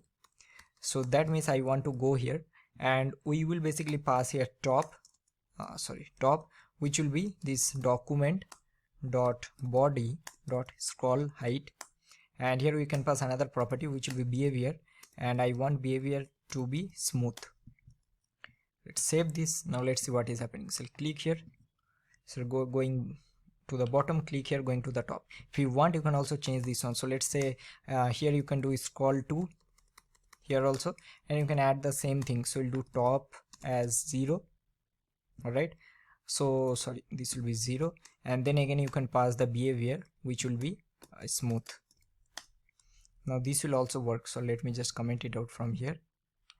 So now if I go to the top, click here, going to the bottom, and this is working fine. Now let's quickly start on the styling, because here also we need to manage this loading state also. So first what we are going to do, we have actually added this show loader and hide loader. So by default loader will be always display none. So here first we'll do dot loader, which will be always display as none, so you're not able to see. When we need this show loader, then only I want to show this one. So we'll do dot loader, dot show loader, and that time I'll do display as block. And next what we are going to do, so here we'll copy this one, hide user list. So by default, so let's go here first. So we are having user list. So by default user list display will be there, but if user list has this hide user list, then I'm going to make this one display none. So we'll do display none. Save this. Now let's see what is happening. Refresh this page. So it's happening very fast. You can see that we are getting loading data, then we are immediately getting the data back. Alright, and if I now go below, scroll to the top, and this is working fine. Now I think for this one we no need to write much CSS. I think this will be more than enough, because I know for you also these videos will be, it's getting also very long, and there is no point of styling these things. You can also do it by your own. So that is the reason I'm keeping this one very simple. So what we have done, we basically, when loading the API, we are showing the data, showing the loader first time, and then we are making this on display none. And when we are showing the loader, that time we are basically hiding this user list. So if I refresh here again, this is happening. If I click here, go to the top, and this is working fine. So that's all for this particular project. Now let's move on to the next one. Alright everyone, so this will be a very simple one, and here most of the part will be a CSS. So here what you're going to do will be creating this ripple effect on this button. Alright, so the reason of this particular project is that sometime your interviewer will see that whether you have good knowledge on CSS also. Obviously there will be some JavaScript and logic part, and also you are going to learn some of the new properties, but the main idea of this particular project is to learn little bit of more CSS, how you can write keyframes, animation, and those things. So let's start working on this particular project. Alright everyone, so let's start working on this very small project. So this will be, we are going to create this button ripple effect. So for this one we basically need two buttons. So here I will give, for example, button 1. Let's copy this and then we'll paste it, and this will be, let's say, button 2. Then let me just quickly import the script. So this will be script main.js, and also let's import our link.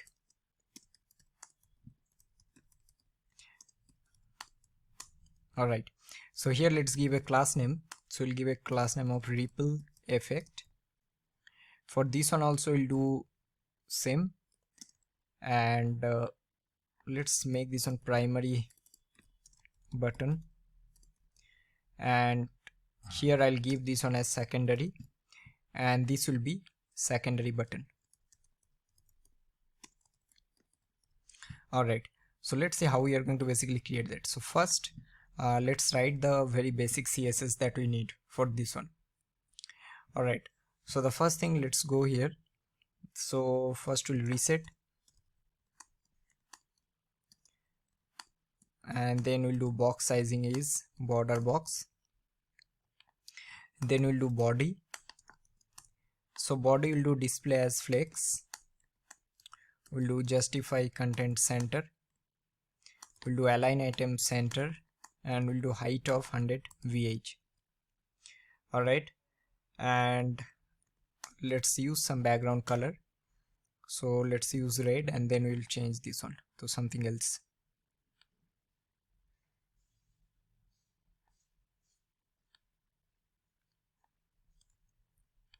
Okay, so I think this is fine. Next we are having the button, so we are having this ripple effect. So copy this.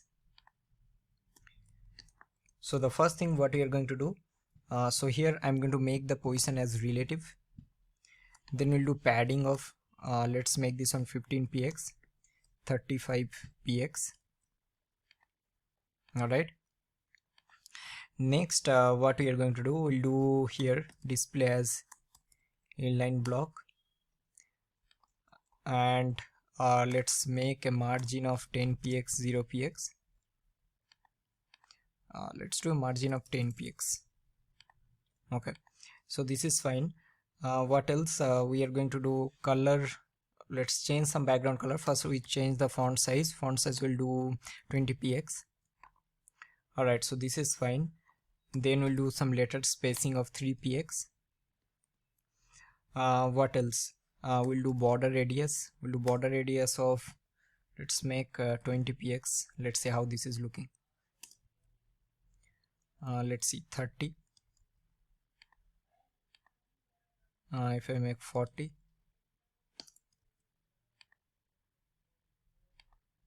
yeah, I think this is fine. Cursor will do pointer, and here we'll going to do overflow as hidden, and for background we'll use some linear background. So we'll do linear gradient, we'll do 90 degree, and let's use some color, and then we'll change this one. So we'll do this one,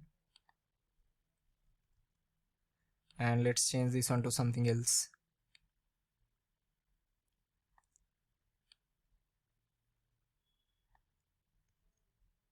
Okay, so this is fine. And then what else we are going to do, we'll use a color of white, and we'll do font weight as bold.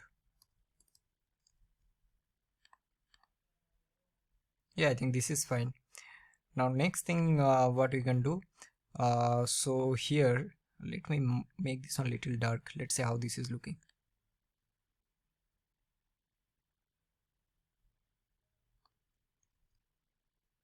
No, I think it was previously it was looking good. Alright, now for the secondary button we are going to just change the background color a little bit. So we'll do refill effect dot, and let me just quickly copy this. So we'll do dot secondary, and here I'm going to change the background. So here also we'll do linear only, we'll do 90 degree, and let's change something else. So here I'll do this one. Let's make this one, and here we'll do something else.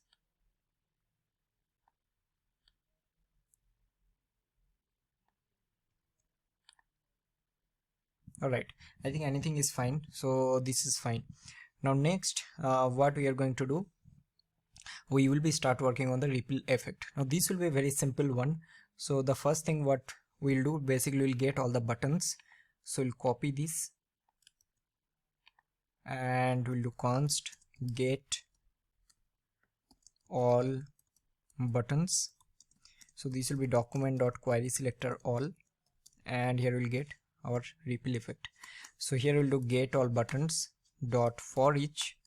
So we'll get single button, and here the first thing we'll do button dot add event listener, which will be click, and here the first thing we'll get the event, and we are going to log some of the things that is needed. So first we will log here event dot, so we'll do event dot client x, comma, this will be client x. Then we are going to import console event dot target dot offset left. Alright, so now let's save it. Let's see what is happening. So let's go to our console, click here. So this is our client x, and this is our offset left. Now what exactly client x and offset left is, so let's see this one with some example. But before that I'm going to show you two more things. So let me just log it here. So we'll do event dot client y, and then we'll do event dot target dot offset we'll do offset top instead of left. Save this, and let's see. Now here also we'll be getting some values. So this is our client x, client y, this is offset left, and this is offset top. And let's see all of this with some example. Alright everyone, so let's quickly see all of this one by one with some simple examples. So we are having client x and client y. So if you see, the client x is basically read only property, and this will basically give you the coordinates based on the application viewport. Now for example, here you can see that they have some data. So here if you noticed here, once I'll hover this cursor on the horizontally, you'll see this value. Notice this 80 here, this value will change. So this is basically your client x, but you can see 116 which is still fixed, correct? And the top one is basically the total screen x. But the point, I will just remove this one vertically. You'll see that that 116 that we are having, which is basically client y, that will now increase or decrease. So now you'll see this is now increasing, and if I go top, now this is decreasing. If I go left, now this 68, now it is happening 60, 40. Alright, so this is basically client x and client y, and then we are having offset left or basically offset top, which is basically give you the left position or the top position, which will be relative to the parent, as simple as that. So now here what exactly we are going to do, let me just close all of this. The first thing is that we need the we need to basically get the x coordinate value and the y coordinate value. So x coordinate value which will be your client x minus the offset left, so will minus the left offset value. For the y coordinate value will basically minus the offset top value from the client y. All right, so here first we'll do let we'll do x coordinate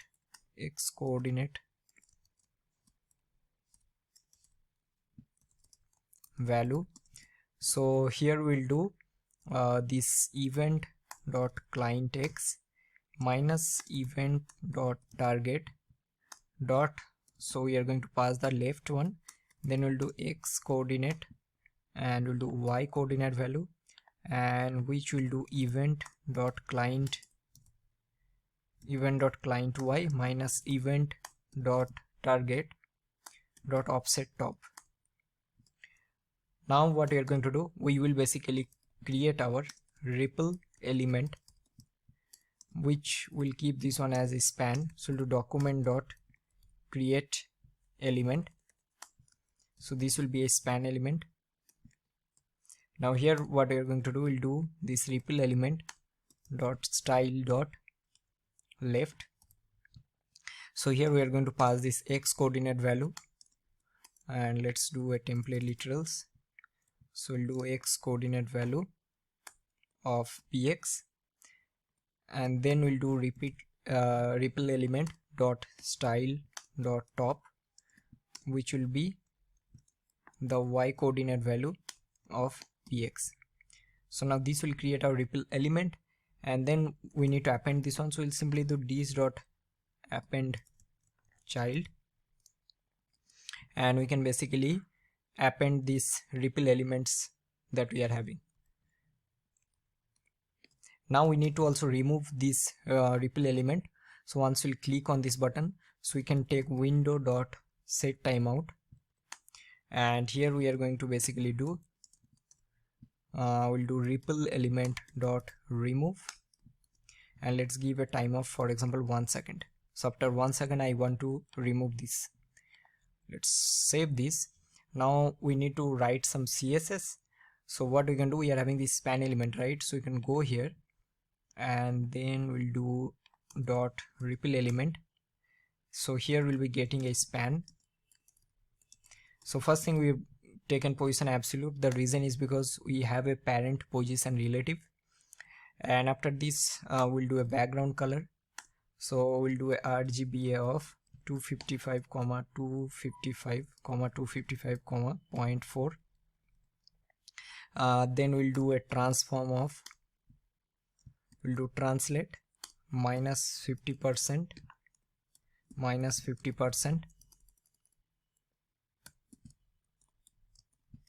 Then we are going to do pointer events none, and we'll do border radius as 50%.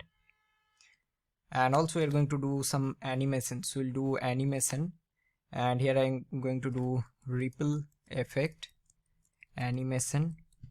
We'll do for 1 second. We'll do linear, and let's do infinite. So now let's quickly create the keyframes. So we'll do keyframes, and this will be a ripple effect animation, and here we'll give 0%. So we'll do height 0, width 0. Once it will go to 100%, we are going to change the height as, for example, 400 px, and width will do also 400 px. So let's format and save this. Now let's see what is happening. If we click here, alright, this dot append child is not a function. What wrong we have done here? Oh, sorry, we have to do button.append child. Alright, so now you can see that this is happening, right? But the point is this is happening a little slow. We'll give this on 500 and let's see. So if I click here, another thing we need to do, I got it, let me just quickly check. So we are having here, so let's do this one.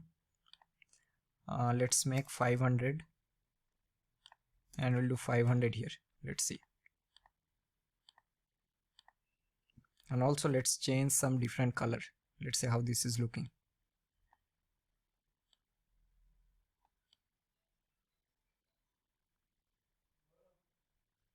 Let's see this one only. I just want to check.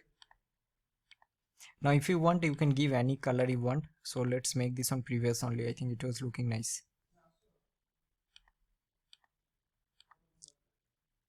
So what is happening here, if you noticed, for some time there is a span is getting appended in this button. Same is happening for this button also.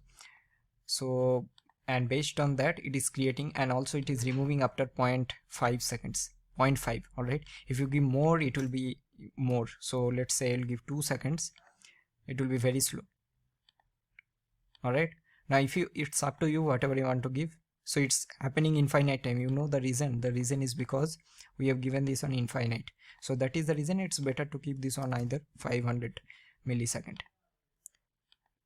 And I think this is fine. So that's all for this particular project. Now let's move on to the next one. Hey everyone, so in this project we are going to learn another little bit complex project. So here we'll be having multi-step progress bar. So you can see that we'll be having first initially this progress bar where the step will be 1 and the previous button will be disabled. If I click on next, so this will go to the next step. Previous button will be enabled. If I go previous again, so now this is disabled again, go next, next, and once this width that we are having, this will be calculated dynamically, and click of next. Now we are at the end, so this is now disabled and previous button is enabled. So this is one very interesting project that we are going to build in this particular video. So let's start working on this particular project. Alright everyone, so let's start working with our multi-step progress bar. Now for this one we are going to use Font Awesome. So let me just quickly get the CDN. So we'll do Font Awesome CDN, and let's go here and let's copy this and we'll paste it here. Also we need our link of the style. All right, let's format this, and in the body we're going to import our script. That's it. Now let's go back, let's go to the official doc, and now we will be start working on the basically the structure. So first we'll take our common h1, which will be, this will be multi-step progress bar. Let's save it. So now after this we are going to take a div which will be a class name of container. Now after this there will be another div that will be taking, and this will be we'll give a class name. So we'll give this one as progress container. All right, now after this we will be taking another div which will have a class name of progress. Now I'll give enter. Now here we will be basically having all the caption and the icon. So here we'll do div, we'll take a class name. So let's make this one as icon wrapper, and for the first time when on page load, the first icon will be having an active class. So that is the reason first time I'm giving active. After this we'll be having icon, and for this one let's search for so we'll search. So let's make this on Facebook. So let's copy this one. All right, so now let's paste it here. This is done. Now next we'll be having our we'll take our paragraph, sorry, we'll do paragraph here, and this will give a class name of our let's say heading. All right, or let's make this one label. So here I'll give Facebook. This is done. Something is wrong here. Okay, this will be div let's format this. Now I'm going to copy this one, and here let's paste it 4 times. So do 1, 2, 3 and 4. Now I'm going to remove the active class. Let's make the second one. Let's search for LinkedIn. Copy this and we'll paste it here. Then I'll copy this one and we'll do this one, LinkedIn. Then we are having Twitter. So let's make Instagram. Let's see whether we are having or not. Yes. Copy this, paste it here, and this one I'm going to make Instagram, and at the end we'll be having let's say Twitter.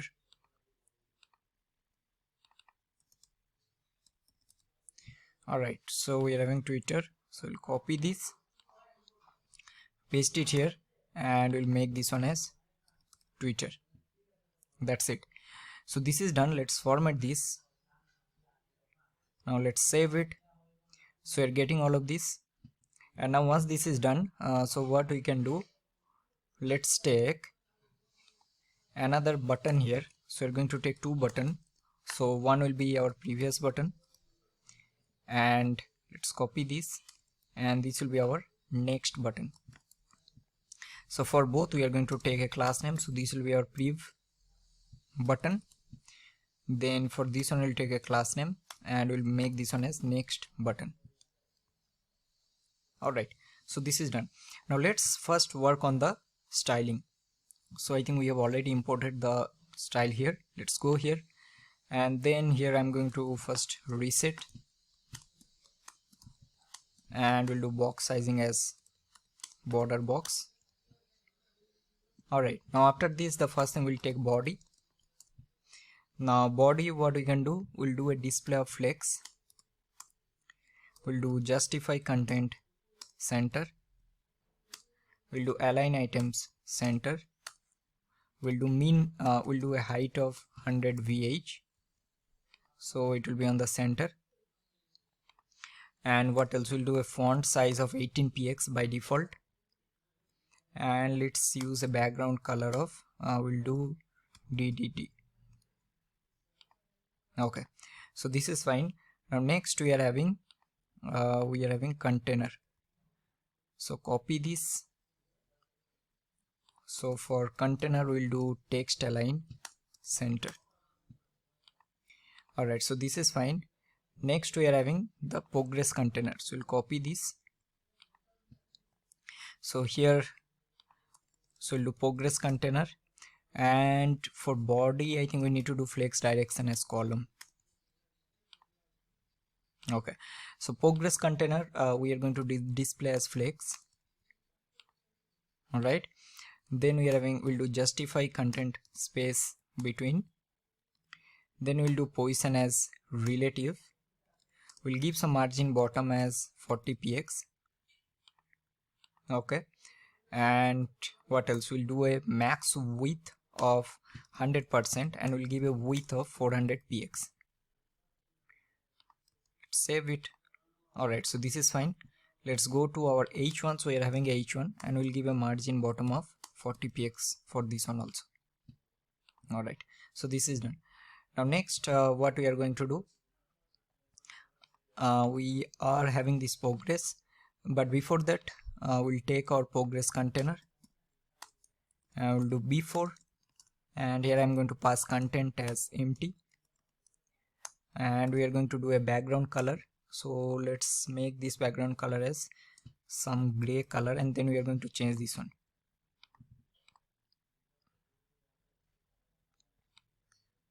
Let's change something to this one. Okay, and now next what else, so we are going to make the position as absolute. Alright, we'll do top as 50%. We'll do left as 0. We'll do transform, we'll do translate of -50%. We'll do height as 5px. We'll do width 100%, and we'll do z index of -1. Alright, so we are getting this one. So now this basically we need to manage, so we need to keep this one in the middle. So let's see how we are going to do that, but before that let's change this color. So this is looking little odd, so we'll do like this. Let's see. Yeah, I think this is fine. Alright, so now next we are having the progress. So copy this and we'll do dot progress. So here we'll do background color. So for this one we are going to do this color. We'll do B036 and we'll do E0, and let's change this one to this one. Alright, now next what else we are having? So we'll do position as absolute, we'll do top as 50%, we'll do left as 0, we'll do transform, we'll do translate -50%. For this also we'll do height as the same, so what we have given here, so this is 5px. Width we are going to do 0% for now, because width we are going to change using our JavaScript. Z index will do -1. So this is fine. Now we need to manage this one, so this we are going to check, but before that let's style some of the other things. So we are having this icon wrapper, so we'll copy this one, so we'll go there and we'll do icon wrapper. So here we'll do background color, we'll do this one as, let's say, yellow.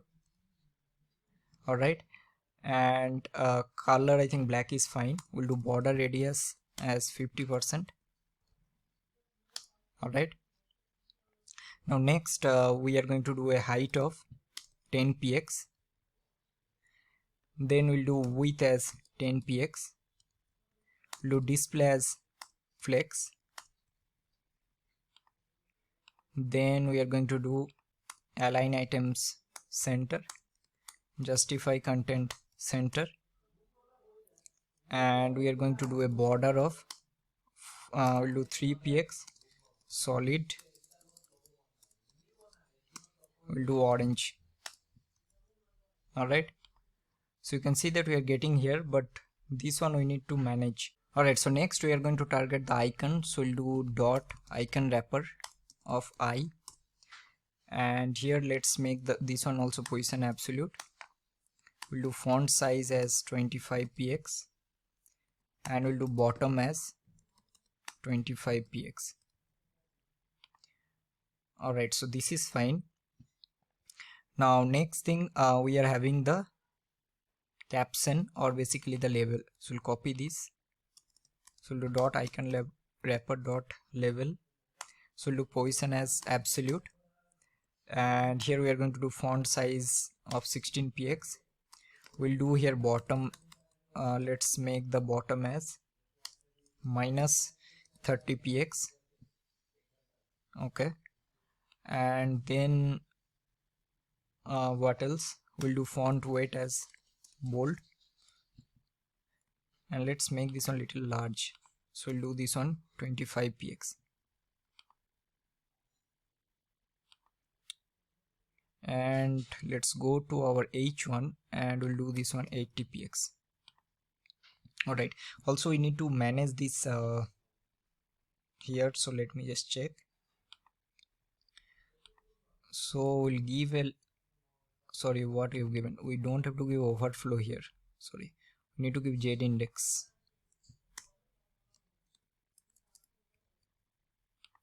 Okay, now here we'll give, let's go to this before, and let's give this one start with 10%, and we'll change this one to,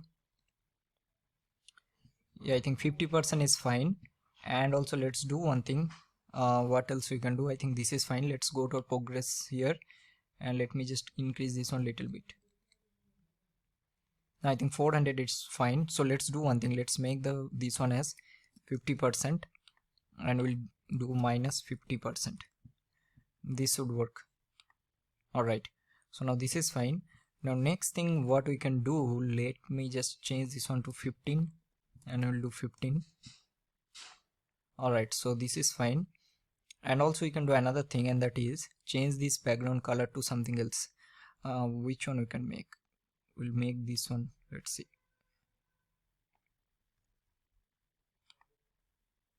And border color will do white. All right. Yeah, I think this is fine. And also let's go here. Let's make this one to 20px. All right. So I think this will be fine for now. Now let's quickly style little bit of styling to this button also. So we'll direct target this button and we'll go here, or let's target the class name only. I think it will be better. So we'll do previous button and then we'll do next button. So for both we'll do a font size of 20px, padding will give 12px, 20px, background color will give blue, color will give white, and we'll change this one to some different color.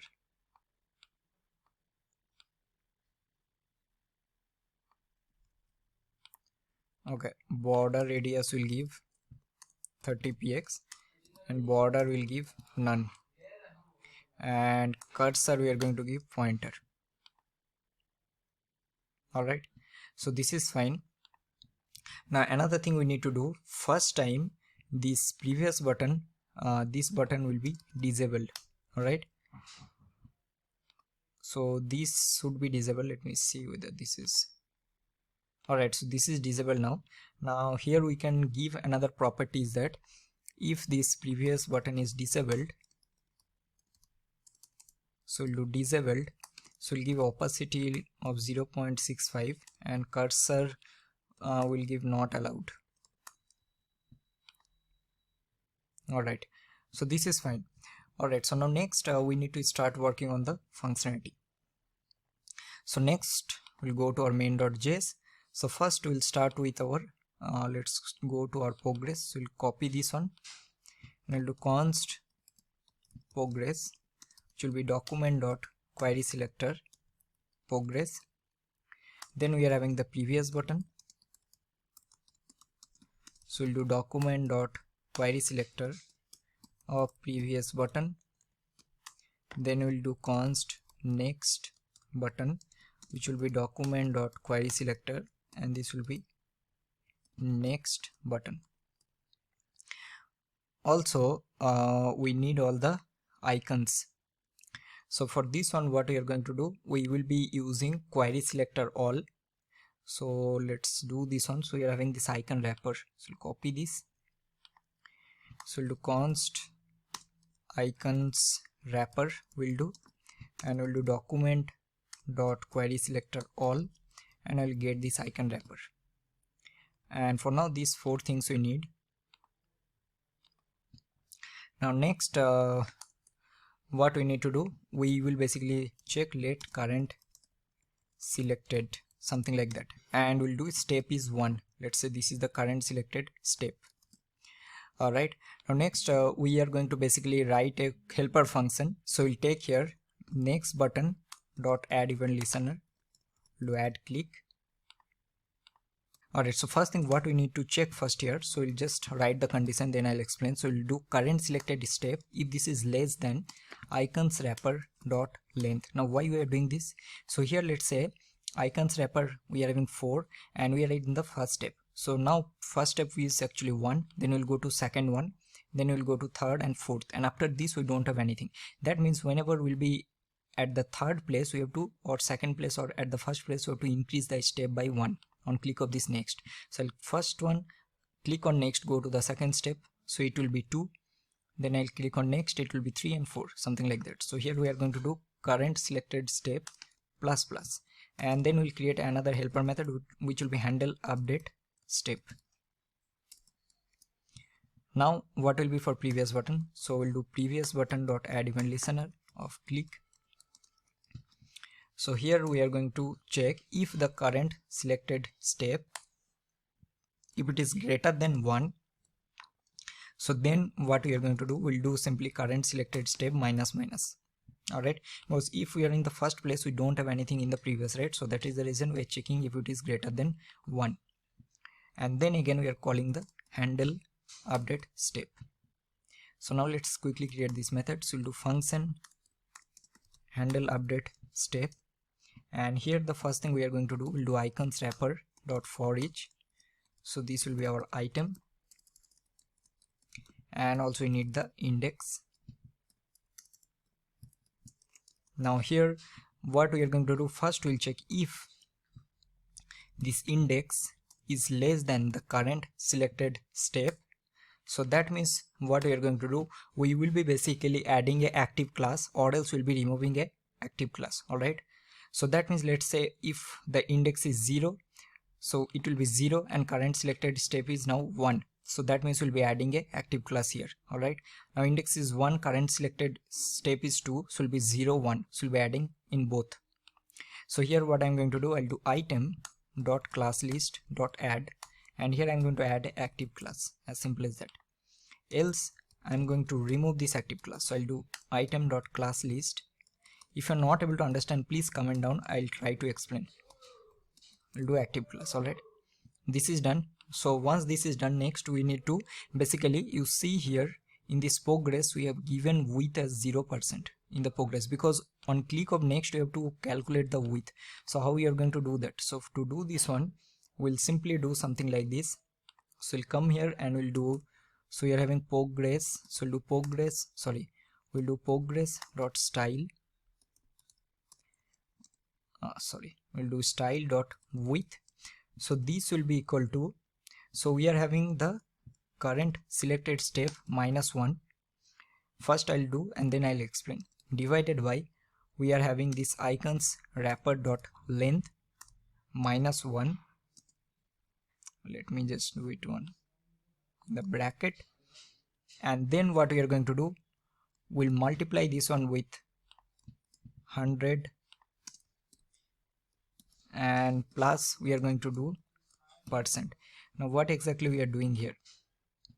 So first step is, let's say 1, current selected step is 1, so this will be 1 minus 1 0, 0 divided by something, so this will be 0. So first time it will be 0, now it will be then 2, correct?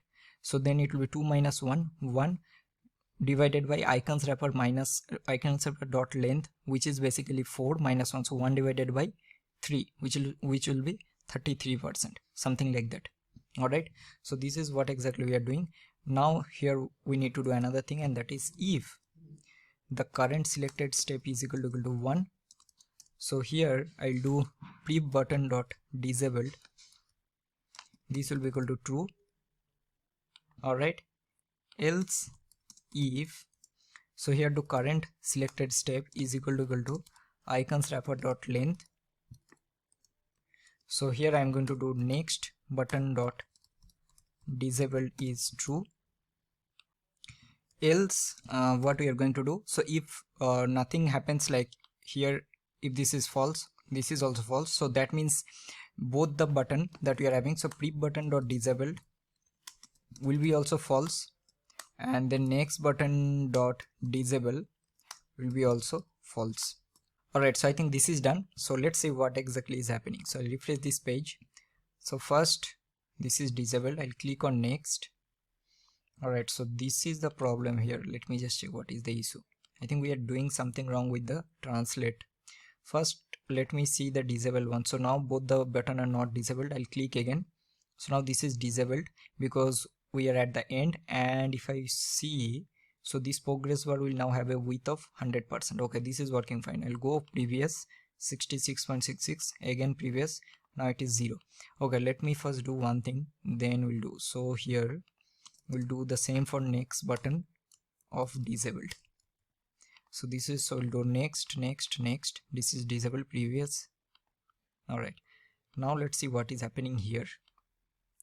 Alright, so we are having progress container before, we'll go next, so we are having top 50%, left 0, translate minus. Okay, so we need to give here, not translate, we need to give on y translate y, and same we need to do it here also. Okay, that is the reason. So now let's see, and also let's give some different color here. So we'll give,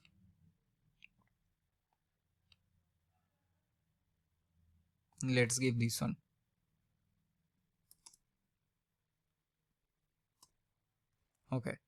Okay, now it's working, right? So we'll go next, previous. If you want, you can also change this color here also, but I think for now this will be more than enough.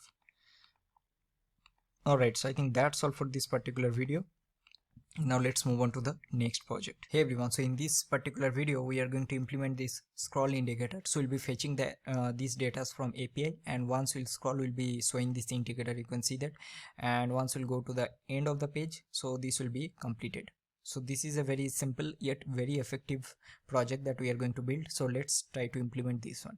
Alright everyone, so let's get started with our scroll indicator. So for this one, again we are going to fetch some list of data, and then we will be basically implementing the functionality. So here first let me just give some content here.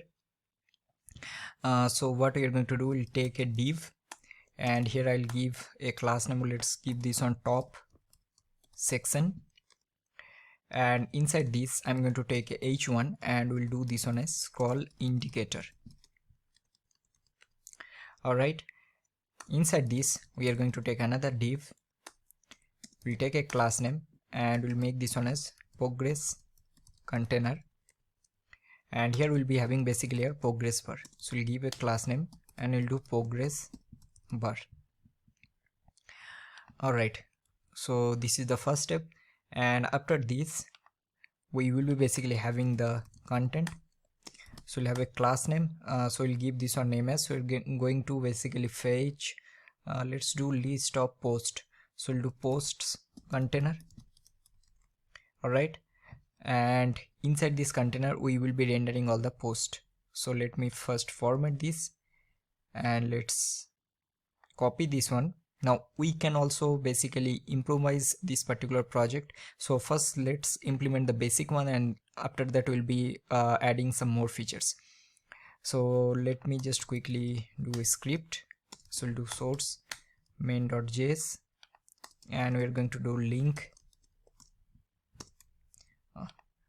So this will be style sheet, and we're going to use href style.css. So now let's copy this one. Let's go to our main.js. So we'll do post list container, which will be document dot, and here we are going to use post container. Alright, now here first let's fetch our list of posts, and let's do one thing. So here what we can do, I think we have used this async out multiple times. Let's use fetch for this one. So we'll do fetch list of post. So we're going to use fetch, and let's copy this URL,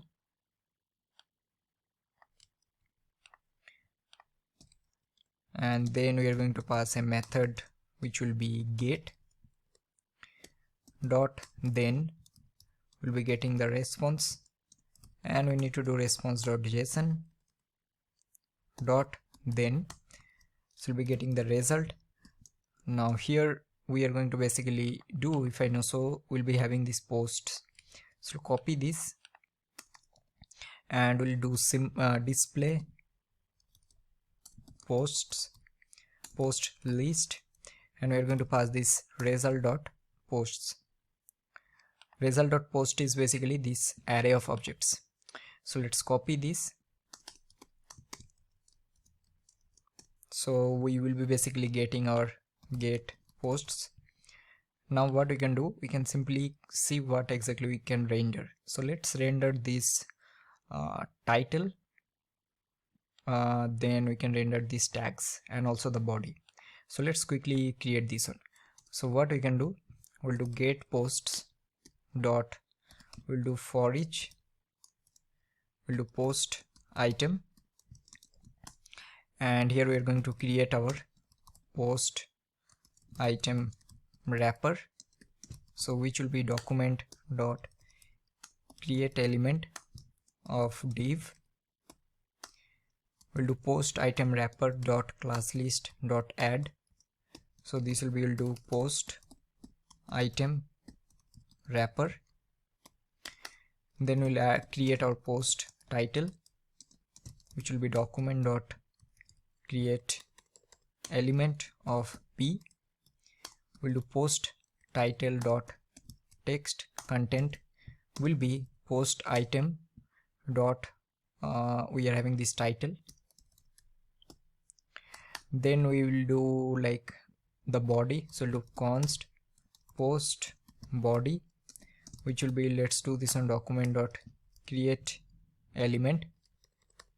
Let's make this on, what we can do, we'll do this on level. Let's make this on paragraph, and let's make this on level. And we'll do post body dot text content, which will be equal to post item dot body. And after this we'll be having these tags, so we'll do const post tags, which will be document dot create element.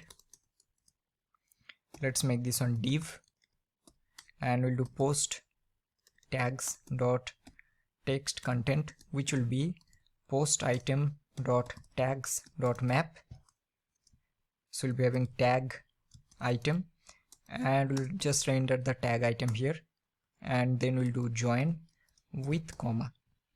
That's it.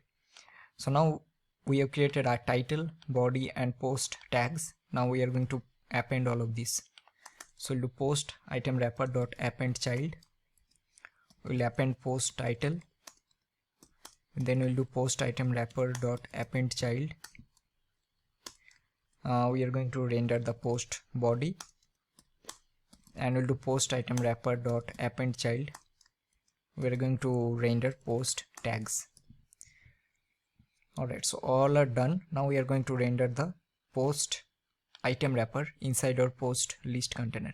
If you want, you can also definitely do this on using inner HTML, but I always prefer to create using this text content. Now there is nothing wrong with inner HTML, but there are sometimes there can be some kind of security issues also. Alright, both is fine. Now here we are going to do append child, and we'll do post item wrapper.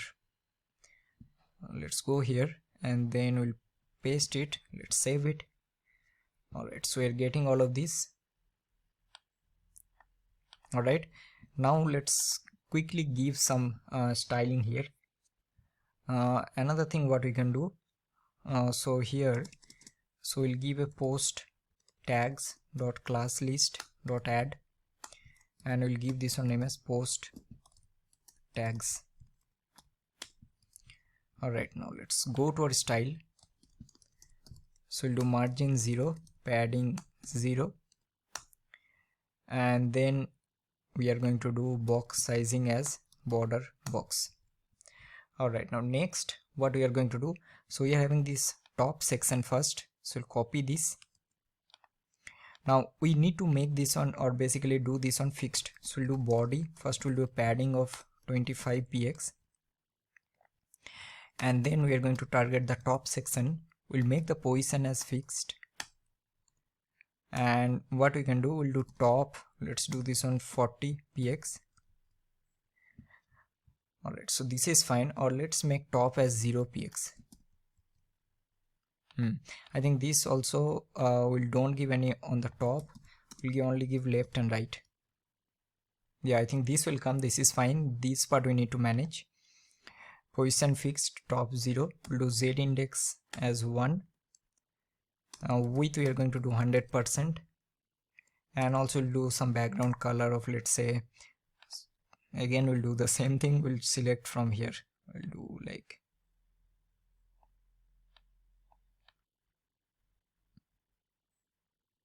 let's do this one, let's see how this is looking. Alright, so this is fine, and also let's do one thing, let's give a padding here of 10 px. Alright, now next we are having inside top section we are having the h1. Alright, so what we can do, we'll do top section of h1, we'll just do text align as center. Alright, next we are having the container, so we'll do progress container. So we'll do target progress container, we'll do width as 100%, height we'll do 10 px, Background we are going to do, let's say, red. And here let me just do one thing. So here we are going to do left, right, 0. And here I'm going to change this one to something else.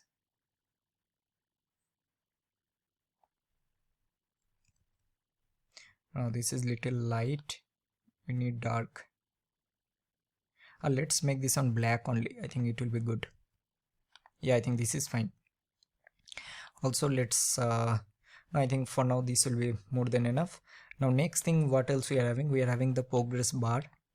So we'll copy this and we are going to target progress bar. So here also we'll do height as 10 px. Background we are going to do this one as white, and width we'll do 0%. Now this is important. All right, next we are having the post container. So we'll copy this. Now the first thing what we are going to do, here we are going to give a margin. So let's give a margin of 40 px auto. We'll do 0 px and auto. Width we are going to do 90%. All right, and also we need to give some padding top. Let's give this one as 40 px. Yeah, I think this is fine. All right, let's remove this one. I think we don't need, we only need the margin. Sorry, margin is required. All right, so now what we need to do, basically whenever we will be scrolling, we need to show the indicator here. All right, so before that, let's quickly style all of these cards because this is looking very weird. So you can go here and target this post item wrapper. So first we have already have this progress container, post container. So here also we'll do this one as display as flex direction column and gap of 20 px. Then we'll target this one, we'll do padding of 15 px and we'll do a border of 1 px solid. We'll do black. Let's make this on 2 px. We'll do some background. We'll do linear gradient of 90 degree. We'll choose something from here. All right, I think this is fine. Let's use a color of white. This one is getting light. This we need to use some dark.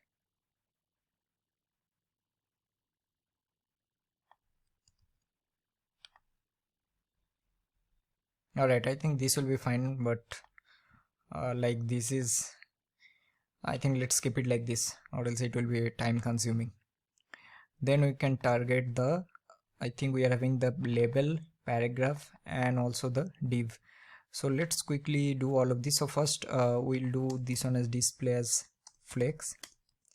We'll do flex direction as column, and here also we're going to give a gap of 10 px. Yeah, I think for now this will be more than enough. Let's keep it like this. Now let's go to our main.js and let's implement the functionality. So first thing what we are going to do, so we'll come here and then we will basically add a method which will be window.onScroll, and here I'm going to create a function. Now here what we'll do, will basically call handle scroll, something like that. All right, so now let's quickly create this one. So we'll do function handle scroll. So here what we are going to do, first we will check what is the scroll top, and then we need to basically find the height. So how we are going to basically find the height, we already discussed there is a scroll height and a client height. So we have to basically subtract from the scroll height to the client height, and from there we will be able to understand that how much user has already scrolled, and how much he has scrolled, that percentage will be here we need to show in form of this white, or basically in the progress. So the first thing we need to check that how much already scrolled. So we'll do let's, what name we can give, we'll get scroll from top. I think this will be easy to understand. So this will be document.body.scroll top, or this will be document.document element dot scroll top. Alright, so this will give us our scroll from top. Then we are going to get the current height. Let's make this on height. So this will be document element dot scroll height minus, so we are going to basically minus, we'll do document element of client height. Alright, so this will basically give you the scroll from top and the height. Now this, if we divide, we'll be basically getting the how much user has scrolled, but we have to multiply with 100. So here we'll give name like this. We'll do let how much already, we'll do how much percentage already scrolled. So this will be equal to this get scroll from top divided by the height, and then we'll do into 100. Alright, and now here what we can do, so I think we are having this, let me just go here. So you're having this progress bar, you can copy this and let's take this one. So we'll do const progress bar, which will be document dot query selector, and then we can simply pass progress bar dot style dot width, which will be equal to, so here we'll be passing this how much user has already scrolled, and here we'll be passing this percentage, and let's take this one as const, all of this. Let's format this, save this. Now let's see what is happening. See, now I'll scroll, it's changing. I'll go to the end of the page and this is done. Awesome, right? So this is working fine. Now let's change the color from white to something else, looking very bad. All right, so now let's go here and let's do this one to something else. Which color we can use? I'm very bad at this color choosing, you can understand. Let's do this one. This is also not looking good. We need some dark color. Let's skip this one. Nope. Which one will do? Let's see how the yellow color is looking. We'll do yellow. Yeah, I think this is fine. This is looking good. So this is all about the scroll indicator that we need. So basically we are fetching the data and then how much you are scrolling. Now it doesn't matter, you have to do using API only. You can do the same functionality with static data, and also I'll suggest you try to do like this. So we have already will be learning this scroll indicator, scroll to top and scroll to bottom. So try to combine all the concept in one video and then implement those. So it will definitely going to help you. So that's all for this particular project. Now let's move on to the next one. Alright everyone, so in this particular project we are going to create this tip calculator. So here the functionality will be very simple. You will be able to basically give a amount, your total bill, and then let's say there will be a discount percentage from the restaurant, and then you want to give some tips, and there will be number of customers. So let's say I'll enter something like 1000 and I'll choose some discount percentage here. Let's choose tips and number of customers. If I click on generate bill, so it will basically give that total tip paid, this is how much you paid, then this is how much you need to pay, and this is how each customer will pay. Let's say you just do little less and generate, so now it will automatically change based on this. Alright, so this is what exactly we are going to build. So let's start working on this particular project. Alright everyone, so let's start working on the tip calculator. So the first thing, let me just quickly import the link of CSS, and we also import our script. Now for this project also we are not going to do much CSS. We'll keep this one very simple. So here first we'll take our h1, and here I'll give this one as tip calculator. Alright, so the first thing is that we will take a div, and this will be our form wrapper. Alright, here I'm going to take a label, and here I'm going to give this one bill amount. Let's take a input, so type will be number, and here we'll give this one placeholder, enter your total bill amount. All right, let's give a ID of bill and also class name of bill amount, and also let's give this one as bill amount only, and here I'll give for which will be bill amount. So this is the first we need. Next, what else we are having? So after bill we'll be having the discount, then we'll be having the tip percentage, how much you want to give tip, and after this we will be basically having how many people are there, so that we'll be able to calculate the total amount that you need to pay to the restaurant or wherever you are basically doing the expense. So now let's do one thing. So let's keep this one inside a div. So we'll do div here and we'll keep inside this, and let's give a class name of input wrapper. So let's format this. Now after this, what we are going to do, so here, all right, so we'll take another div here. Again we'll be giving this one also as input wrapper. Now inside this we'll be taking a label, and let's give this one name as first we'll do discount percentage.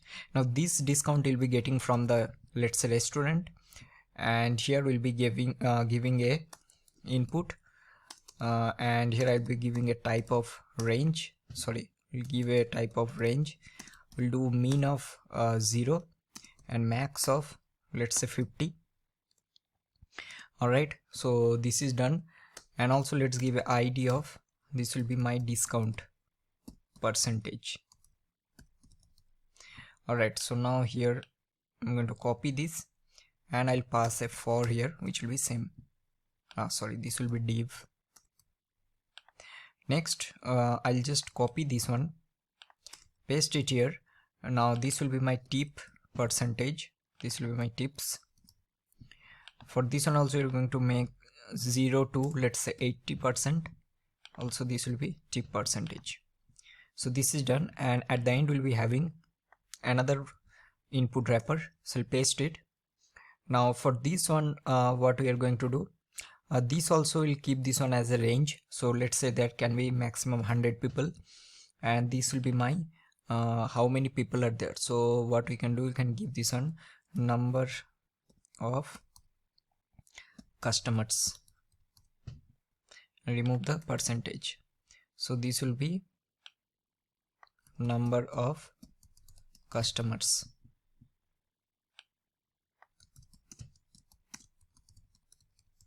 All right, so this is done. Now let's save it. All right, so we are basically having all of this. So discount percentage, then tips percentage, number of customers. So now what we want to do, basically we will be having one button where we need to basically calculate the total bill, and then at the below we will be rendering the total bill amount. All right, and also we'll be rendering the how much tip you are giving, and also let's render also the how much I think only tip how much we will be giving, and what is the maximum bill amount I need to pay. So those things, those two things will be more than enough. So after this, what we'll do, we'll take a button and we'll do for example generate bill. So we'll take a class name of generate bill, and then inside after this we'll take another div. Here I'll take a label, and this will be total tip paid, and then I'll be having another label. For now I'll keep this on 0, and this will be class name of total tip paid. Let's copy this and we'll paste it here, and this will be total bill amount. All right, and here what we are going to do, so here this will be total bill amount, or let's make this one total amount to pay.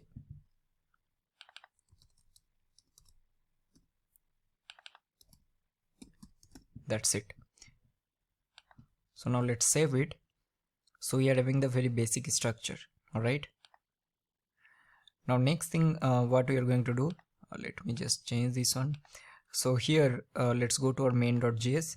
so first we'll be start working on the functionality.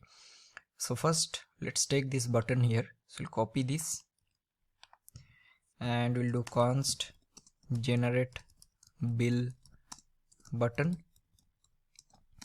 This will be document dot query selector, and here I'm going to do generate bill dot add event listener. We'll do click and we'll do here calculate bill. All right, so let's copy this and we'll do function calculate bill. Now the first thing what we need to do, we have to basically get all the values. So first we need the bill amount, we also need the discount percentage, tips percentage, and also the number of customers. So what we can do basically, for each and every one we will be having this class name. I think I always like to do using class. You can also do it using ID, there is no problem. All right, so we'll do first we are having the bill amount, which will be document dot query selector. This will be bill amount. Then we have discount percentage, which will be document dot query selector. So let's take our discount percentage. I think here also need to give a class name of same,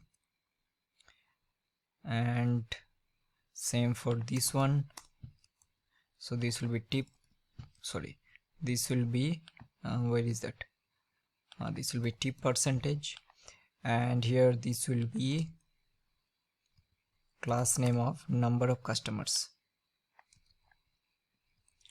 All right, so let's copy the discount percentage first and then we'll paste it here. Next we are having the tips percentage. So this will be document dot query selector, and here we'll be getting our tip percentage, and then we'll be having the number of customers, which will be document dot query selector, and here we will be having number of customers. Copy this and we'll paste it here. Alright, so now let's log all the values and let's see what we're getting. So we'll do generate bill button dot value, then we are having bill amount dot value, then we are having tips percentage dot value, we have discount percentage dot value, and number of customers dot value. We basically need all of these, so let's save it. So now let's see what we are getting. So let's give a bill amount of 1000. We'll do discount percentage, tips percentage, number of customers, click on generate bill. So you're getting 1000, discount percentage is 61. Sorry, this is not, this is bill amount. Oh, sorry, something we are doing wrong. So this will be bill amount dot value,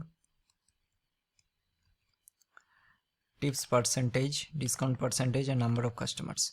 Okay, now let's see. So we'll give a 500 bill amount. Now click here. So 540, this is 25, number of customer 50. Let's make this on max. Click again, we are getting 100. Discount percentage will do this, so we're getting discount percentage of 2, and then we're getting tips percentage, so let's make this one here. So we're getting now 70. So this is fine. So now the first thing what we need to do, first we will be basically calculating the bill amount. So let's say the bill amount is $500 or rupees, whatever. First we need to minus the discount percentage, because this discount percentage is given on top of this bill amount from the restaurant. So first we'll minus this discount percentage, and then on top of it we'll be adding our tips percentage, and then we need to multiply with our number of customers. All right, that's it. And so here what we can do, or I think we don't have to multiply, so we will be able to calculate how much you need to pay for each person. All right, so now here let's do like this. So we'll do const, we'll do bill amount after discount percentage, and then what we'll do, we are having this bill amount dot value, then we'll do minus, then we are having the discount percentage, we have to multiply with the bill amount dot value. All right, and then we are going to divide this one by 100. Sorry, let me just format this first, and here I'm going to take a bracket so that it will be easy for you to understand, although it will remove. Okay, let me explain. So let's say the bill amount is 100 and the discount percentage is 20. So now what it will do, it will be 100 minus, then discount percentage is 20, so it will be 20 into, then bill amount which is 100, so it will be 100. So now this will become 100 into 20, so it will become 2000. So it will become 2000 divided by 100, so it will become 100. So now how much it will be? So it will be 20. So 100 minus 20 will be 80. All right, so this is what this is doing. So remove this one.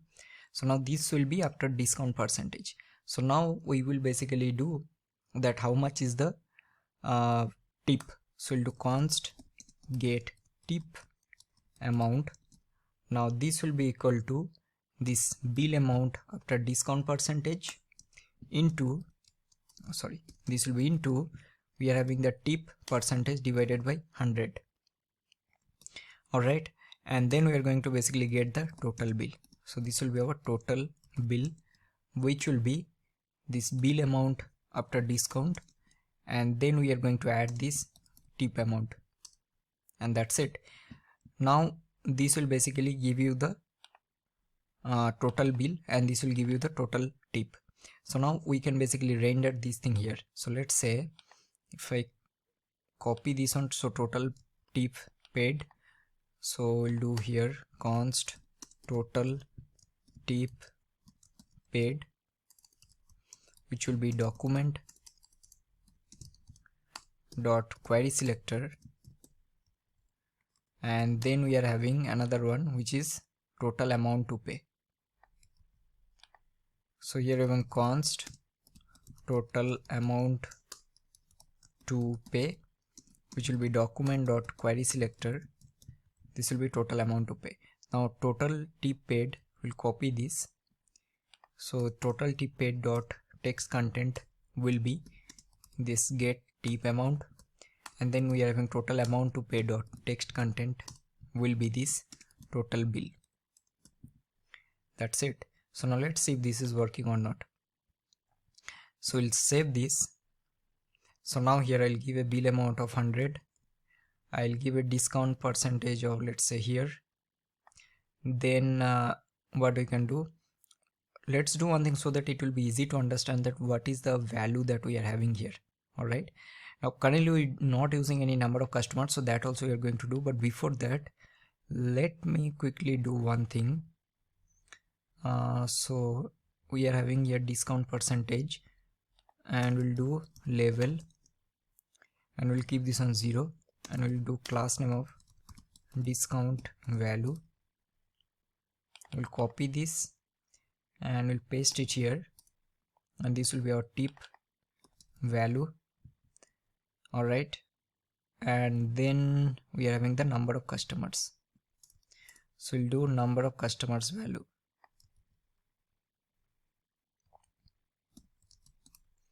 So let's take all of this. So we'll do const total tip percentage value, then we are having total discount percentage value, and then we are having const total number of customers value. So here I'm going to copy this and paste it. Now let's copy from here. So you're having discount value. So this is our discount value here.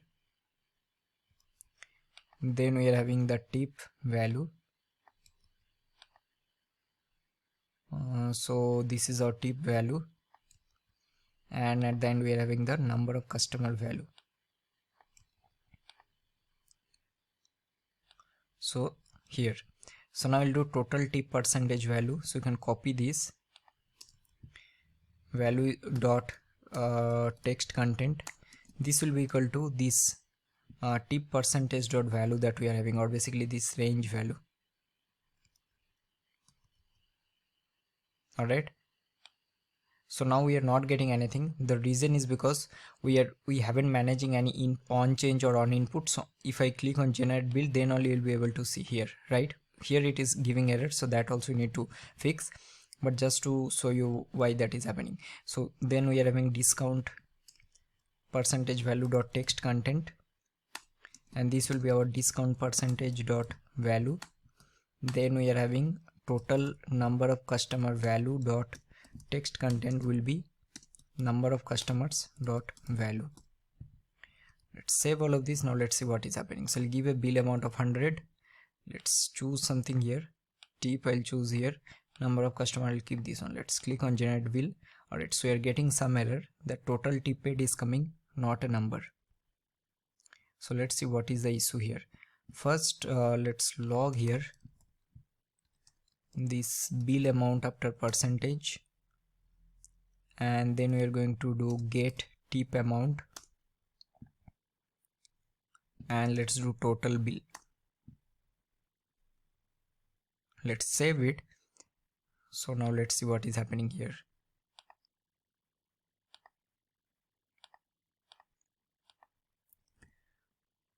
So I'll choose something.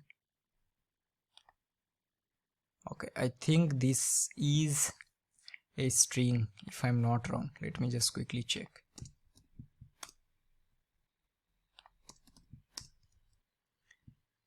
Alright, so if I choose something here, let's give something. Oh, both are number, but why this is happening? Okay, let me quickly check. Alright everyone, so after spending some time, the issue is actually here. So if you see what we are doing bill amount after discount percentage. We are doing bill amount dot value, and then we are doing discount percentage, but obviously it will not work, right? We have to do value here. So this is the first mistake. Same for when we are doing get tip amount. So we are getting the after discount percentage, then we are doing tip percentage, but here we need to do again tip percentage dot value. And now I think this will work. Let's see. So let's say if I do a 100 bill amount, and I'll keep it here, tip percentage I'll keep it here, number of customers, let's do this one, click here.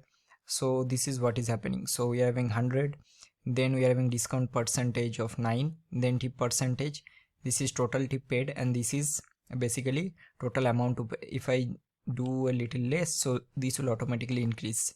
So now this is increasing. If I do more, so it will be obviously less because the discount is more.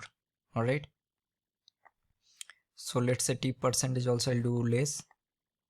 So now you can see this is the bill amount, total amount to pay, and the reason why this is happening because 50% is the maximum discount we can give. All right, so this is working fine. Now here another thing we can add, and that is for each person how much they need to pay. All right, so that we can simply do using, so we're having this total number of customers, right? So that we can basically divide. So let's say here I'll do another div, I'll copy this, and I'll do each person, each customer, I'll do each customer to pay, and this will be each customer to pay.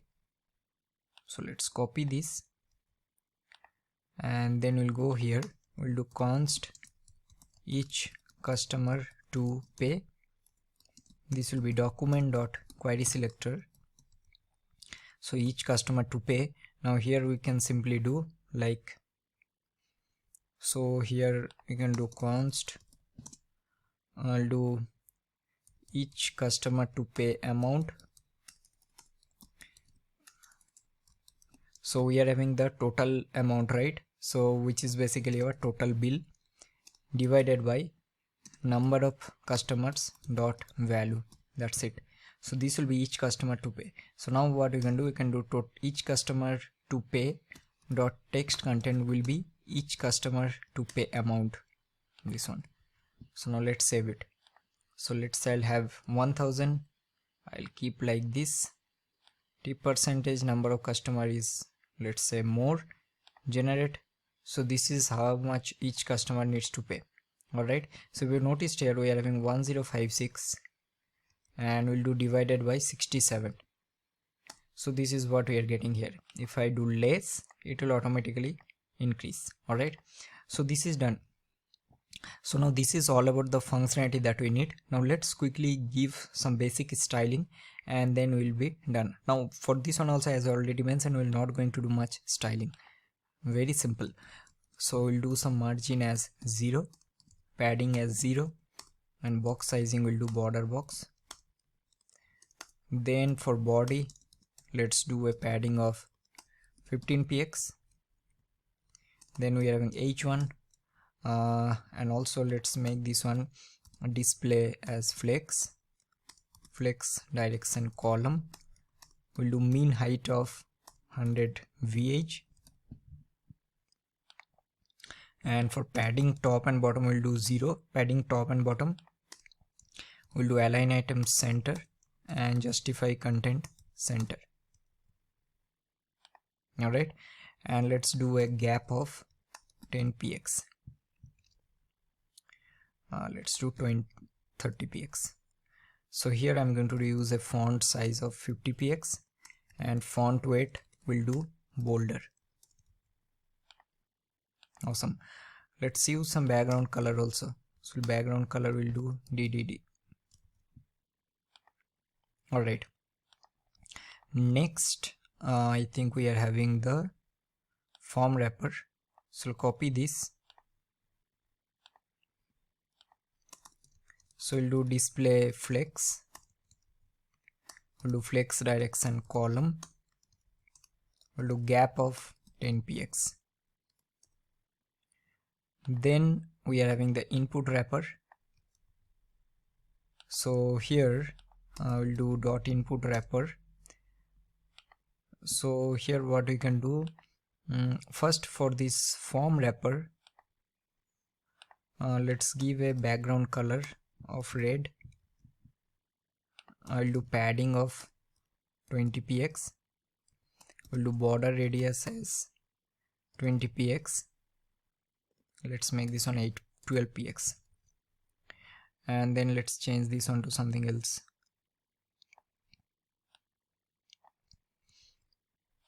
Alright, so color we are going to do white.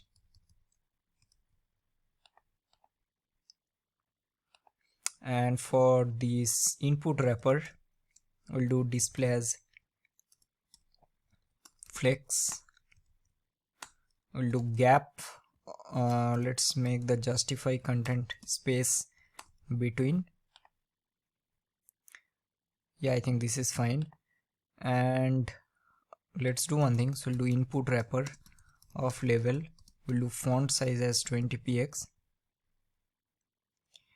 What else we are having? I think we are also having sorry, we need to give input wrapper here also. Instead of input wrapper, let's make this on result wrapper. And then we'll do the same here also. So we'll do dot result wrapper of label. Alright, and then we're having input wrapper. This is fine. We'll give gap of 10 px. And what else we can do? Alright, so we can do another thing, and that is dot input wrapper level of first child, or let's don't, I think for now this will be fine, or else there is no point of making this one this complex. We'll just do very simple styling of this button. We'll do border none, we'll do background color yellow,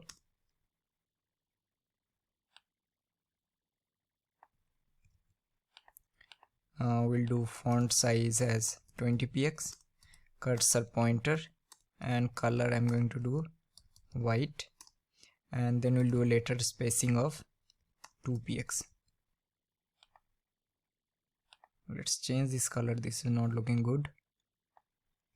Do this one and then make this one black. Alright, and I think this is fine. So now let's see if I give something here, increase generate build. So this is coming. If you want, you can also round this one to like for example, you can round this one to decimal of 2 digit, but for now I'll keep it like this, and I think this is done. You can also do this feature, like let's say you can keep another button, there will be reset, and on click of this you need to reset all of this, and this part also you have done in some of the other project also. So I think till now whatever projects you have done, you should be able to complete these things. All right, so that's all for this particular project. Now let's move on to the next one. Hey everyone, so in this particular video we are going to create this sticky navbar. So here there is nothing much to explain. So what we are going to do, once we'll go to the top position, or basically on scroll, we are going to make this position of this particular navbar fixed, and this is also another very important and most used feature that you can basically use while implementing any website. So once I'll go here, I'll see the position is basically fixed for this navbar. Alright, so this is what exactly we are going to build. So let's start working on this particular project. Alright everyone, so let's start working on our sticky navbar. Now this is also will be a very simple project as we already discussed. So let's quickly create the structure first. So we'll do a div, and here I'm going to take a class of header, and let's take a h1 and we'll give this one a sticky navbar example. That's it. So this will be our header, and after this we are going to take a div, and here I'm going to take a class name of navbar, and will be having some links. So first we are having home, let's copy this, then we are having about services, so we'll do about services, and let's paste 2 more times. So we are having, let's say, projects and contact. Let's make this one portfolio. All right, and after this we will be basically having a content. So this is my content, and here I'll be having 5 sections. Now for each and every section we are having dummy data for now. If you want, you can also add some real data. So for each and every one I'll be having a class name of, let's say, home content. We'll copy this, paste it here,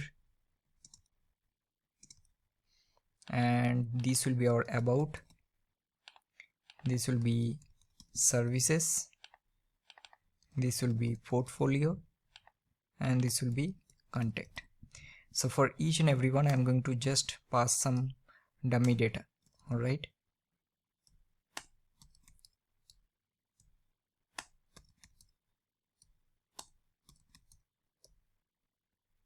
so let's format this, and I'm going to copy this one and paste it in all the places.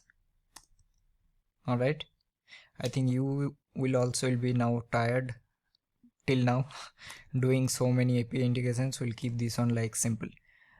So this is what exactly we are having. So we are having some data or dummy data. So now first let's quickly write some styling, and then we'll be working on the functionality. Now functionality will be pretty simple for this one. So first we are going to take a link. So this will be rel of style sheet, and then we are having href style.css, and we'll go to the bottom, and here we're going to do script which will be source main.js. Alright, so the first thing what we are going to do, we'll go to our style. So here I'll do star, we'll do margin 0px, padding 0px, and box sizing border box. Then we'll do body, and here I'm going to do a what we can do, we'll do some background color. We'll do this color. Let's do this one. Alright, this is fine. We'll also do padding of 15px. Next we are having the header. So for header we are going to use some background color, so we'll do some different color for this one. Alright, next we'll give a padding here, so we'll give a padding of let's say 50px. And what else, let's give a text align center. Alright, now next I think we are having the navbar, so we'll do copy this one and we'll do navbar. First we'll do overflow as hidden, and we are going to use a background color of black. Now next we are having navbar of a. So the first thing what we are going to do here, we are going to do display as flex, we'll do display flex, we'll do gap of 15px, color we are going to do f1. Alright, we'll do flex direction row. We are doing in the wrong place, that is the reason. We need to do it here. Yes, and also here we are going to do a font size of 20px. This is done. Let's do a padding of 5px, 15px, and also we are going to do text decoration as none. That's it. Now what else we can do, we can also give some padding in this level also. So let's give a padding of 15px. Alright, for here we are going to give cursor as pointer, and let's give a navbar of a of hover. So for this one we're going to change the background color. What we'll do, we'll do opposite. So background color will do FFF, and then we are going to do color of black. So let's see. So this is looking nice. Alright, next what else we are having, we are having the content. So this is the content, right? So we are having content, so let's copy this. So for content what we'll do, we'll do padding as 20px, 0px. Alright, for each and every content, and for this one also we're going to do display as flex. We'll do flex direction column, and we'll do gap of 40px, and we'll do font size of 30px. Alright, so this is fine, this is just to test. So this is done. So now what we want to do, whenever I'll scroll it will go to the top. Now this time I want to make this one position as sticky or fixed. So how we are going to do that? So for this one we need to add some kind of class name, and based on that class name we want to do this one. So we'll do here that dot fix scroll bar, something like that. Not fix scroll bar, it will be fix navbar. Alright, so here what we will do, we'll make this one position as fixed, we'll do top as 0. Alright, and width we have to do 100%. That's it. Now next let's see how the functionality will work. Obviously for now it will not work. So now let's go to our main.js, and here we need to again take our window dot on scroll. So this will be a method, and here we need to basically handle sticky navbar on scroll. So let's copy this. So we'll do function handle sticky navbar on scroll. So we'll go here and let's take this navbar first. So we'll do const navbar, which will be document.querySelector. This will be navbar. And now here what we are going to do, so first we are going to basically get the offset top, and I think offset top we already have discussed previously. So here we will basically find the sticky value, sticky position will do, and this will be this navbar dot offset top. Alright, so now here what we can do, simply we'll do if window dot scroll y, if this is greater than or equal to this sticky position that we are having, or let's make this one as nav top.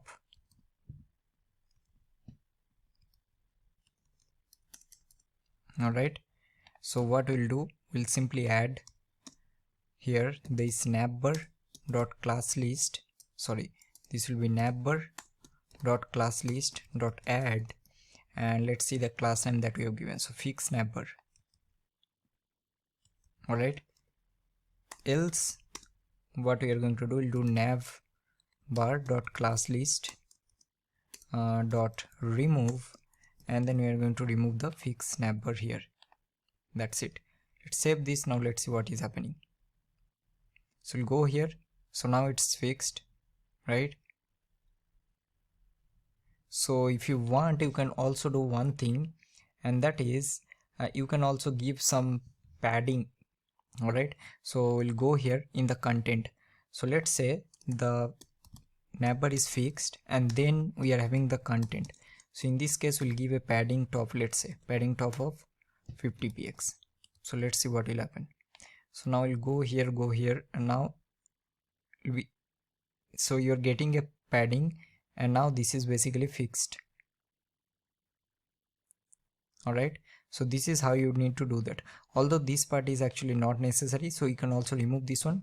So if you see, this will also work. So let's say if I go here, this is also working, right? So at the end our main objective is to fix this.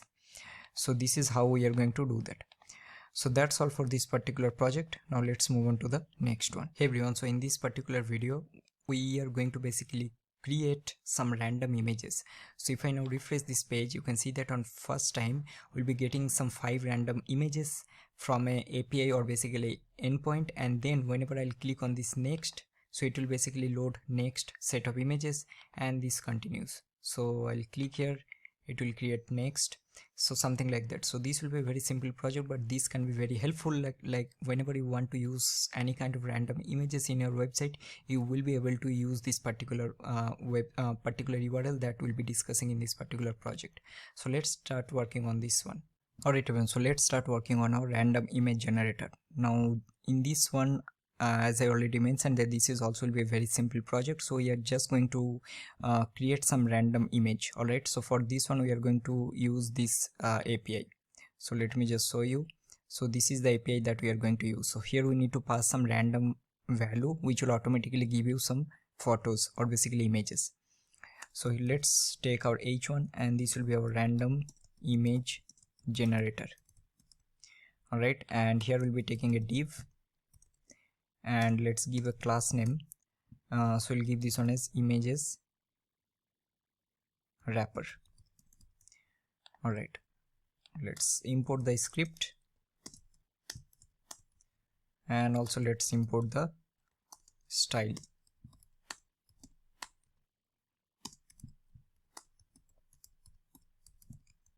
Alright, so here let's copy this first.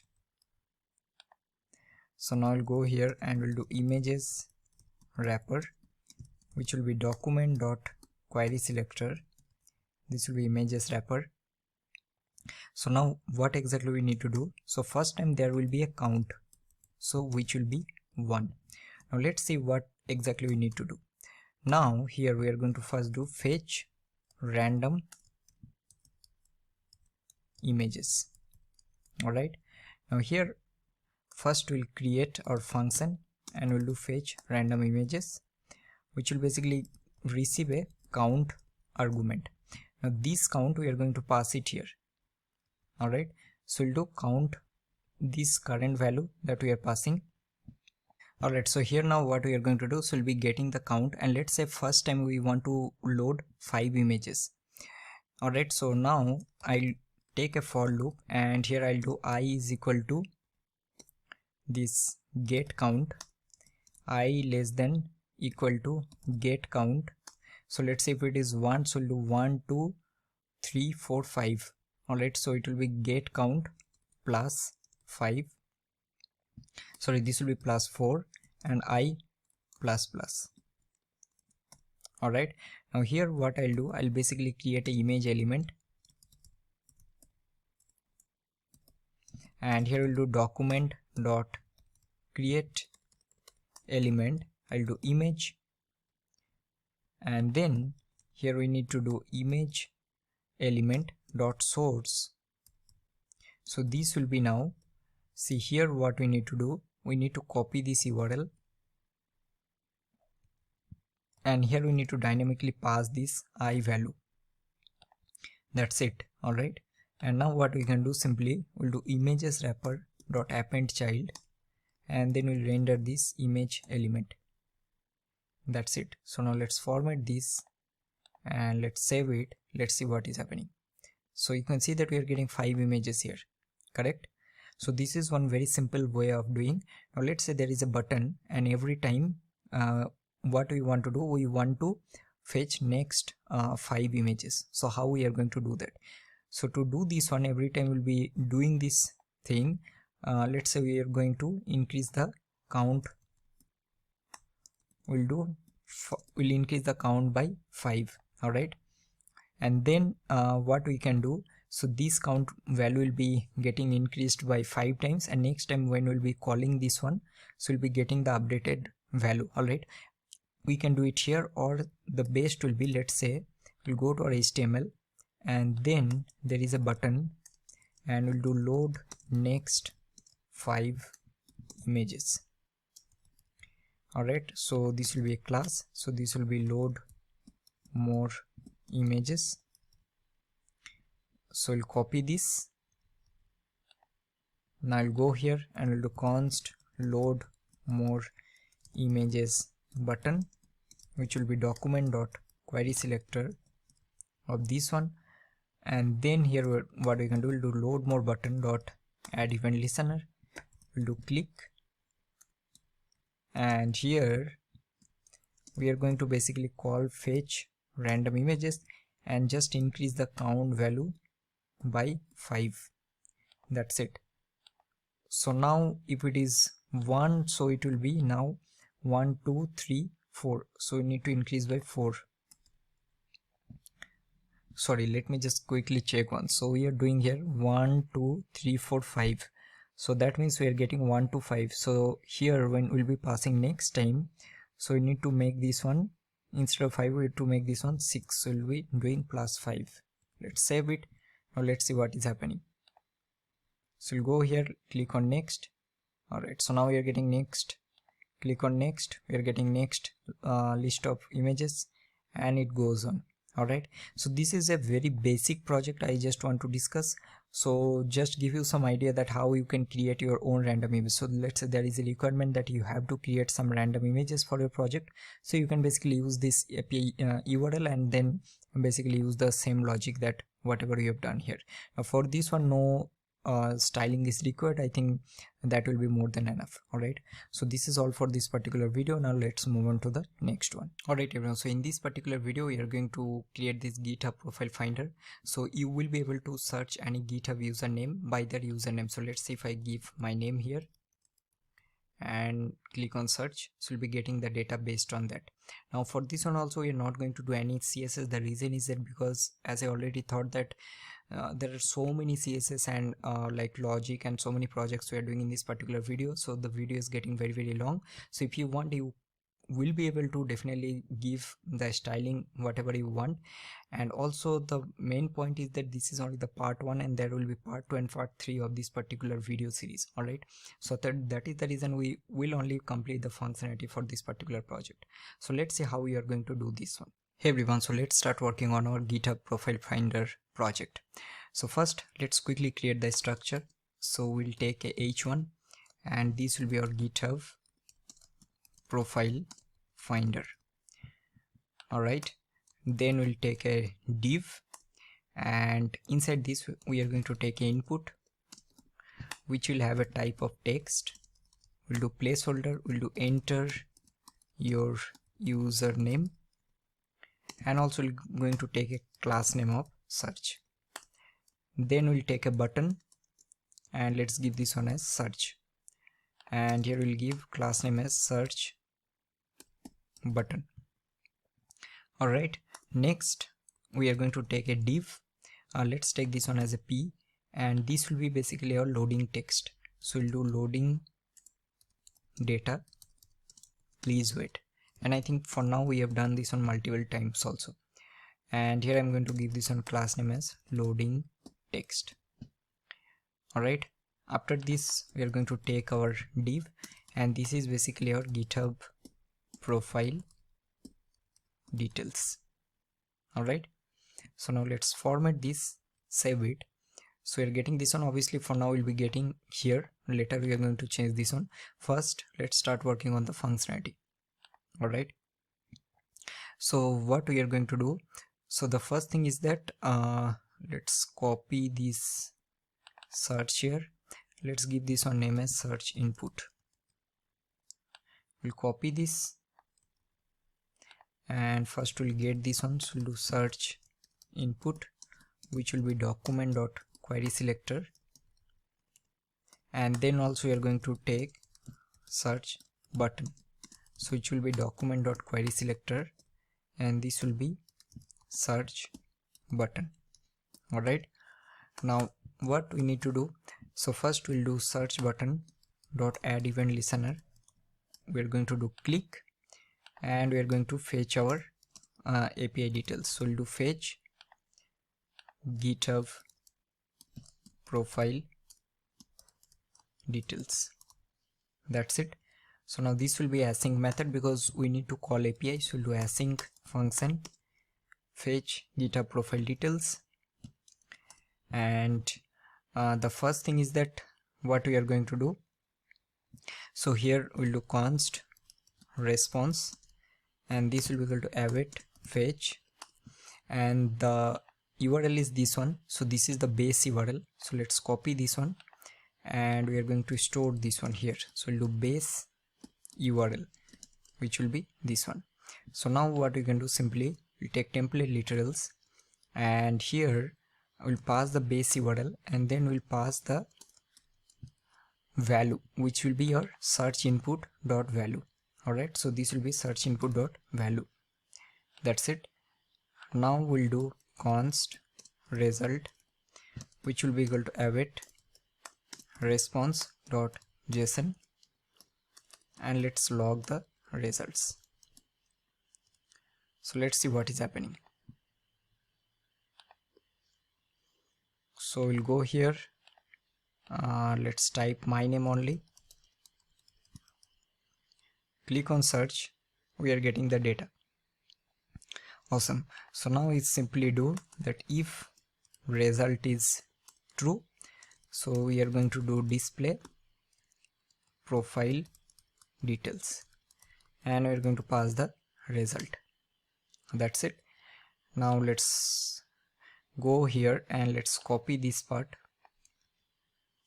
and we'll go here and then we'll do const, this is our GitHub profile details. So we'll do GitHub profile details, which will be document.querySelector.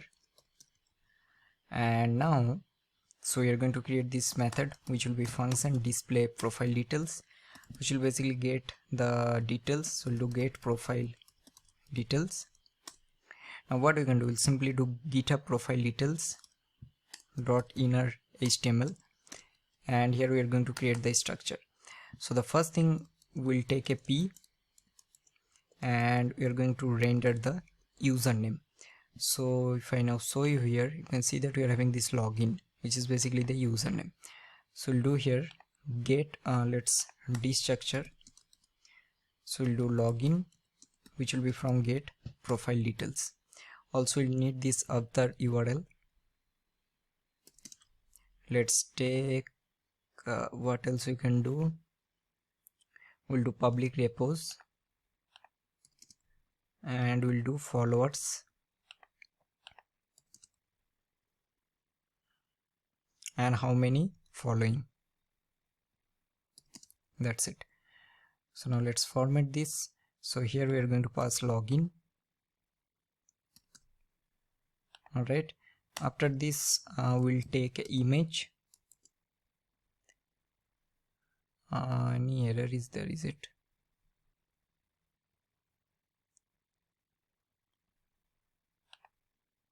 Okay, so image, and here we are going to pass source, and source will be this other URL. Alright, we are also going to pass alt, and alt will pass this one as login. Alright, then we'll take another p, and we are going to pass the public repos.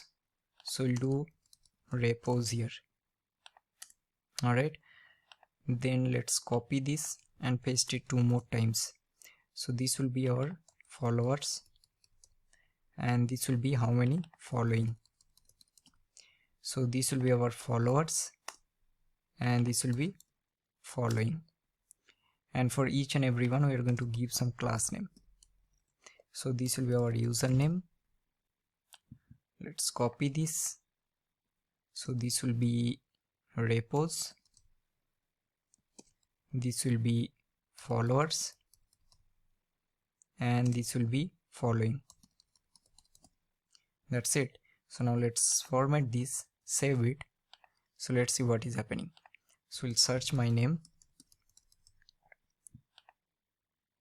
Alright, so you're getting repos, followers, and following, and this is working fine. So now first implement the loading here.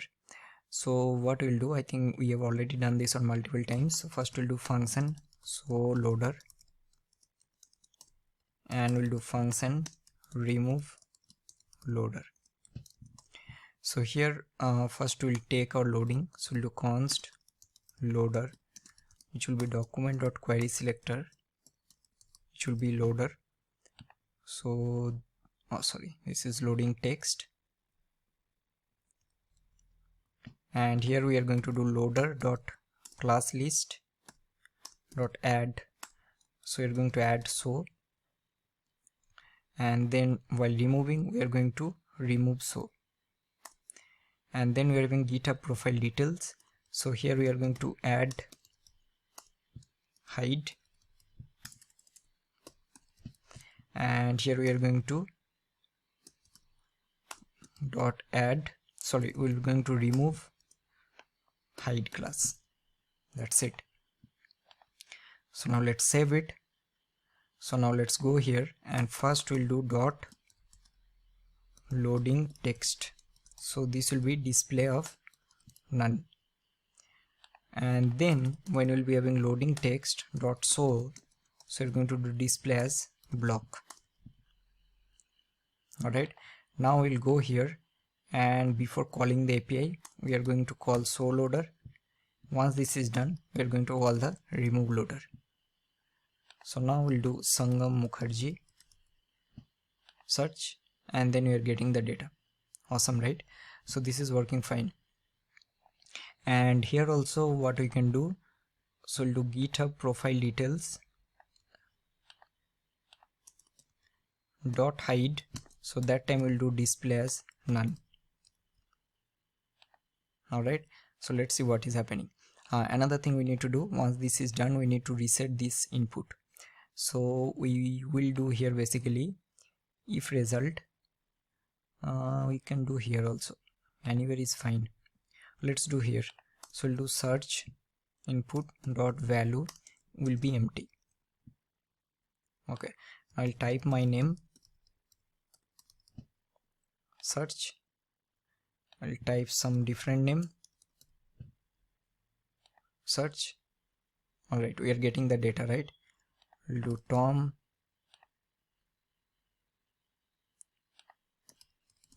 let's see anything, whatever we are searching. Alright, so we are basically getting the data here.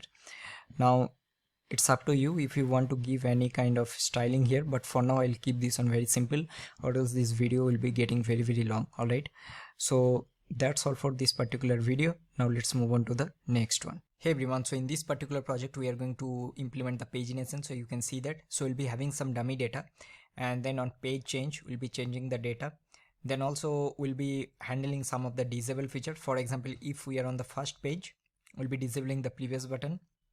On the last page we'll be disabling the last or next button, and we'll be able to click any of the time. So we'll be showing some active state, and based on that the data will be filtered. Alright, so this is what exactly we are going to build in this particular project. Now this is also very important one, and you will be learning a lot of things in this one. So let's start working on this particular project.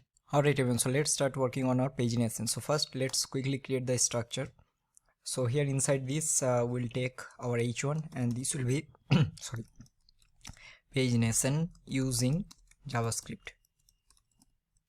Alright, now after this we basically will take one UL, and here I'm going to take a class name, and this will be our pagination list. Then here we'll give a data property, so we'll do data current page, and we'll take this one as 1. Now inside this we are going to basically create all the LIs, or basically the items. And after this what we'll do, we'll take a div, and let's give a class name here. So we are going to give a class name of pagination container, and inside this div we will be basically having three things. One will be the previous page button, the next page button, and also all the pagination numbers. So we'll take a button, and let's give this one name as previous for now. We'll copy this and we'll paste it here, and this will be our next. And inside this, or sorry, in between, we'll be taking another div, and here we'll be giving class name, and this will be pagination numbers. Alright, so I think this is done.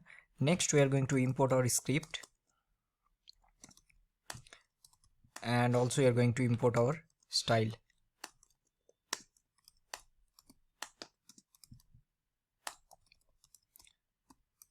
That's it.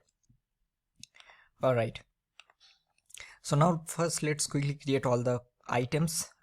So first what I'm going to do, I'll copy this one. And another thing we can do, so in this button basically we'll give a class name, so we'll do pagination button. Alright, and what else we can do? I think for now this is fine. And here for this button we are going to take same class, but here I'll take another one, and this will be our previous button, and this will be our next button. So now let's format and save this. So now we'll copy this UL, and here I'm going to take our, so the name is pagination list, so we'll do pagination list wrapper, and this will be equal to document.query selector of pagination list. First we will basically create our dummy data, so we'll do create dummy data, and here let's quickly create a function. This will be create dummy data. Here I'll take a for loop, we'll do for I equal to 1, I less than equal to let's say 100, and I plus plus.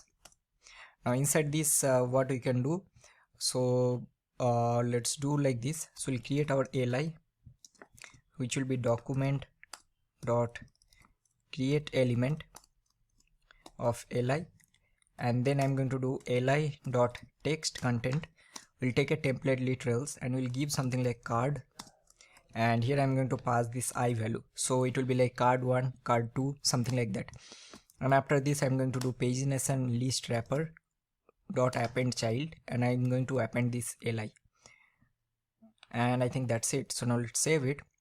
So you are getting 100 card here. All right, so this is fine. Now next thing, first we are going to implement the functionality. So what are the things that we need to do? So first here we need to create all the pagination numbers, or basically how many pages will be there, and also you have to basically manage the current page functionality. So let's say we are having, I'm clicking on the 5th page, so in that case it should automatically filter the data from here for the 5th page, and it should basically show, instead of showing all the data at once.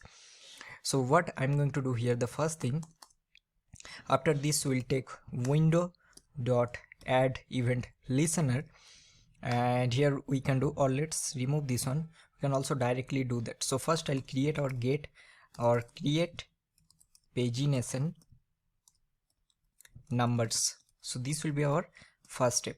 So here what we are going to do basically, so I'll create another method. So we'll do function create pagination numbers, and inside this we need some of the variables. So the first thing we'll take after this, we'll need a pagination limit. So we'll do pagination limit of 10. Next what we need also the page count. So we'll do page count. Now what will be the page count? So for this page count we need all the list items, or basically the card items. So in this case we are having 100 cards. All right, so how we are going to basically get that? So we can simply directly get it using the li. So these all are li elements, right? So let's see if I do here const extract all list items. So this will be document dot query selector, sorry, this will be query selector all, and here I'll directly target the li. Let's see what we are getting in this extract all list items. So I'll go here, let's go to our console. We are getting some error, create page numbers is not defined. Okay, so here we are given so this we need to comment out. See, so now you can see that we are getting 100 list items. So now we can basically, first we'll do our page count. So the page count will be, we'll do math.sil, and here I'm going to taking this extract all list items. So this will have a length of 100. So this will be dot length, and divided by, I'm going to divide with the pagination limit. All right, so this will be my page count. So let's say I'm having 100 items, so this will basically give you now 10. So if I now log here page count, save this, so this will give you a page count of 10. So now we'll be able to create 10 pages basically. So let's quickly create that. So we are having create pagination number. So here I'm going to do for, so let we'll do I equal to 1, I less than equal to page count, I plus plus, and here I'm going to basically create page number. Alright, so now here let's quickly create page number. So we'll do function create page number, and here what we are going to do, we need to pass this index. So we'll basically receive this get current index. So we'll do const page number is equal to document dot create element, and we'll keep this, create this one as a button. Now here what we'll do, we'll do page number, we'll do class list dot add. So let's add a class list of pagination number, and after this we'll do page number dot text content, which will be equal to the index that will be receiving. This is get current index, and also we'll add another data property. So we'll do page number dot set attribute. So here I'll add a page index, which will be my this get current index. Alright, so this is done, and at the end what we are going to do, we are having this pagination number. So we'll copy this. So let's take this one here. So const pagination numbers, which will be document dot query selector dot pagination number, and then we are going to basically append this one. So we'll do pagination number dot append child, and we'll append the page number. That's it. So let's save it. Now let's see what is happening. So we're getting 10 pages, correct? So this is working fine.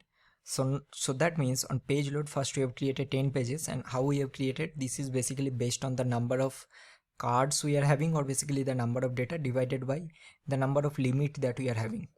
Alright, so this is done. Now next thing what we are going to do, we will be basically need to set the current page. Alright, so how we are going to do that? Alright, so now we need to handle the current page. So we'll create another helper method. So we'll do handle current page. Now first time we are going to pass this one as 1, because first time it will be at the page 1.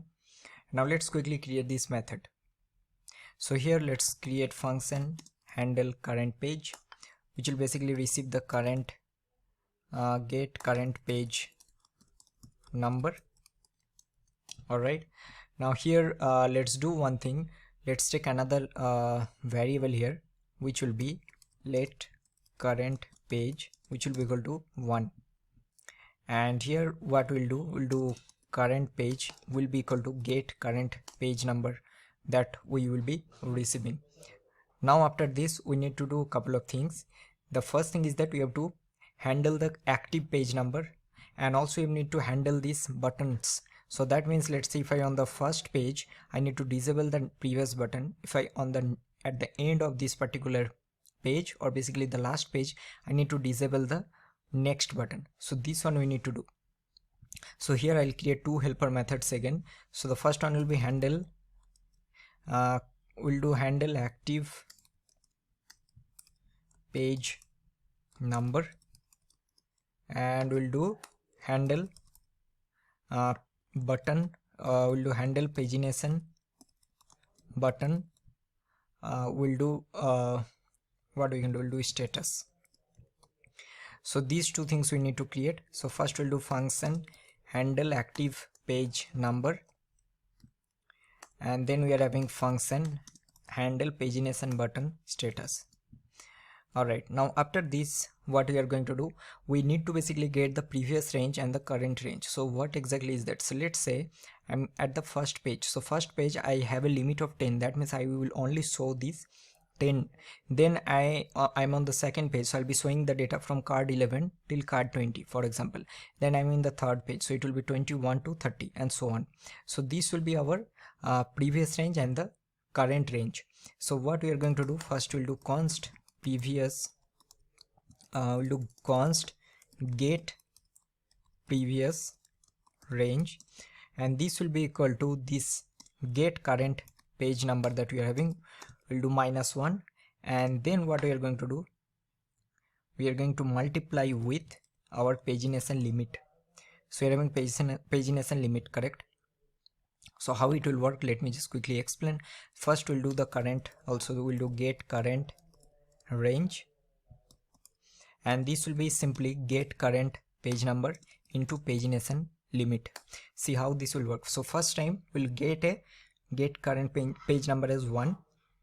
So this will be 1 minus 1, 0 into something which will be 0. So this will be a previous range of 0, and the current range will be, if the current page is 1, so it will be 1 into pagination limit, which is 10. So pagination limit is 10, so it will be 0 to 10. Alright, and similarly it will be then if it is 2, it will be 2 minus 1 into pagination limit. Similarly it will be 2 into pagination limit, something like that.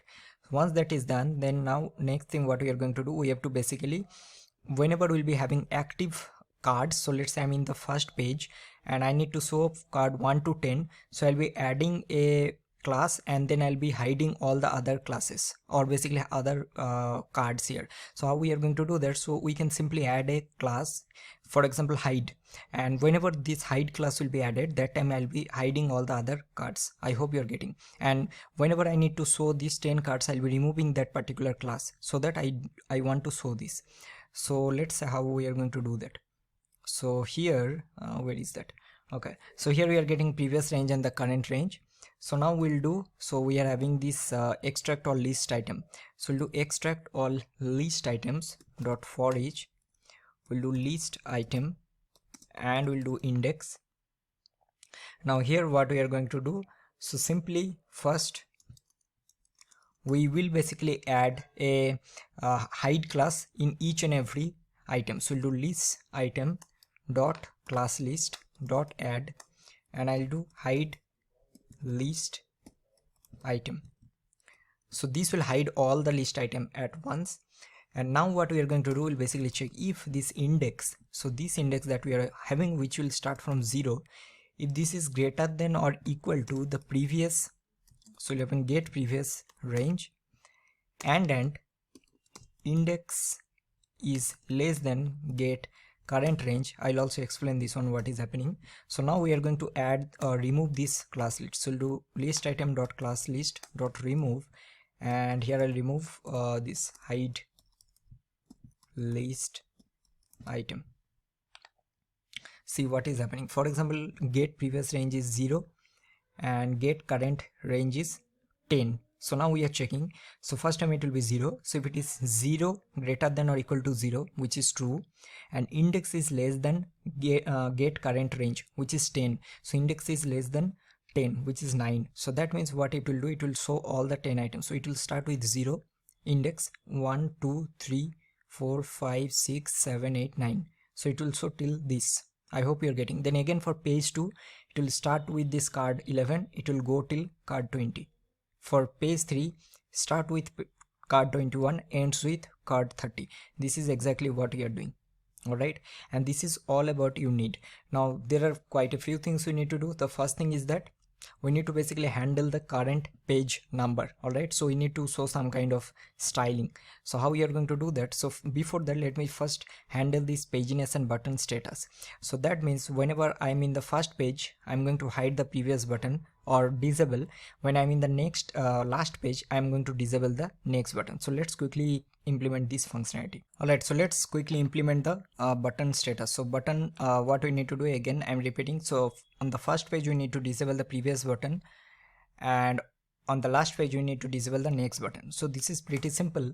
So what we can do, we can check here if the current page is equal to 1. So what we'll do, we'll basically do handle disable button, and we'll do this on handle disable previous button. Alright, so this we need to do. Now here or else we can do one thing.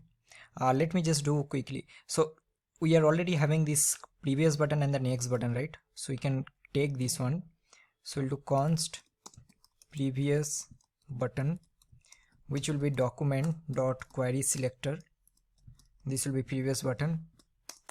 Then we are having const next button, which will be document dot query selector, and this will be next button. Alright, so this is done. So now what we can do, we can basically, instead of doing like this, we will create a helper function which will be handle disable button, and if the current page is 1, so here in the first page we'll pass the previous button as argument, else we'll do handle enable button and we'll pass the previous button here.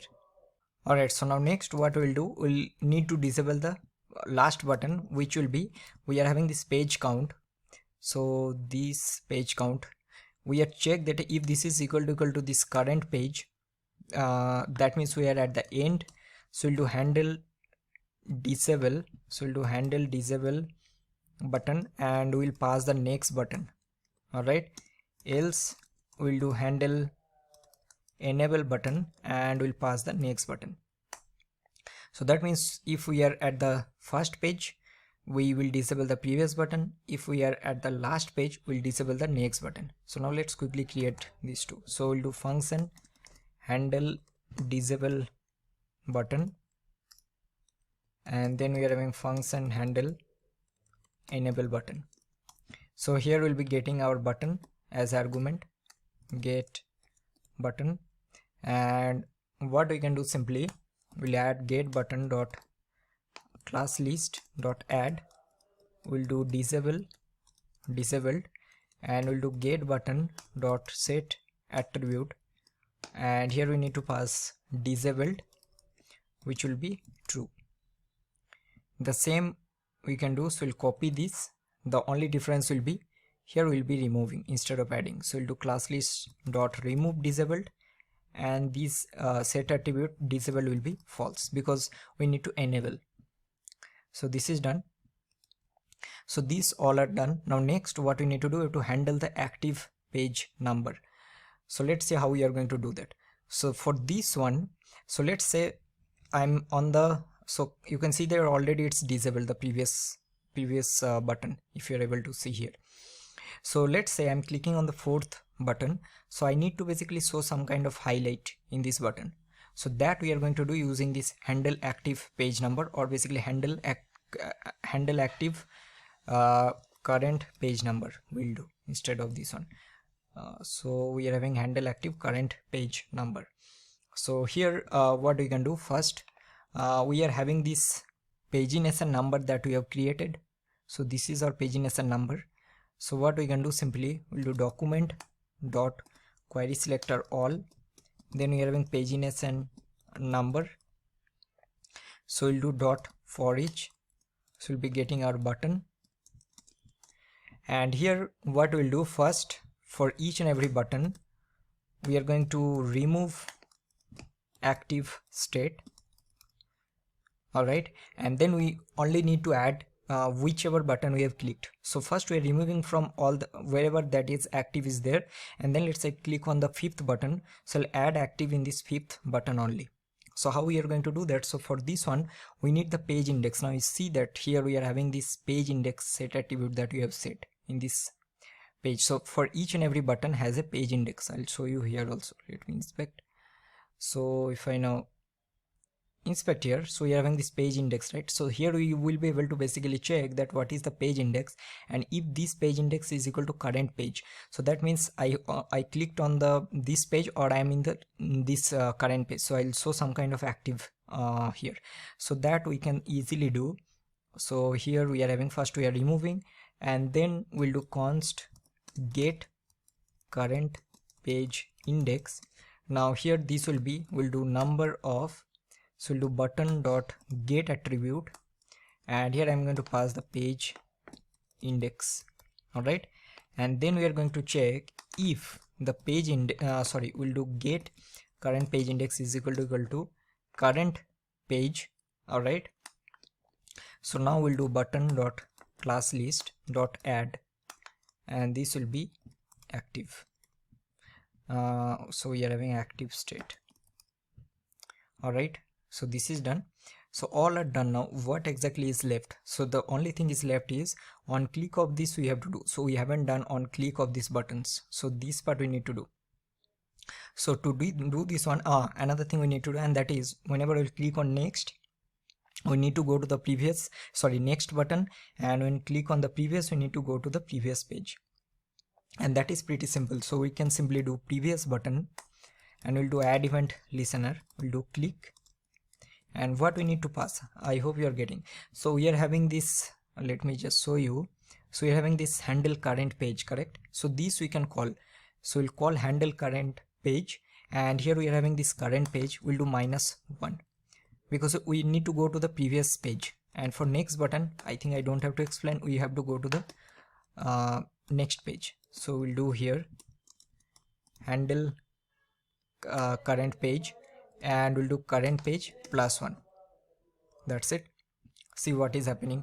So I will go here and then click on next. Okay, we're getting some error. Let's see what is the error. Get button is not defined, line number 54. Okay, so need to get this one. Alright, so let's see what is the issue here.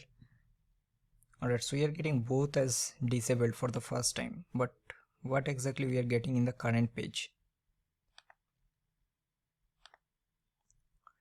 Alright, so we are getting 1 here. So this is disabled equal to false, disabled equal to true. Oh, sorry. So here what we need to do, okay, let me just do, so instead of this we'll need to do remove attribute. So we are going to remove the attribute instead of setting. So we'll do remove attribute, and I'm going to do disabled. So now let's see. Correct. Alright, so now see what will happen if I now inspect on this one. Notice this active state. I'll click on next, so it's going to the next page. Go previous, so it's going here. Now this is disabled. Now go next, 3 4 5 6, notice here 7 8 9 10. Now it is disabled again. Go previous, 7 6 5 4 3 2 1, it's disabled again. Alright, so that means this is working fine. Alright, so almost everything is done. Now next thing what we are going to do, you have to handle this button click. So first we'll do document, we'll do document.query selector all, directly we can do, and then we are having pagination. Let me just check. So we are having pagination number, so we are having pagination number. We'll do dot for each. So here we are having button. So the first thing we need to get the current page index. So we'll do const get current page index, which will be number of, so we're having button dot get attribute, so we'll get the page index. Alright, so let's see if I click on the fifth one, so I'll get page index of 5. So we'll see if this get current page index is true. So we'll do button dot add event listener, we'll do click, and here what we need to pass, we'll simply pass handle current page, and we'll pass this get current page index, and this is done.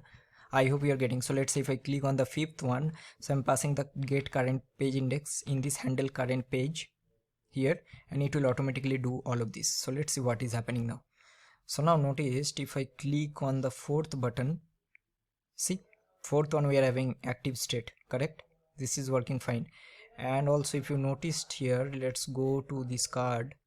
For each and everything we are having hide class, but if you see only for this fourth page we don't have. Awesome. Now see what will happen if I now click on the first one. So for first page we are removing this class, but for other we are having this hide list item. I hope you are getting. Alright, let's click on the second one. So we are now adding in all the others. Only for the second page we are removing this one, and also the same in the second one we are having this active state. So now whatever we need to do, we have to start working on the CSS part. So let's start working on the CSS. Alright everyone, so let's start working on the styled. So we'll go here, so we'll start with our very famous reset CSS. So we'll do margin 0, padding 0, and then we'll do box sizing as border box. Now next let's take our body, and here what we can do, we'll do a padding of 15px. Let's do 10px, 15px. Then we are having h1, so we'll target h1, and let's do a margin bottom of 30px. Then we are having the pagination list, so we'll copy this, and we will make this one as, let's say we'll do display as grid, and grid template columns, we'll do repeat 3,1 fr, and alright, so this is fine. And now let's do a gap of 10px. Awesome. So now next we are having pagination list, and then we'll target the li, and also let's do this one, list style will be none. Alright, so now this is done. Next we are having the li dot, I think the class name is let me just check, hide list item. So we'll copy this and we'll go here. So first we'll do dot pagination list, and then li dot hide list item. So in this case we are not going to show. Alright, so now we are going to see only this. Click on second. Alright, click on first. We are getting card 1 to 10, second 11 to 20, 21 to 30, 40, and this is working fine, 90, and then 100, and this is disabled. Awesome. So now let's style all of this. So the first thing we'll do a background color of something. Let's do a background color of yellow, and then let's change this one to something else.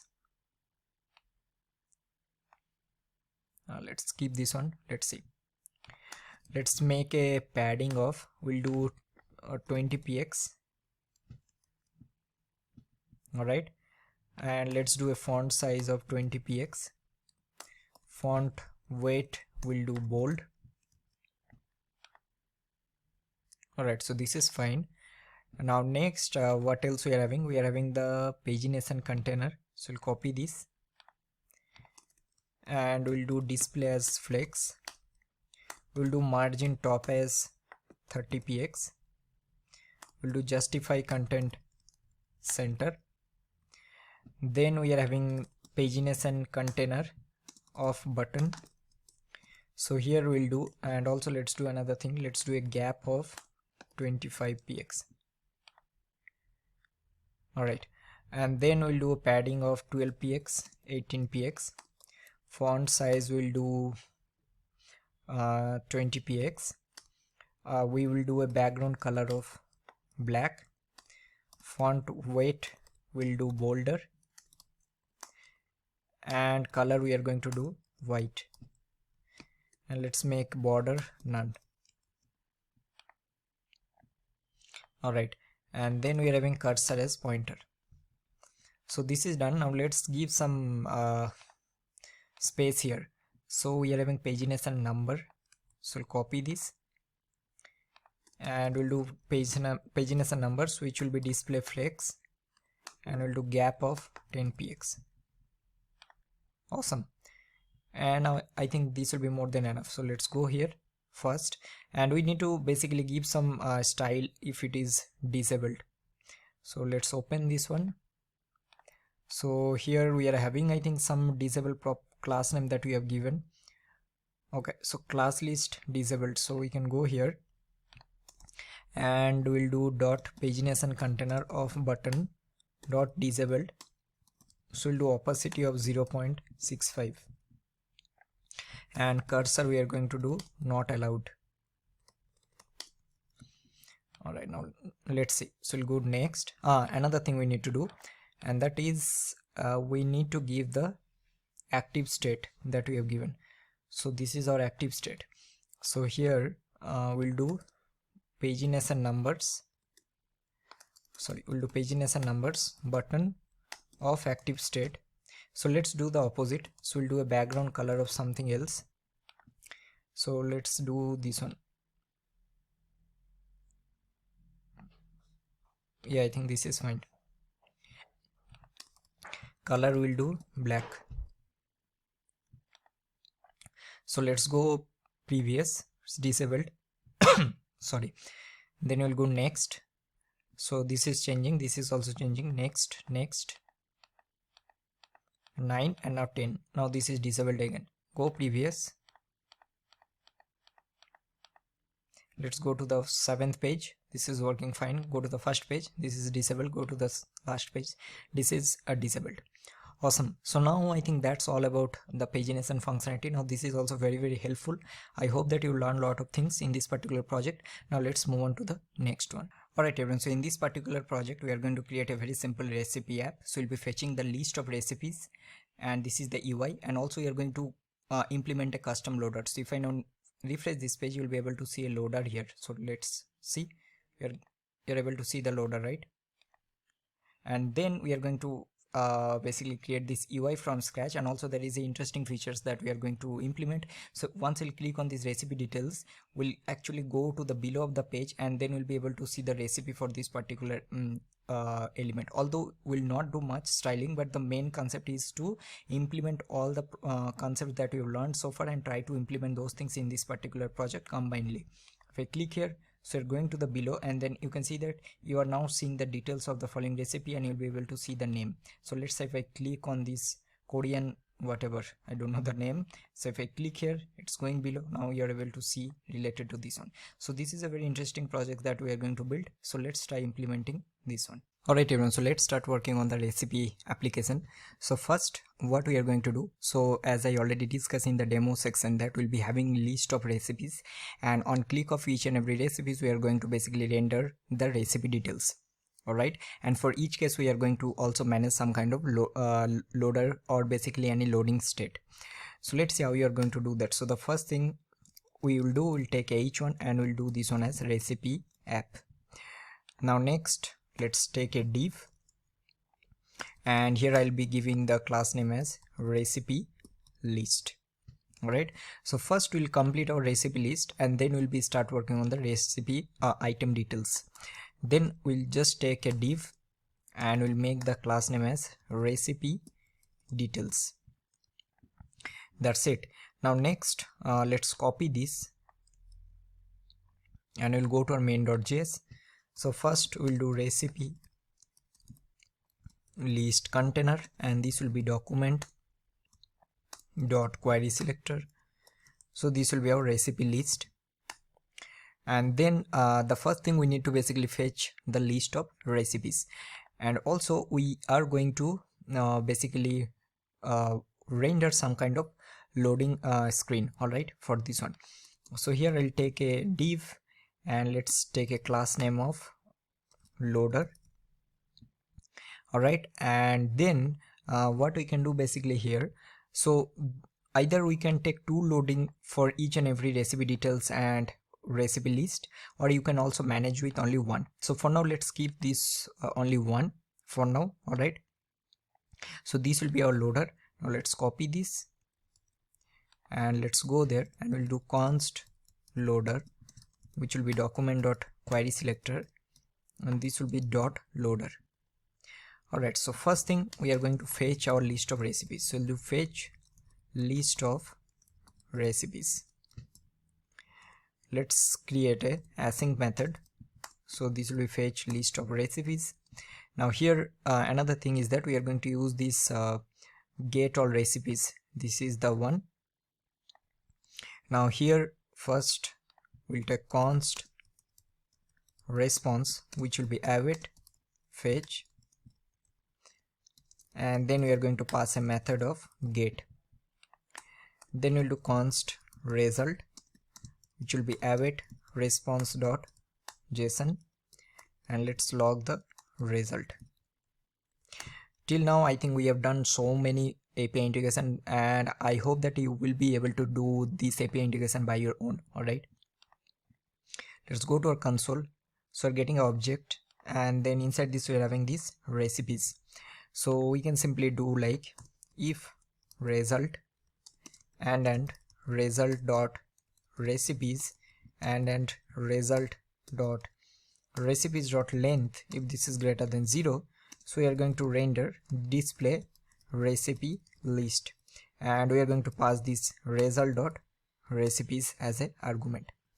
Let's format this, and then I'm going to create this method. So this will be function display recipe list, which will get the recipe list. All right, so this is done. Now next thing what we are going to do, so here first we'll map this get recipe list. So we'll do for each. All right, so this is our recipe item. Now what are the things we need? We'll need couple of things, so we'll expand only one and let's see what are the things we need here.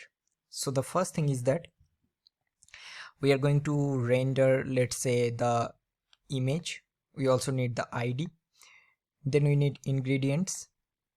We need the meal type. We'll need the name.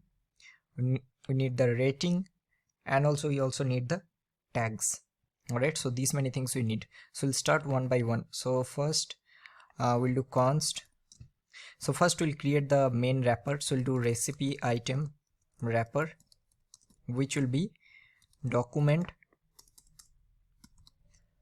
dot create element, and this will be a div. All right, and for this one what we'll do, we'll add recipe item wrapper dot class list dot add. I'll add a recipe item. All right, so this is the first thing we need. Next we need the name of the recipe. So we'll do const recipe name, which will be document dot create element. This will be a paragraph, and here we will basically what we can do, the first thing we need recipe name dot class list dot add, and here I'm going to add recipe name. So this is done. Next we need the ID, but next we'll start with image first. So we'll do image. So we'll do const recipe image, which will be document dot create element, and we'll do image, and here I'm going to pass recipe image dot source, and this will be equal to our recipe item dot, so you can see that we are having image. Also here we are going to add recipe name dot text content, which will be recipe item dot name. Let's do one thing, let's destructure all of this. We're going to destructure name, id, image. We also need cuisine, we also need ingredients, then we'll need meal type. Alright, meal type, not time. Then we need the rating, and what else, we also need the tags. So this will be equal to recipe item. So now here we are going to pass, this will be equal to name, this will be our image, then we'll do our cuisine. So let's do const recipe cuisine, which will be document dot create element. We'll do another paragraph, and we'll do recipe cuisine dot text content, which will be equal to cuisine. So this is done. Next, what else we are having? We are having the ingredients. I think the spelling is wrong here. Alright, so then we are having ingredients. So what we can do, we'll do const, sorry, this will be our ingredients.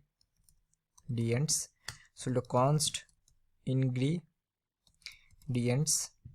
and we'll do recipe ingredients, and this one we are going to do document dot, so here we can do create element. We'll do this one as div. Alright, and here what we can do, basically we'll do recipe ingredients dot text content. So we'll simply, will not complicate much, we just map this one and then we'll just render. So we have ingredients, you can see this is array, right? So these all the ingredients, so we can simply do recipes ingredients dot map. So we're having item, and we'll do simply item here, that's it. And here what we'll do, we'll join with comma, that's it. And this is all about the ingredients. Now next, what else we are having? We are also having the meal type. So let's copy this. So here we are having meal type. So we'll do const recipe meal type, which will be document dot create element. So we'll do p, and recipe meal type dot text content will be equal to meal type. And at the end, I think we are having rating. Let's remove these tags, I think this is not required, it's getting too complicated. So we'll do rating. So let's copy this one only from here, and this will be our rating, and here we are going to pass rating. Now for each and every one we are going to add some class names. So we'll do dot class list dot add. So we'll do this one as recipe rating. Alright, let's copy this and we'll paste it here, and we're going to do this one recipe meal type. Let's copy this. So this will be recipe ingredients, and here we have to pass recipe ingredients. Then we are having recipe cuisine, so we'll do recipe cuisine dot class list dot add. So we're going to do recipe cuisine, and also we're having the recipe image, so we'll do recipe image dot class list dot add, and we're going to do recipe image, and I think that's it. So this is all the things that we need. So now what we are going to do, we'll copy this First we are going to append all of this in this recipe item wrapper, and before that we need to create one more, so which will be our details button. Alright, and we'll do recipe details button. So here we are going to create const recipe details button, which will be document dot create element. So we are going to create a button, and here we are going to first we'll add a class name. So recipe details button dot class list dot add. So this will be recipe details button, and here we are going to do recipe details button dot inner text, which will be we'll do something like, what are you going to, we'll do recipe details. And here what we need to do, we'll add a add event listener here, so which will be click. And for now I'll just keep this one like this, but later we are going to change this one. So this will be we'll do console.log, and we'll do show recipe details here. Now here basically whenever we'll be clicking, we need to pass this ID that we are having. Alright, so now this is done. Now what we're going to do, in this recipe items wrapper we are going to push all of this. So first we'll start with, so we'll do recipe item wrapper dot append child. So first we'll append the recipe, we'll do recipe image, then we'll do recipe item wrapper dot append child, we'll do recipe name, then we are having recipe item wrapper dot append child, we'll do recipe cuisine, then we'll do recipe item wrapper dot append child, we'll push recipe ingredients, then we are having recipe item wrapper dot append child, we are going to push recipe meal type, then we are having recipe item wrapper dot append child, and we are going to push what else, recipe rating, and at the end we are having recipe item wrapper, so many things, dot append child, and we are going to push this recipe details button. So I think we have 1 2 3 4 5 6 7, 1 2 3 4 5 6 and 7. So these all we have pushed in the recipe item wrapper. Now what we will do, in this recipe item container we are going to push this recipe item wrapper. So we'll do recipe item list container dot append child, and we'll put this recipe item wrapper. So now let's see what is happening. If I format and save this, awesome. So now we are getting all of this. Now let's see the structure first. So we'll hover here, so you can see we are having recipe item, then we are having image, recipe image, recipe name, cuisine, ingredients, where basically we are doing showing in comma. I think that will be more than fine. Then we are having the type, meal type, and then we are having the rating, and then recipe details. Alright, so I think this is done. Now let's quickly implement the CSS for this one, because this is looking very odd. And I think we are having 30 for now, and also we have to manage the loading state. So loading state we are going to do later. First let's start working on the CSS first. Alright, so I think we already have the CSS. Let me just put it here. So let's go to our style.css, and here we are going to do margin as 0, padding as 0, and box sizing will do border box. Alright, body will give a padding of 15px. Then we are having h1. So for h1 I am going to give margin bottom of we'll give margin bottom of let's give this one 40px. So this is done. Next we are having the recipe list, so we'll copy this. So what we can do, we'll do dot recipe list, we'll do display as grid, then we'll do grid template columns, we'll do refit 3, 1 fr, All right, I think let me just check the structure once. So a recipe list, then we are having recipe item. All right, I think this is fine. So you can see that this is obviously breaking now. Next we'll give a gap of 10 px. Then we are having the recipe item. So we'll do dot recipe list dot recipe item. We'll do display as flex. We'll do flex direction as column, and we'll do gap of 15 px. Then we'll first thing what we are going to do, so for each and every recipe item, sorry, let's do one thing. So first thing we'll do recipe list dot recipe item, and then we are going to target the recipe image first. All right, so we'll do dot recipe image. So we'll give width as 100%, height as 100%, and we'll do object fit as cover. All right, now if we want, let me just check how this is looking.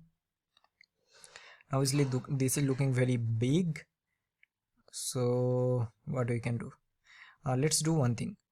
Let me just 1 minute. We'll make this on 4 and let's see how this is looking. Alright, so this is breaking in the smaller device, so that we can basically manage, but I think this is fine. So let's do one thing. The first thing is that we'll give some styling on this main wrapper. So here we'll do a padding of 20 px. Alright, we'll first give a border of, let's say, 2 px solid red. Alright, and let's give a gap of 15 px. And here let me just change this one to something else.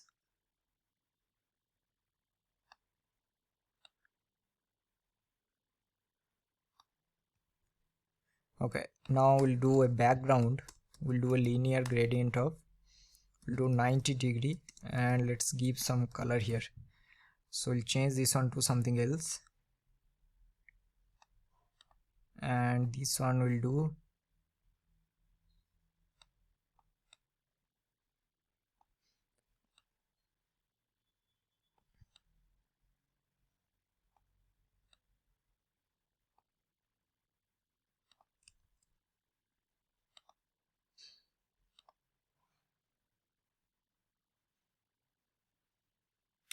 okay. I think this is fine, but let me just change this one. Oh, sorry. So we'll use some different color.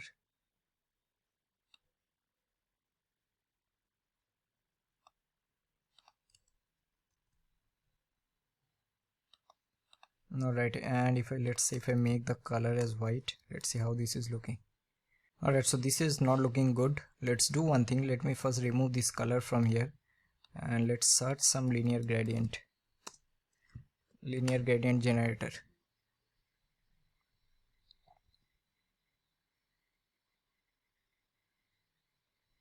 We can search for linear gradient for card. Let's see.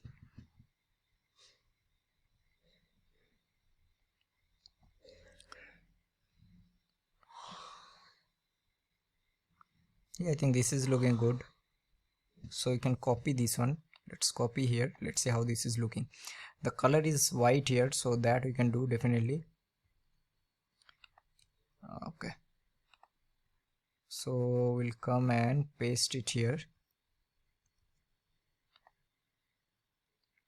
and let's make the color as white. Yeah, I think this is looking good. Yeah, I think we can keep this one. Alright, so now next, obviously we are going to change some of the style here, or let's see what else we are having. I think let me try this one and let's see how this is looking. Copy this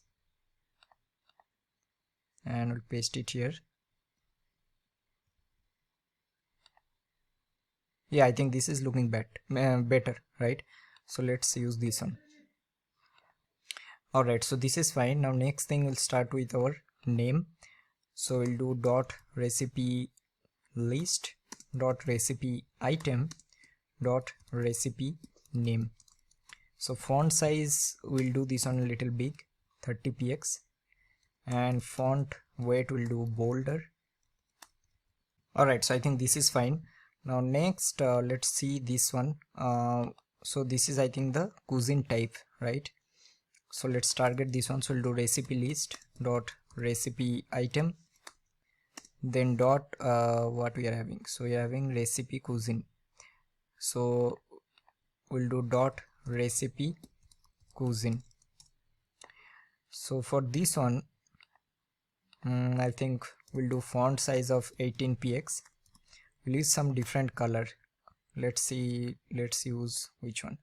Use this one, and then let's change this one.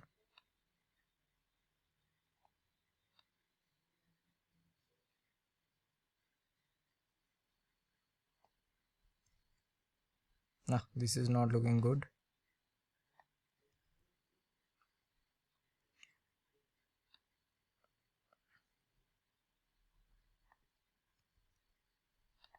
Yeah, I think this is fine.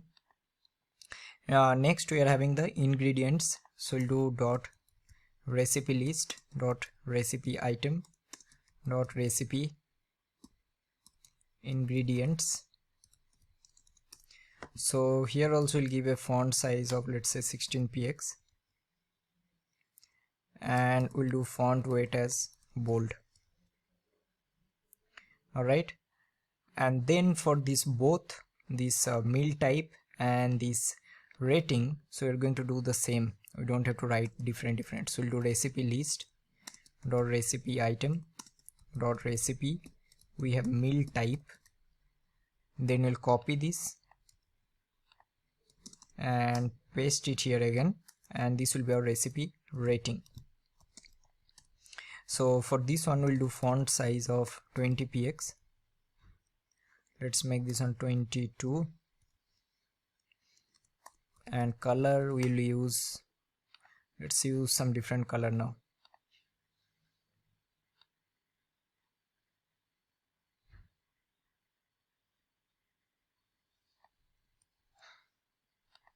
Yeah, I think this is fine. Alright, so now let's quickly do the button. So we are having dot recipe list dot recipe item dot recipe, I think, details button. Let me just check once. So we have recipe details button. So we'll copy this and we'll do recipe details button. So we'll do padding as 12 px, 20 px, border I'm going to do none, font size we'll do 25 px, and we'll do a background color of, I really like this yellow and black combination, so I'll use the same. Alright, let's use font weight as bold, and we'll do letter spacing of 3 px.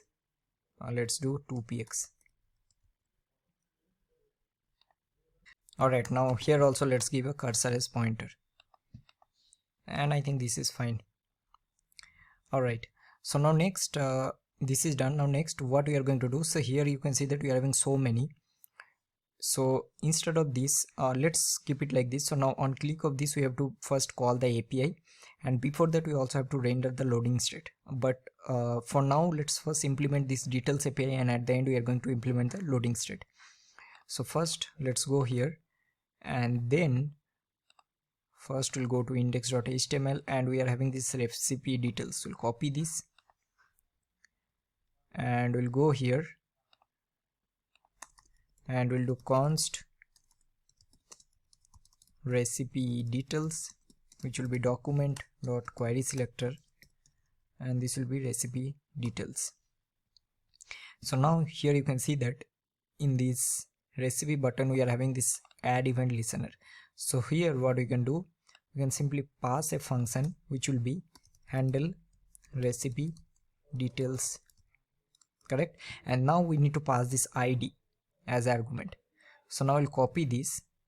Now let's go here and let's create this function. Now this also will be async function, this will be handle recipe details, and this will be get id. And now I'm going to log this get id here, save this. So let's see what is happening. So we'll inspect. So now let's go here and click on the first. We're getting 1 2 3 4 6. So that means we are getting the data now, or basically the current id. So now what we can do, we can basically call this single recipe API. So copy this, and then we'll do const response, which will be await fetch, and instead of this 1, so here we need to pass the dynamic id, which will be get id. Now here we'll do const result, which will be await response.json, and I'm going to log this result here. Let's remove this console from here, save this. Let's see what is happening. So first I'll click on the first, so you're getting the data. Click on this one, I'm getting related to this data. And now this is pretty simple. So what we can do here, see now we already basically created the similar structure. So what I want to do, whenever I'll click on this one, I want to go to the bottom of the page, because we are not going to create a different details page. That will be like, this is not a very big project, right? This is related to interview purposes, so we just try to understand the concept. So what I'll do, once I'll click here in this button, I'll scroll down to the below, and here I'll be having the details. So which one I'll be clicking, I'll be showing the details related to that one. I hope you're getting. Alright, so here now what I want to do, so I'll do if result is true. So first I'll do window dot scroll to, and here basically I want to do top. So my top will be document dot body dot scroll height, and then we'll do behavior smooth. So now let's see what is happening. First we'll save this one. So now I'll go to the top and we'll click here. So going to the below, if I click here, it will be here only. If I let's say click here, go to the below, and then we'll be rendering the data. I hope you're getting. Now we'll do display recipe details data, and here I'm going to pass this result. Alright, so now let's remove this. So now here I'll do function display recipe details data, should be get recipe data. Now here we are not going to show much result. We'll simply show something like the name, and let's show the what else we can show. So we'll see, we'll render the name, and we'll render, let's say we'll render the ingredients, these two, and whatever, like it doesn't matter. All right, because we just want to see whether we are getting the result or not. So first let's do one thing. So here we can simply do, so we're having this recipe details. So first let me create like this. So instead of this one, we'll do recipe details dot inner HTML. We'll simply take here, so we'll take a p, and we'll render get recipe data dot name, and here I'll render a h1, and we'll show that you are now seeing the details of the following recipe. So now let's see what is happening. So if I now save this, now I'll go to the top, click on this one. So you can see that now you can see you are now seeing the details of the following recipe, and this is classic whatever. If I click here, it is now changing. Now let's click here. So now we are getting the current recipe details data, And if you want, you can also do something like, let's say if I click here, I will open a model that also we have created. I think we also have a model component, but here I just want to do in a different way. So if you see one thing, that what I am trying to do, whatever concept that we have learned so far in the following projects, I'm trying to combine all of this in one and then try to apply in different projects. I hope you are getting all right. So this is how you will be learning. So let's say if I click on this chocolate chip cookies, and then if I click on these details, so now you'll be getting related to chocolate chip cookies. Now for this one, I am not going to write any CSS, will keep like this. The only thing I just want to show you that how I actually combine the scroll concept and this individual click, and based on that we're getting the data and we are rendering. Now if you want, you can definitely, what you can do, instead of showing the name, you can show whatever you need to show, and then you can basically will be style this one. But before that, I think before finishing this one, let's finish another very important thing, and that is to render some kind of loader. That I think we have already done, but still let's do another time. Now for this one, instead of showing a custom text, we are going to basically create a custom loader. So that is also new thing that you will be learning. So let's quickly implement a custom loader. So on page load, we are going to show that loader, and I think you already know the concept. Once we'll get the data back, then we'll be hiding the loader. All right everyone, so let's quickly implement the loader. So the first thing what we'll do, so here I think we already have this loader class. So we'll go to our styles, and then we'll do dot loader dot show. So whenever we'll do add the show class, then only I want to show the loader. So let's add a border. So let's make this one as 3px solid, and we'll do RGBA. So we'll do 255 comma 255 comma 255 comma 0.4. all right, then here what we are going to do, we'll do border radius of 50%, then we'll do width 50px, height 50px, we'll do position absolute, we'll do top 50%, left 50%, and we'll do transform. We can do here translate minus 50% comma minus 50%. So this is done. Now next thing, we are going to add an animation property. So we'll do animate loader, we'll do 1 second, we'll do linear and infinite.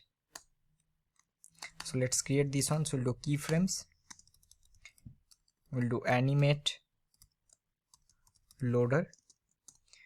So what we are going to do, basically we'll do for 0%, we'll do a transform, and we'll do a rotate of 0 degree,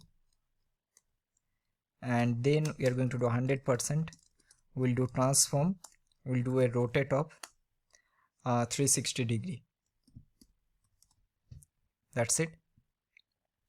And by default, this loader will have a display of none.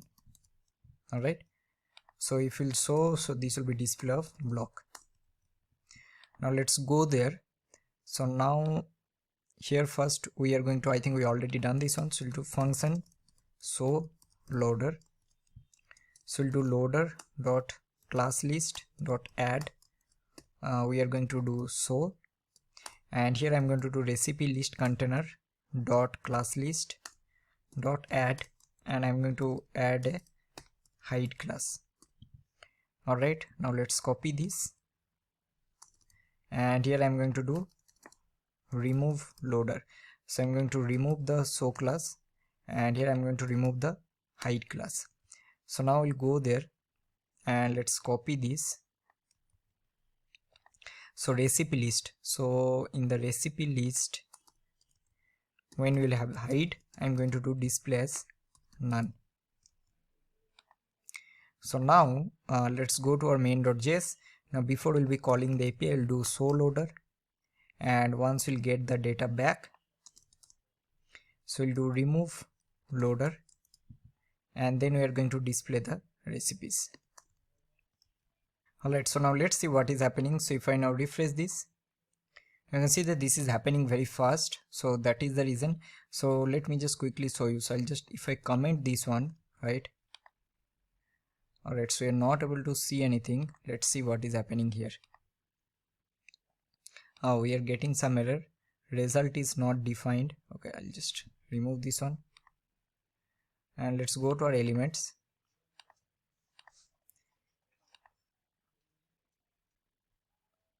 Okay, so I think okay, I got it. So let's add some. I think we need to add some border here.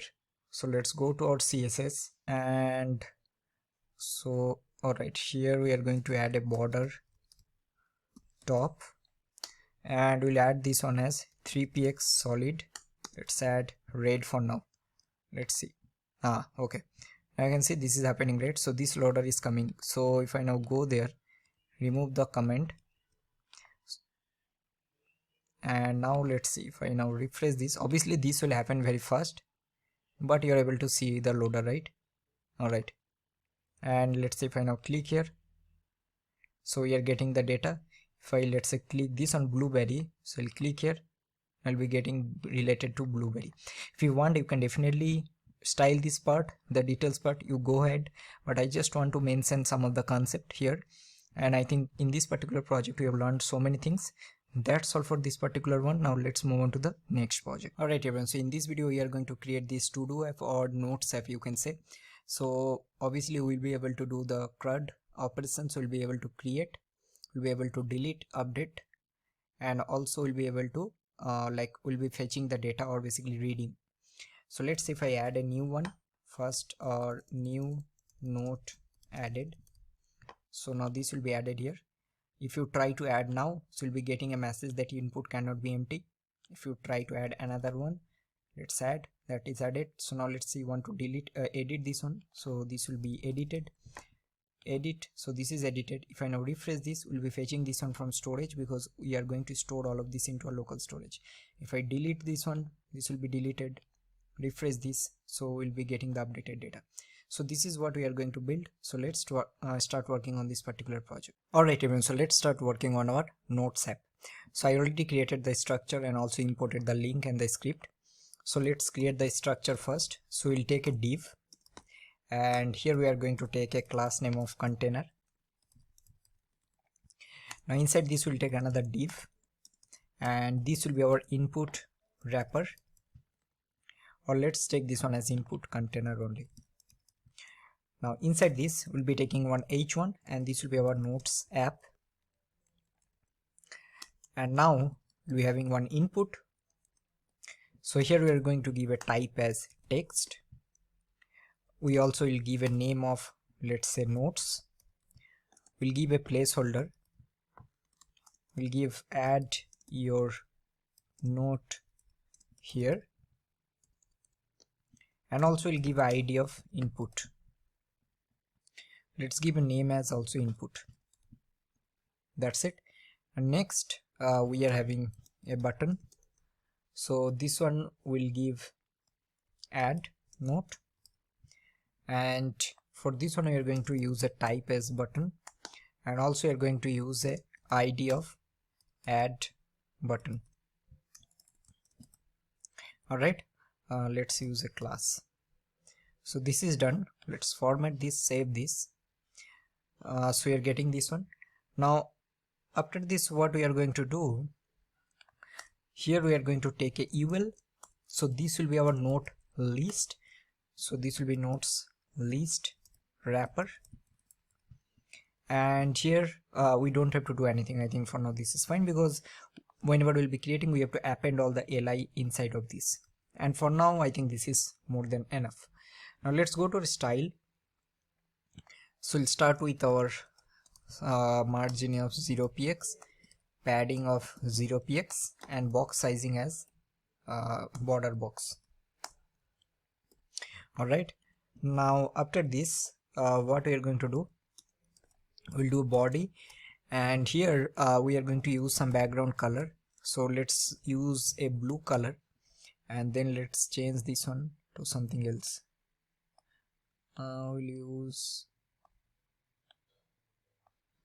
Let's use this one.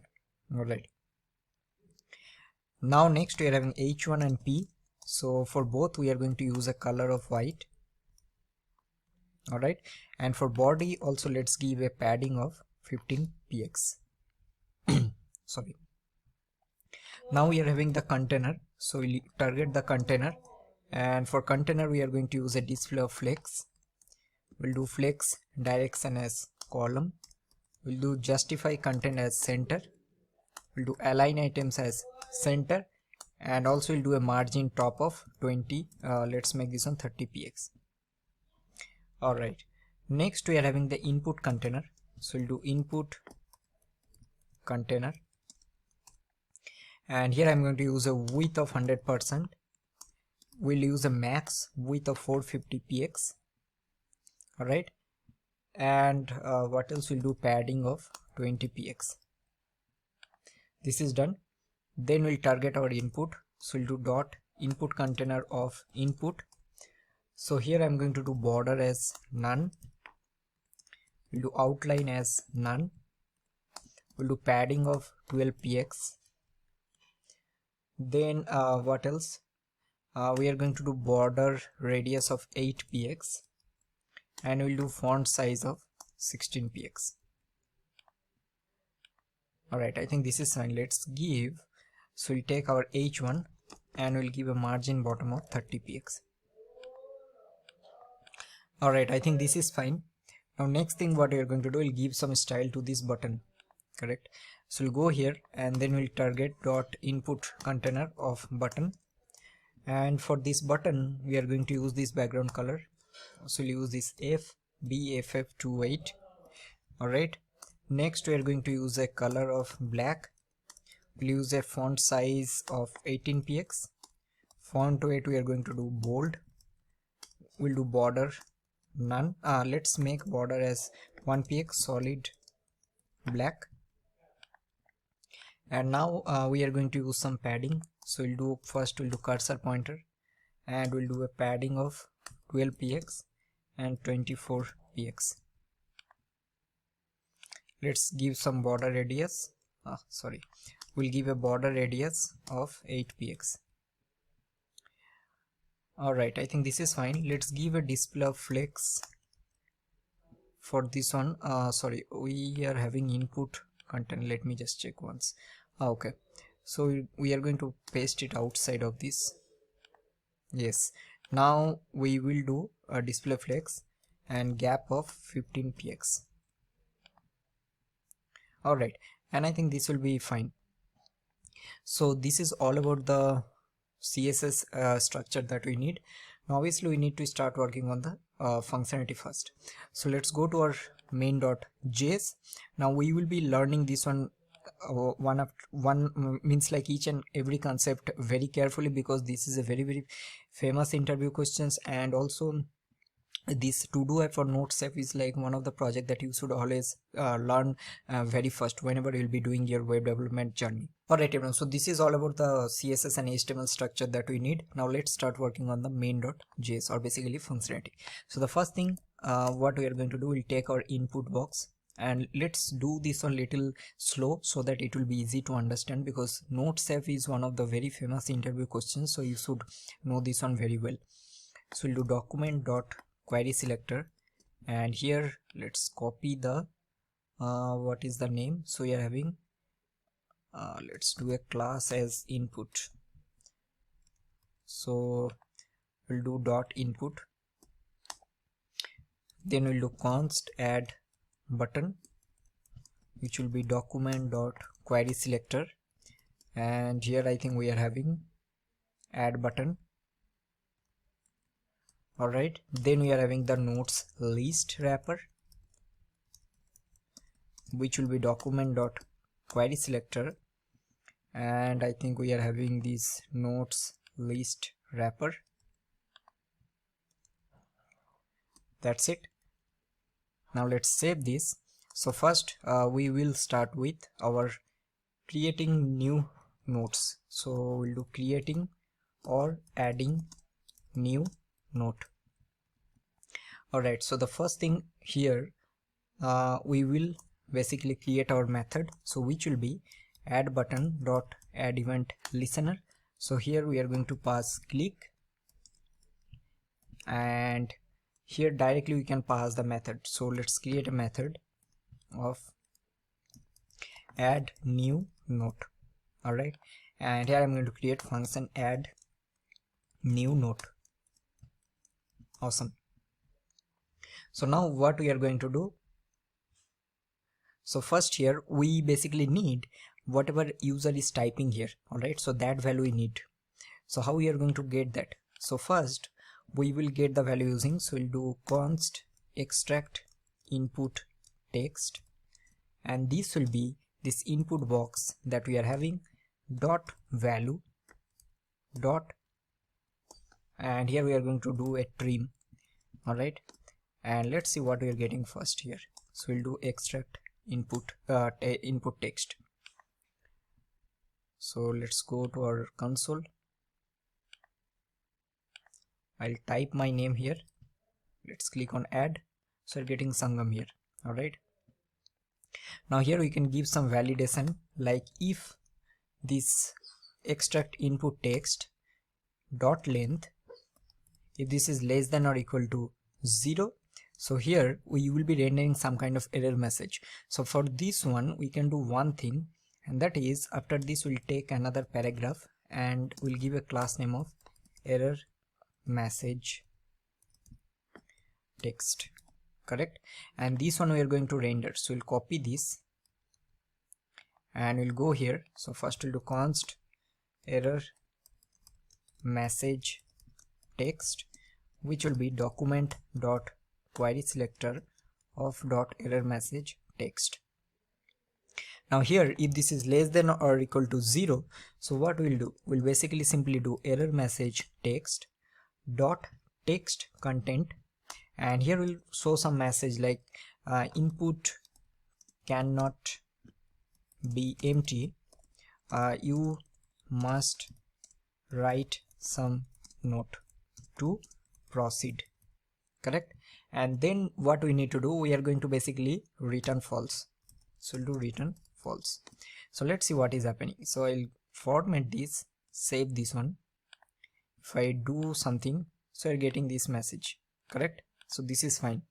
Now next thing what we are going to do, so here whenever we'll be adding a new note, the first thing is that we need to check whether we are editing or adding a new one. But for now we haven't started the edit functionality, so let's start with the add one first, and then we'll be later, or basically at the end, we'll be implementing the edit one. So to create a new note, what we are going to do, so here I'll give, so we'll do something like const, this will be new to do item, and this will be, we'll create a new method which will be create new to do item, and here we are going to pass the extract input text because this is the value that we need. Correct, and then what we need to do is simply take our to do list, sorry, we're having notes list wrapper dot append child, and here I'm going to render this new to do item. And once this is done, then we have to reset this form. How we are going to do that? So we'll do input box dot value is equal to empty. That's it. Alright, so now this is done. Let's format this. Now obviously we need to create this method, create new to do item. So let's create this one. So first we'll do function create new to do item, which will receive get current, why we have given to do, let's do new note item, and same for this one, new note item. So this will be new note item, and this will be get current note. So here the first thing we'll create our li, which will be document dot, so we'll do create element, and here we'll pass li. Now we are also going to create another p element, so we'll do const p, which will be document dot create element of p. Now here what we are going to do, we'll do p dot let's do this one as text content, which will be this get current note, and then we are going to do li dot append child, and we'll append this paragraph. That's it. And at the end we are going to return the li,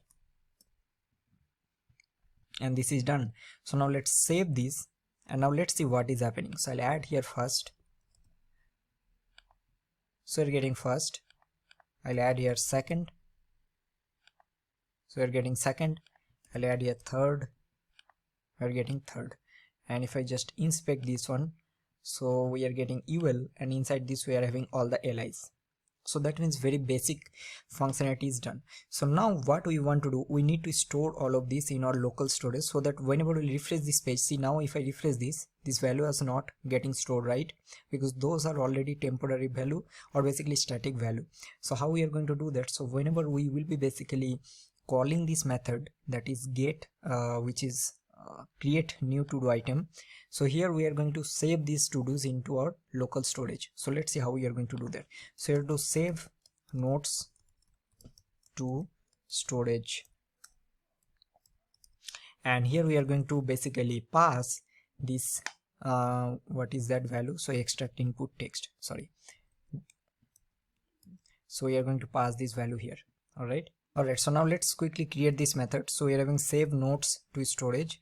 So I'll create this method. So it will be function save notes to storage, which will get current note. Now here what I'm going to do, I'll take one variable, and this will be our notes list.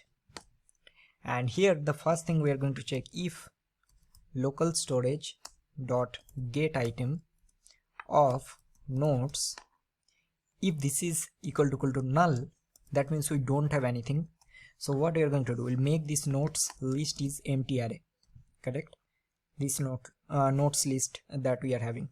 Else what we need to do, so we'll do notes list, which will be, we need to parse it. So we'll do json.parse, and then we'll do local storage dot get item, and here we need to pass the notes. Now this notes is basically the key that I will be storing. So this is to get it.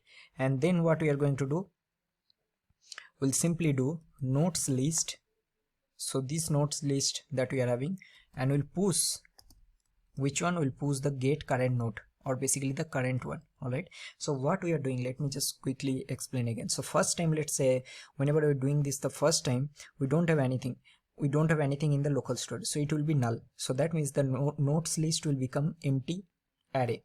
If there are already some two data are already stored in the storage, so that will be getting in the else, and then we'll be pushing the new one. Alright, and after this only we'll do local storage dot set item, and now here we are going to give these notes given, and then we are going to do json dot stringify, and we'll pass this notes list. That's it. So this is done. So now let's see what is happening. Save this. Now let's go to our application. Let's do first note added, add here. So we're getting, let's do second note added, and all are updated. Alright, so this is all about the adding anyone. Now next thing what we need to do, we have to, on page load, we have to show or basically extract all of this, correct? So how we are going to do that? So for this one, we'll create another method here.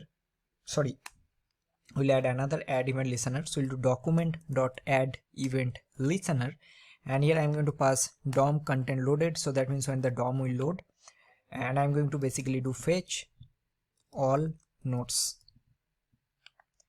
So this is the method, and I'm going to create this method. So we'll do function fetch all notes. So how we are going to get this one? So we'll simply do, so here I'll do let's notes list, and again we can simply check if the local storage dot get item of notes, if this is null, that means we don't have any data, so notes list will be empty array. Alright, else, so else what we are going to do, so else notes list will be json.parse, and we'll do local storage dot get item, and then the key value we need to pass. So this will be our notes. Alright, and then once this is done, so now what we need to do, we have to, so first we'll be obviously getting this. So let's see if I do log and notes list line number 57. So let's see what is happening. I'll do first note, I'll do another one, let's say another one, added. I'll add here. Let's go to console, refresh this page. So we are getting 3 data. Alright, first note, second note, and another one added. Correct? So this is fine. So now what we need to do, how we are going to do that? Now till now we have done a lot of projects. Now let's pause the video and try to implement this one by your own. So you are already having the data here. What you need to do, you have to basically, you are already having the UL also. So I'll show you, you are having the UL. You just have to append all of this data inside this UL. So how we can do that? So we can simply go here, and then after this we'll do notes list dot for each. So this will be my note item, and here simply we'll do const extract li. So how we are going to do that? So we'll call this create new note item, and here you are passing get current note, which will be this note item. Correct? This is done. And then what we'll do, we'll do notes list wrapper dot append child, and we'll pass this extract li. Correct? So let's format this, save this, let's see what is happening. Awesome. So now we are getting first note, second note, and another note added. So let's add fourth one. Add, refresh this. So we are getting fourth one. You can also show some kind of loader, but this will be very fast because we are not calling any data from API, right? So this is done. So now next thing what we are going to do, we need to start working on the delete and the edit, but before that we need to add some icon. So let's start working on that part. Alright, so first let's quickly create the edit and delete button for each and every item. So that we can simply do here in this create new note item. So first we'll do const, we'll do edit button, which will be document dot query selector, document dot create element, and this will be a button. So after this we'll do edit button dot, we'll do text content, or we can also do inner text, which will be edit. And after this we are going to add we'll do edit button dot class list dot add. So here we are going to add a button, and also we are going to add edit button, and then at the end we are going to do li dot append child, and we are going to append this edit button. Let's save this. So we are getting edit button here. Next we are having the delete.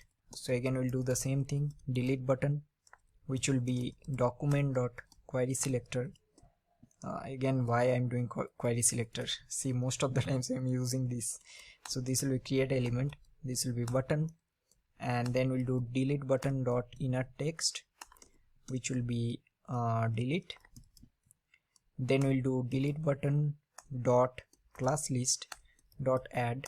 So here I will do button comma delete button, and then we are going to do li dot append child, and we'll append the delete button. Alright, so we're getting edit and delete. So styling we are going to do at the end. Alright, so let's start working on the edit and delete functionality. So the first thing, we'll add another event listener here. So let's do, so we are having notes list wrapper dot add event listener, and on click of this we are going to basically pass this handle edit or delete note. Copy this, and now let's create this one method. Now this will give you an event. Now the first thing what we are going to do here, we'll do log, and then we'll basically do event dot target dot, now here we are going to do previous element sibling.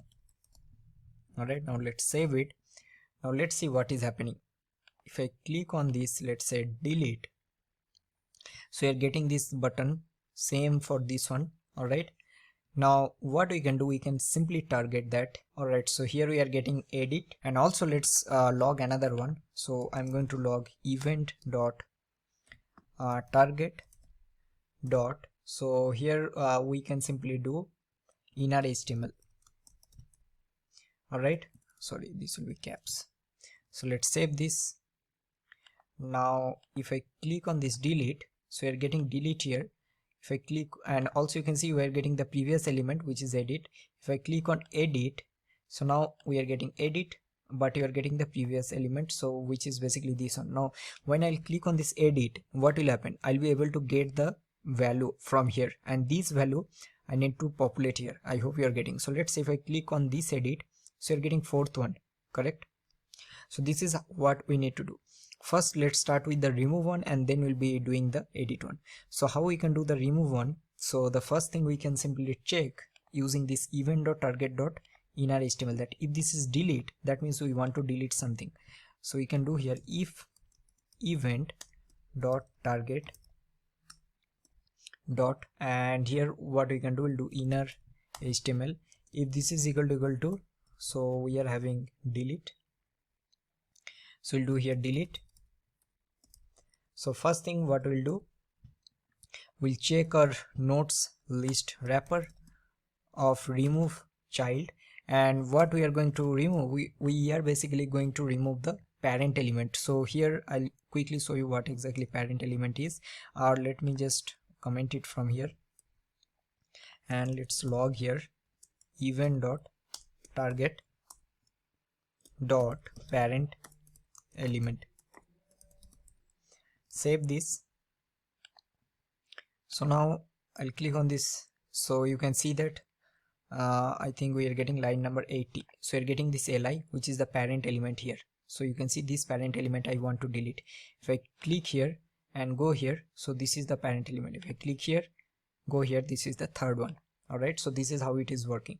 So first I'll remove the parent element, so I'll do nodes list wrapper of remove child, and then I'm going to remove event.target dot, and here I'll do parent element. So this is done. Next what we are going to do, we have to basically delete all of this from our storage also. Alright, so let's see how we are going to do that. So we'll do now handle delete nodes, and here we are going to basically pass the to do. Now what exactly we need to pass? We need to pass the current node, or basically the current parent element. So we'll copy this and we'll pass this current parent element.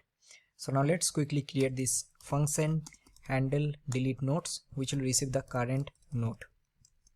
Alright, now what exactly we need to do? First we'll again take our nodes list, and here we'll do the same thing.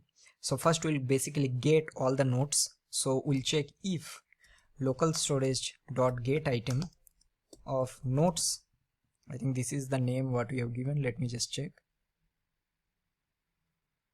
So we're having nodes. Okay, if this is equal to null, so that means we don't have anything. So we'll do nodes list as empty. Else we'll do nodes list equal to, so we'll do json dot parse. So we'll do local storage dot get item, and here we're going to pass nodes. This is done. Now what exactly we need to do now? So next, how we are going to basically get the current to do text. So you can see that we are getting the current node. This current node is basically coming from this parent element, correct? So now I'll just quickly log here and log here current node, and let's see what exactly is happening. And this is very important concept, these things you should know. So if I click here on this delete, so line number 82, you're getting this one. Now from this element I need to basically get this text, for example, let's say. So how we are going to basically do that? So what we can do here, let me just show you. So here we'll do dot children, and now let's save it. Now let's see what is happening. Go here, click. So we are getting 3 HTML collection, correct? We are getting a P, then button, and then another button. So if I target the first one, so I'll target the first one, and then what I'll do here, I'll do inner HTML. So now let's save it. Let's see what is happening. So I'll click on first one. So getting first node added. Click on this one. It's already deleting. That is fine. So we are getting this one. So let's refresh this. We are not deleting from the local storage, so that is exactly what we need to do. I hope you are getting that how we will be basically getting using inner HTML. So now we'll basically do let's notes text. We'll do current note text, which will be this current note dot children of 0 dot inner HTML. All right, and then we'll get the index. So we'll do index, which will be notes list dot index of. So notes list is basically this one, and here we are going to pass this current notes text. That's it. So now this will basically give you the index, and now what we can do, we can simply do notes list dot splice. So remove this one from this index, and how many we need to remove? Only one at a time, correct? We are only deleting one at a time, and this is very important. So this is done. Now this will remove, and then what we need to do, we need to again set this one in our storage. So we'll do notes, and here we are going to do json dot stringify, and here we are going to pass the notes list, and this is done. Now let's save it. Now let's see what is happening. So I'll go here, let's say delete this one, it's deleted. Refresh this page, we are getting only 3. See, now it's also deleted from the storage.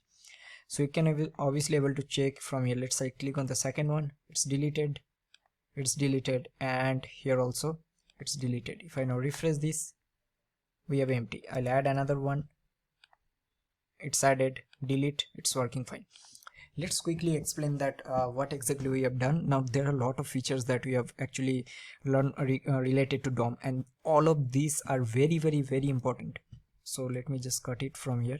So first thing what we have done, we have basically checked if the target inner HTML is delete, so removing the parent element, and then we are calling another helper function where we are passing the parent element, which is basically each and every individual li. So let me just add here li, and then we go here, and first we are checking if there are any already nodes in the storage or not. If yes, we are storing, and then using this children inner HTML, we are getting the current note text.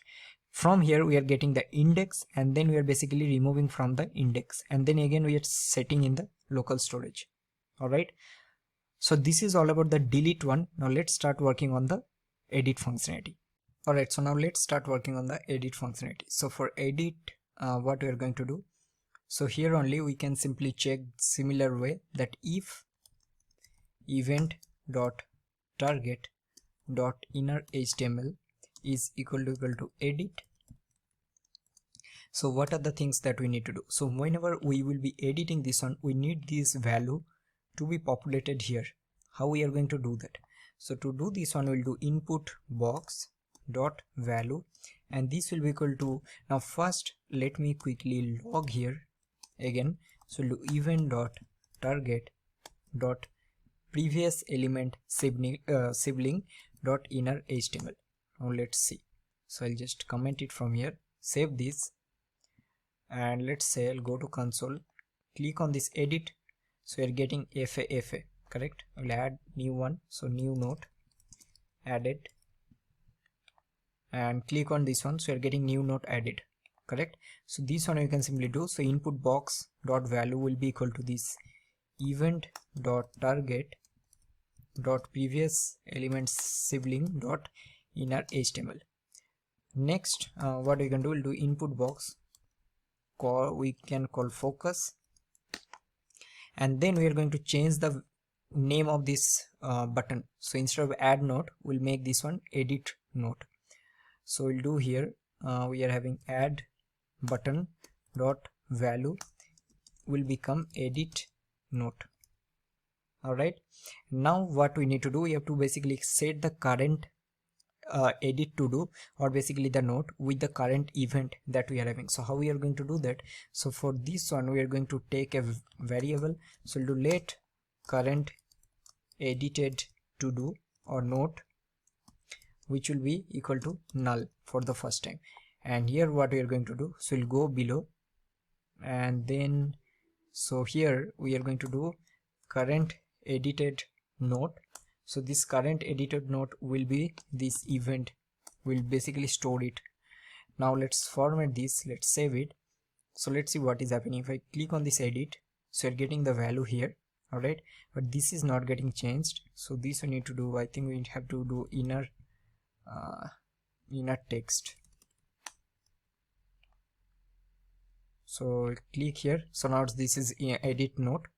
So this is fine. So now next, where we need to basically go, we have to go to this add new note.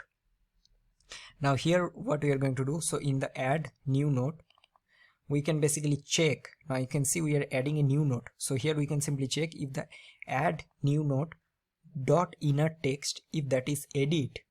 So here we can check simply if add button dot inner text, or let's log here first. So we'll log here add button dot inner text. Save this. So we'll click here. Let's click on edit. So you can see we're getting edit note here, correct?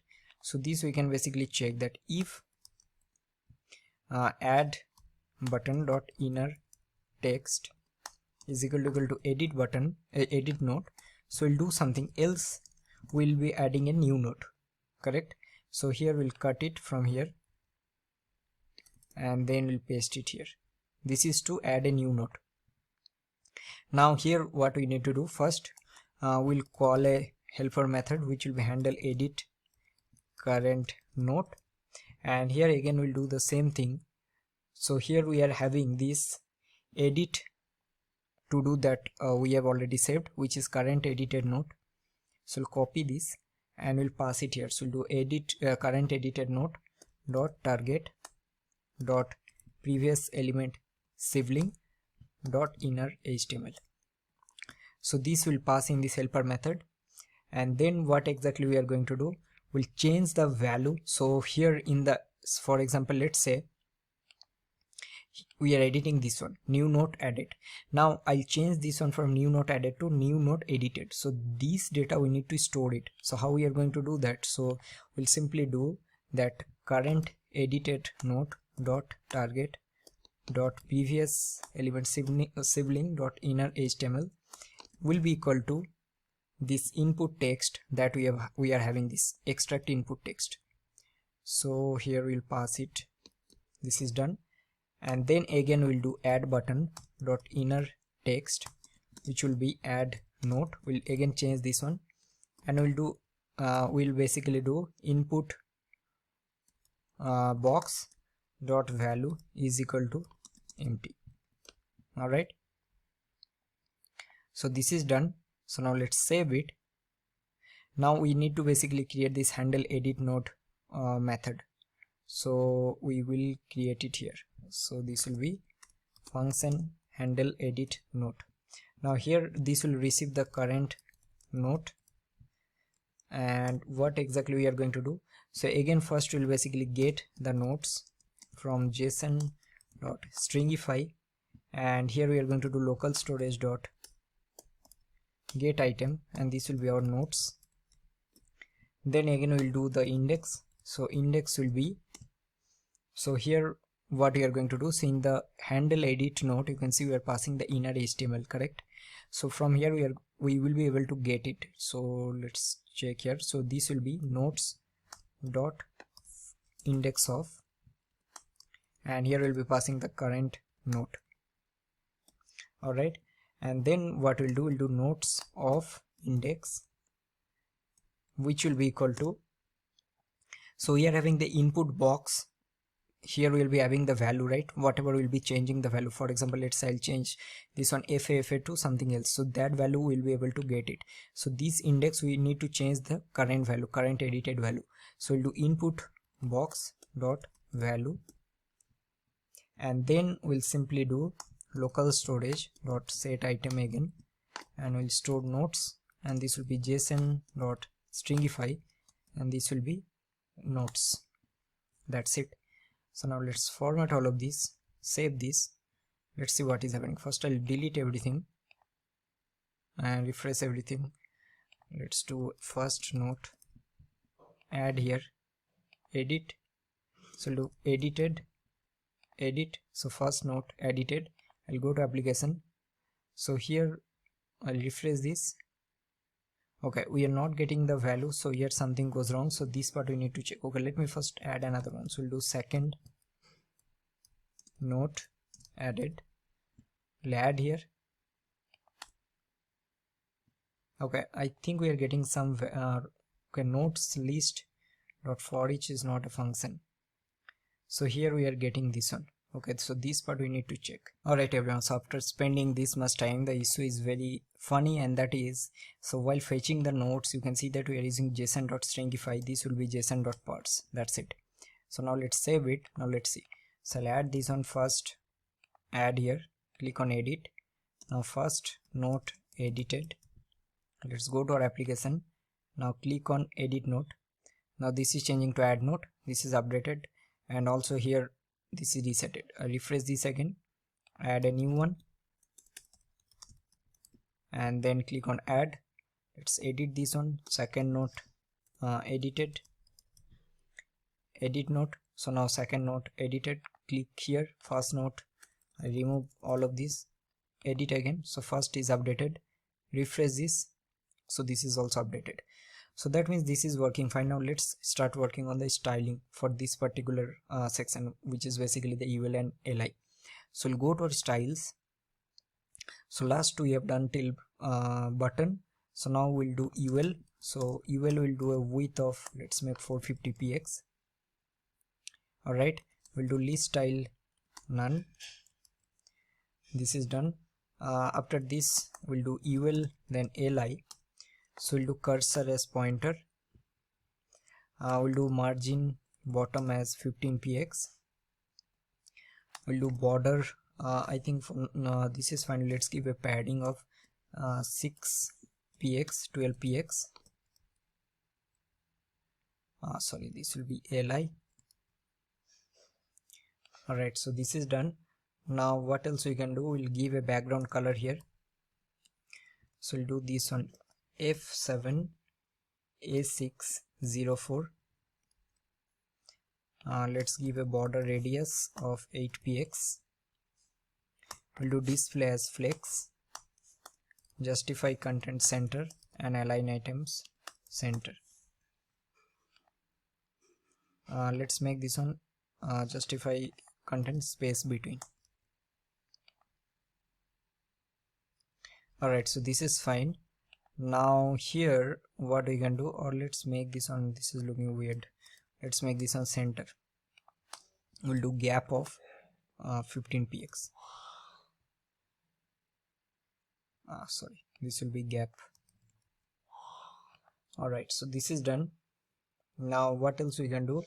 We'll do a UL li, then we are having the paragraph. So we'll do font size 20 px, and let's style the button. So we'll do UL li, and then we're having button. So we'll give padding of we'll do 10 px, 15 px, and we'll use the same style that we are having here. Let's do the same. So we'll copy all of this. Let me remove the padding from here. So this is fine. And for delete button, let's change the style little bit. So let me just check what is the name we have given here. So we'll delete button.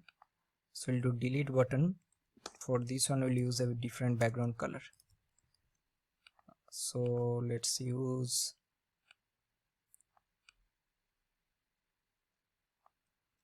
this one. I'll do color as white. Alright, and let's make the border as none. I think border is not required for both. We'll do border none here only.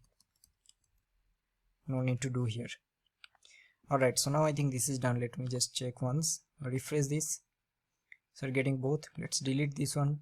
Refresh. Edit. Remove this one. Edit. Edited. Refresh again. If I don't add anything, try to add. So you're getting the message here. That is fine. And let's do one thing. And also one more thing we need to do, and that is, I'll add another one. First add here. This is still present here, right? So that we need to fix. So how we can do that? So where we are adding a new one. So we are adding here, and here we can do message what is the name of this error message text. So for both we'll do error message text dot text content is empty, will do, and same for this one. Okay, so now let's try to add. I'll add one thing, I'll add again, it's now removing. Let's edit this one, edited, edit, refresh this, and we're getting the updated. So that's all for this particular project, and this is the end of this huge video that we have created. We have learned a lot of things. If you like this particular video, I'll highly request, please like the video and subscribe to my channel, because if you like this video, YouTube will recommend this video to other people, and this will definitely inspire me to make more videos like this. So thank you so much for watching, and I'll see you in my next video. Till then, good luck and peace.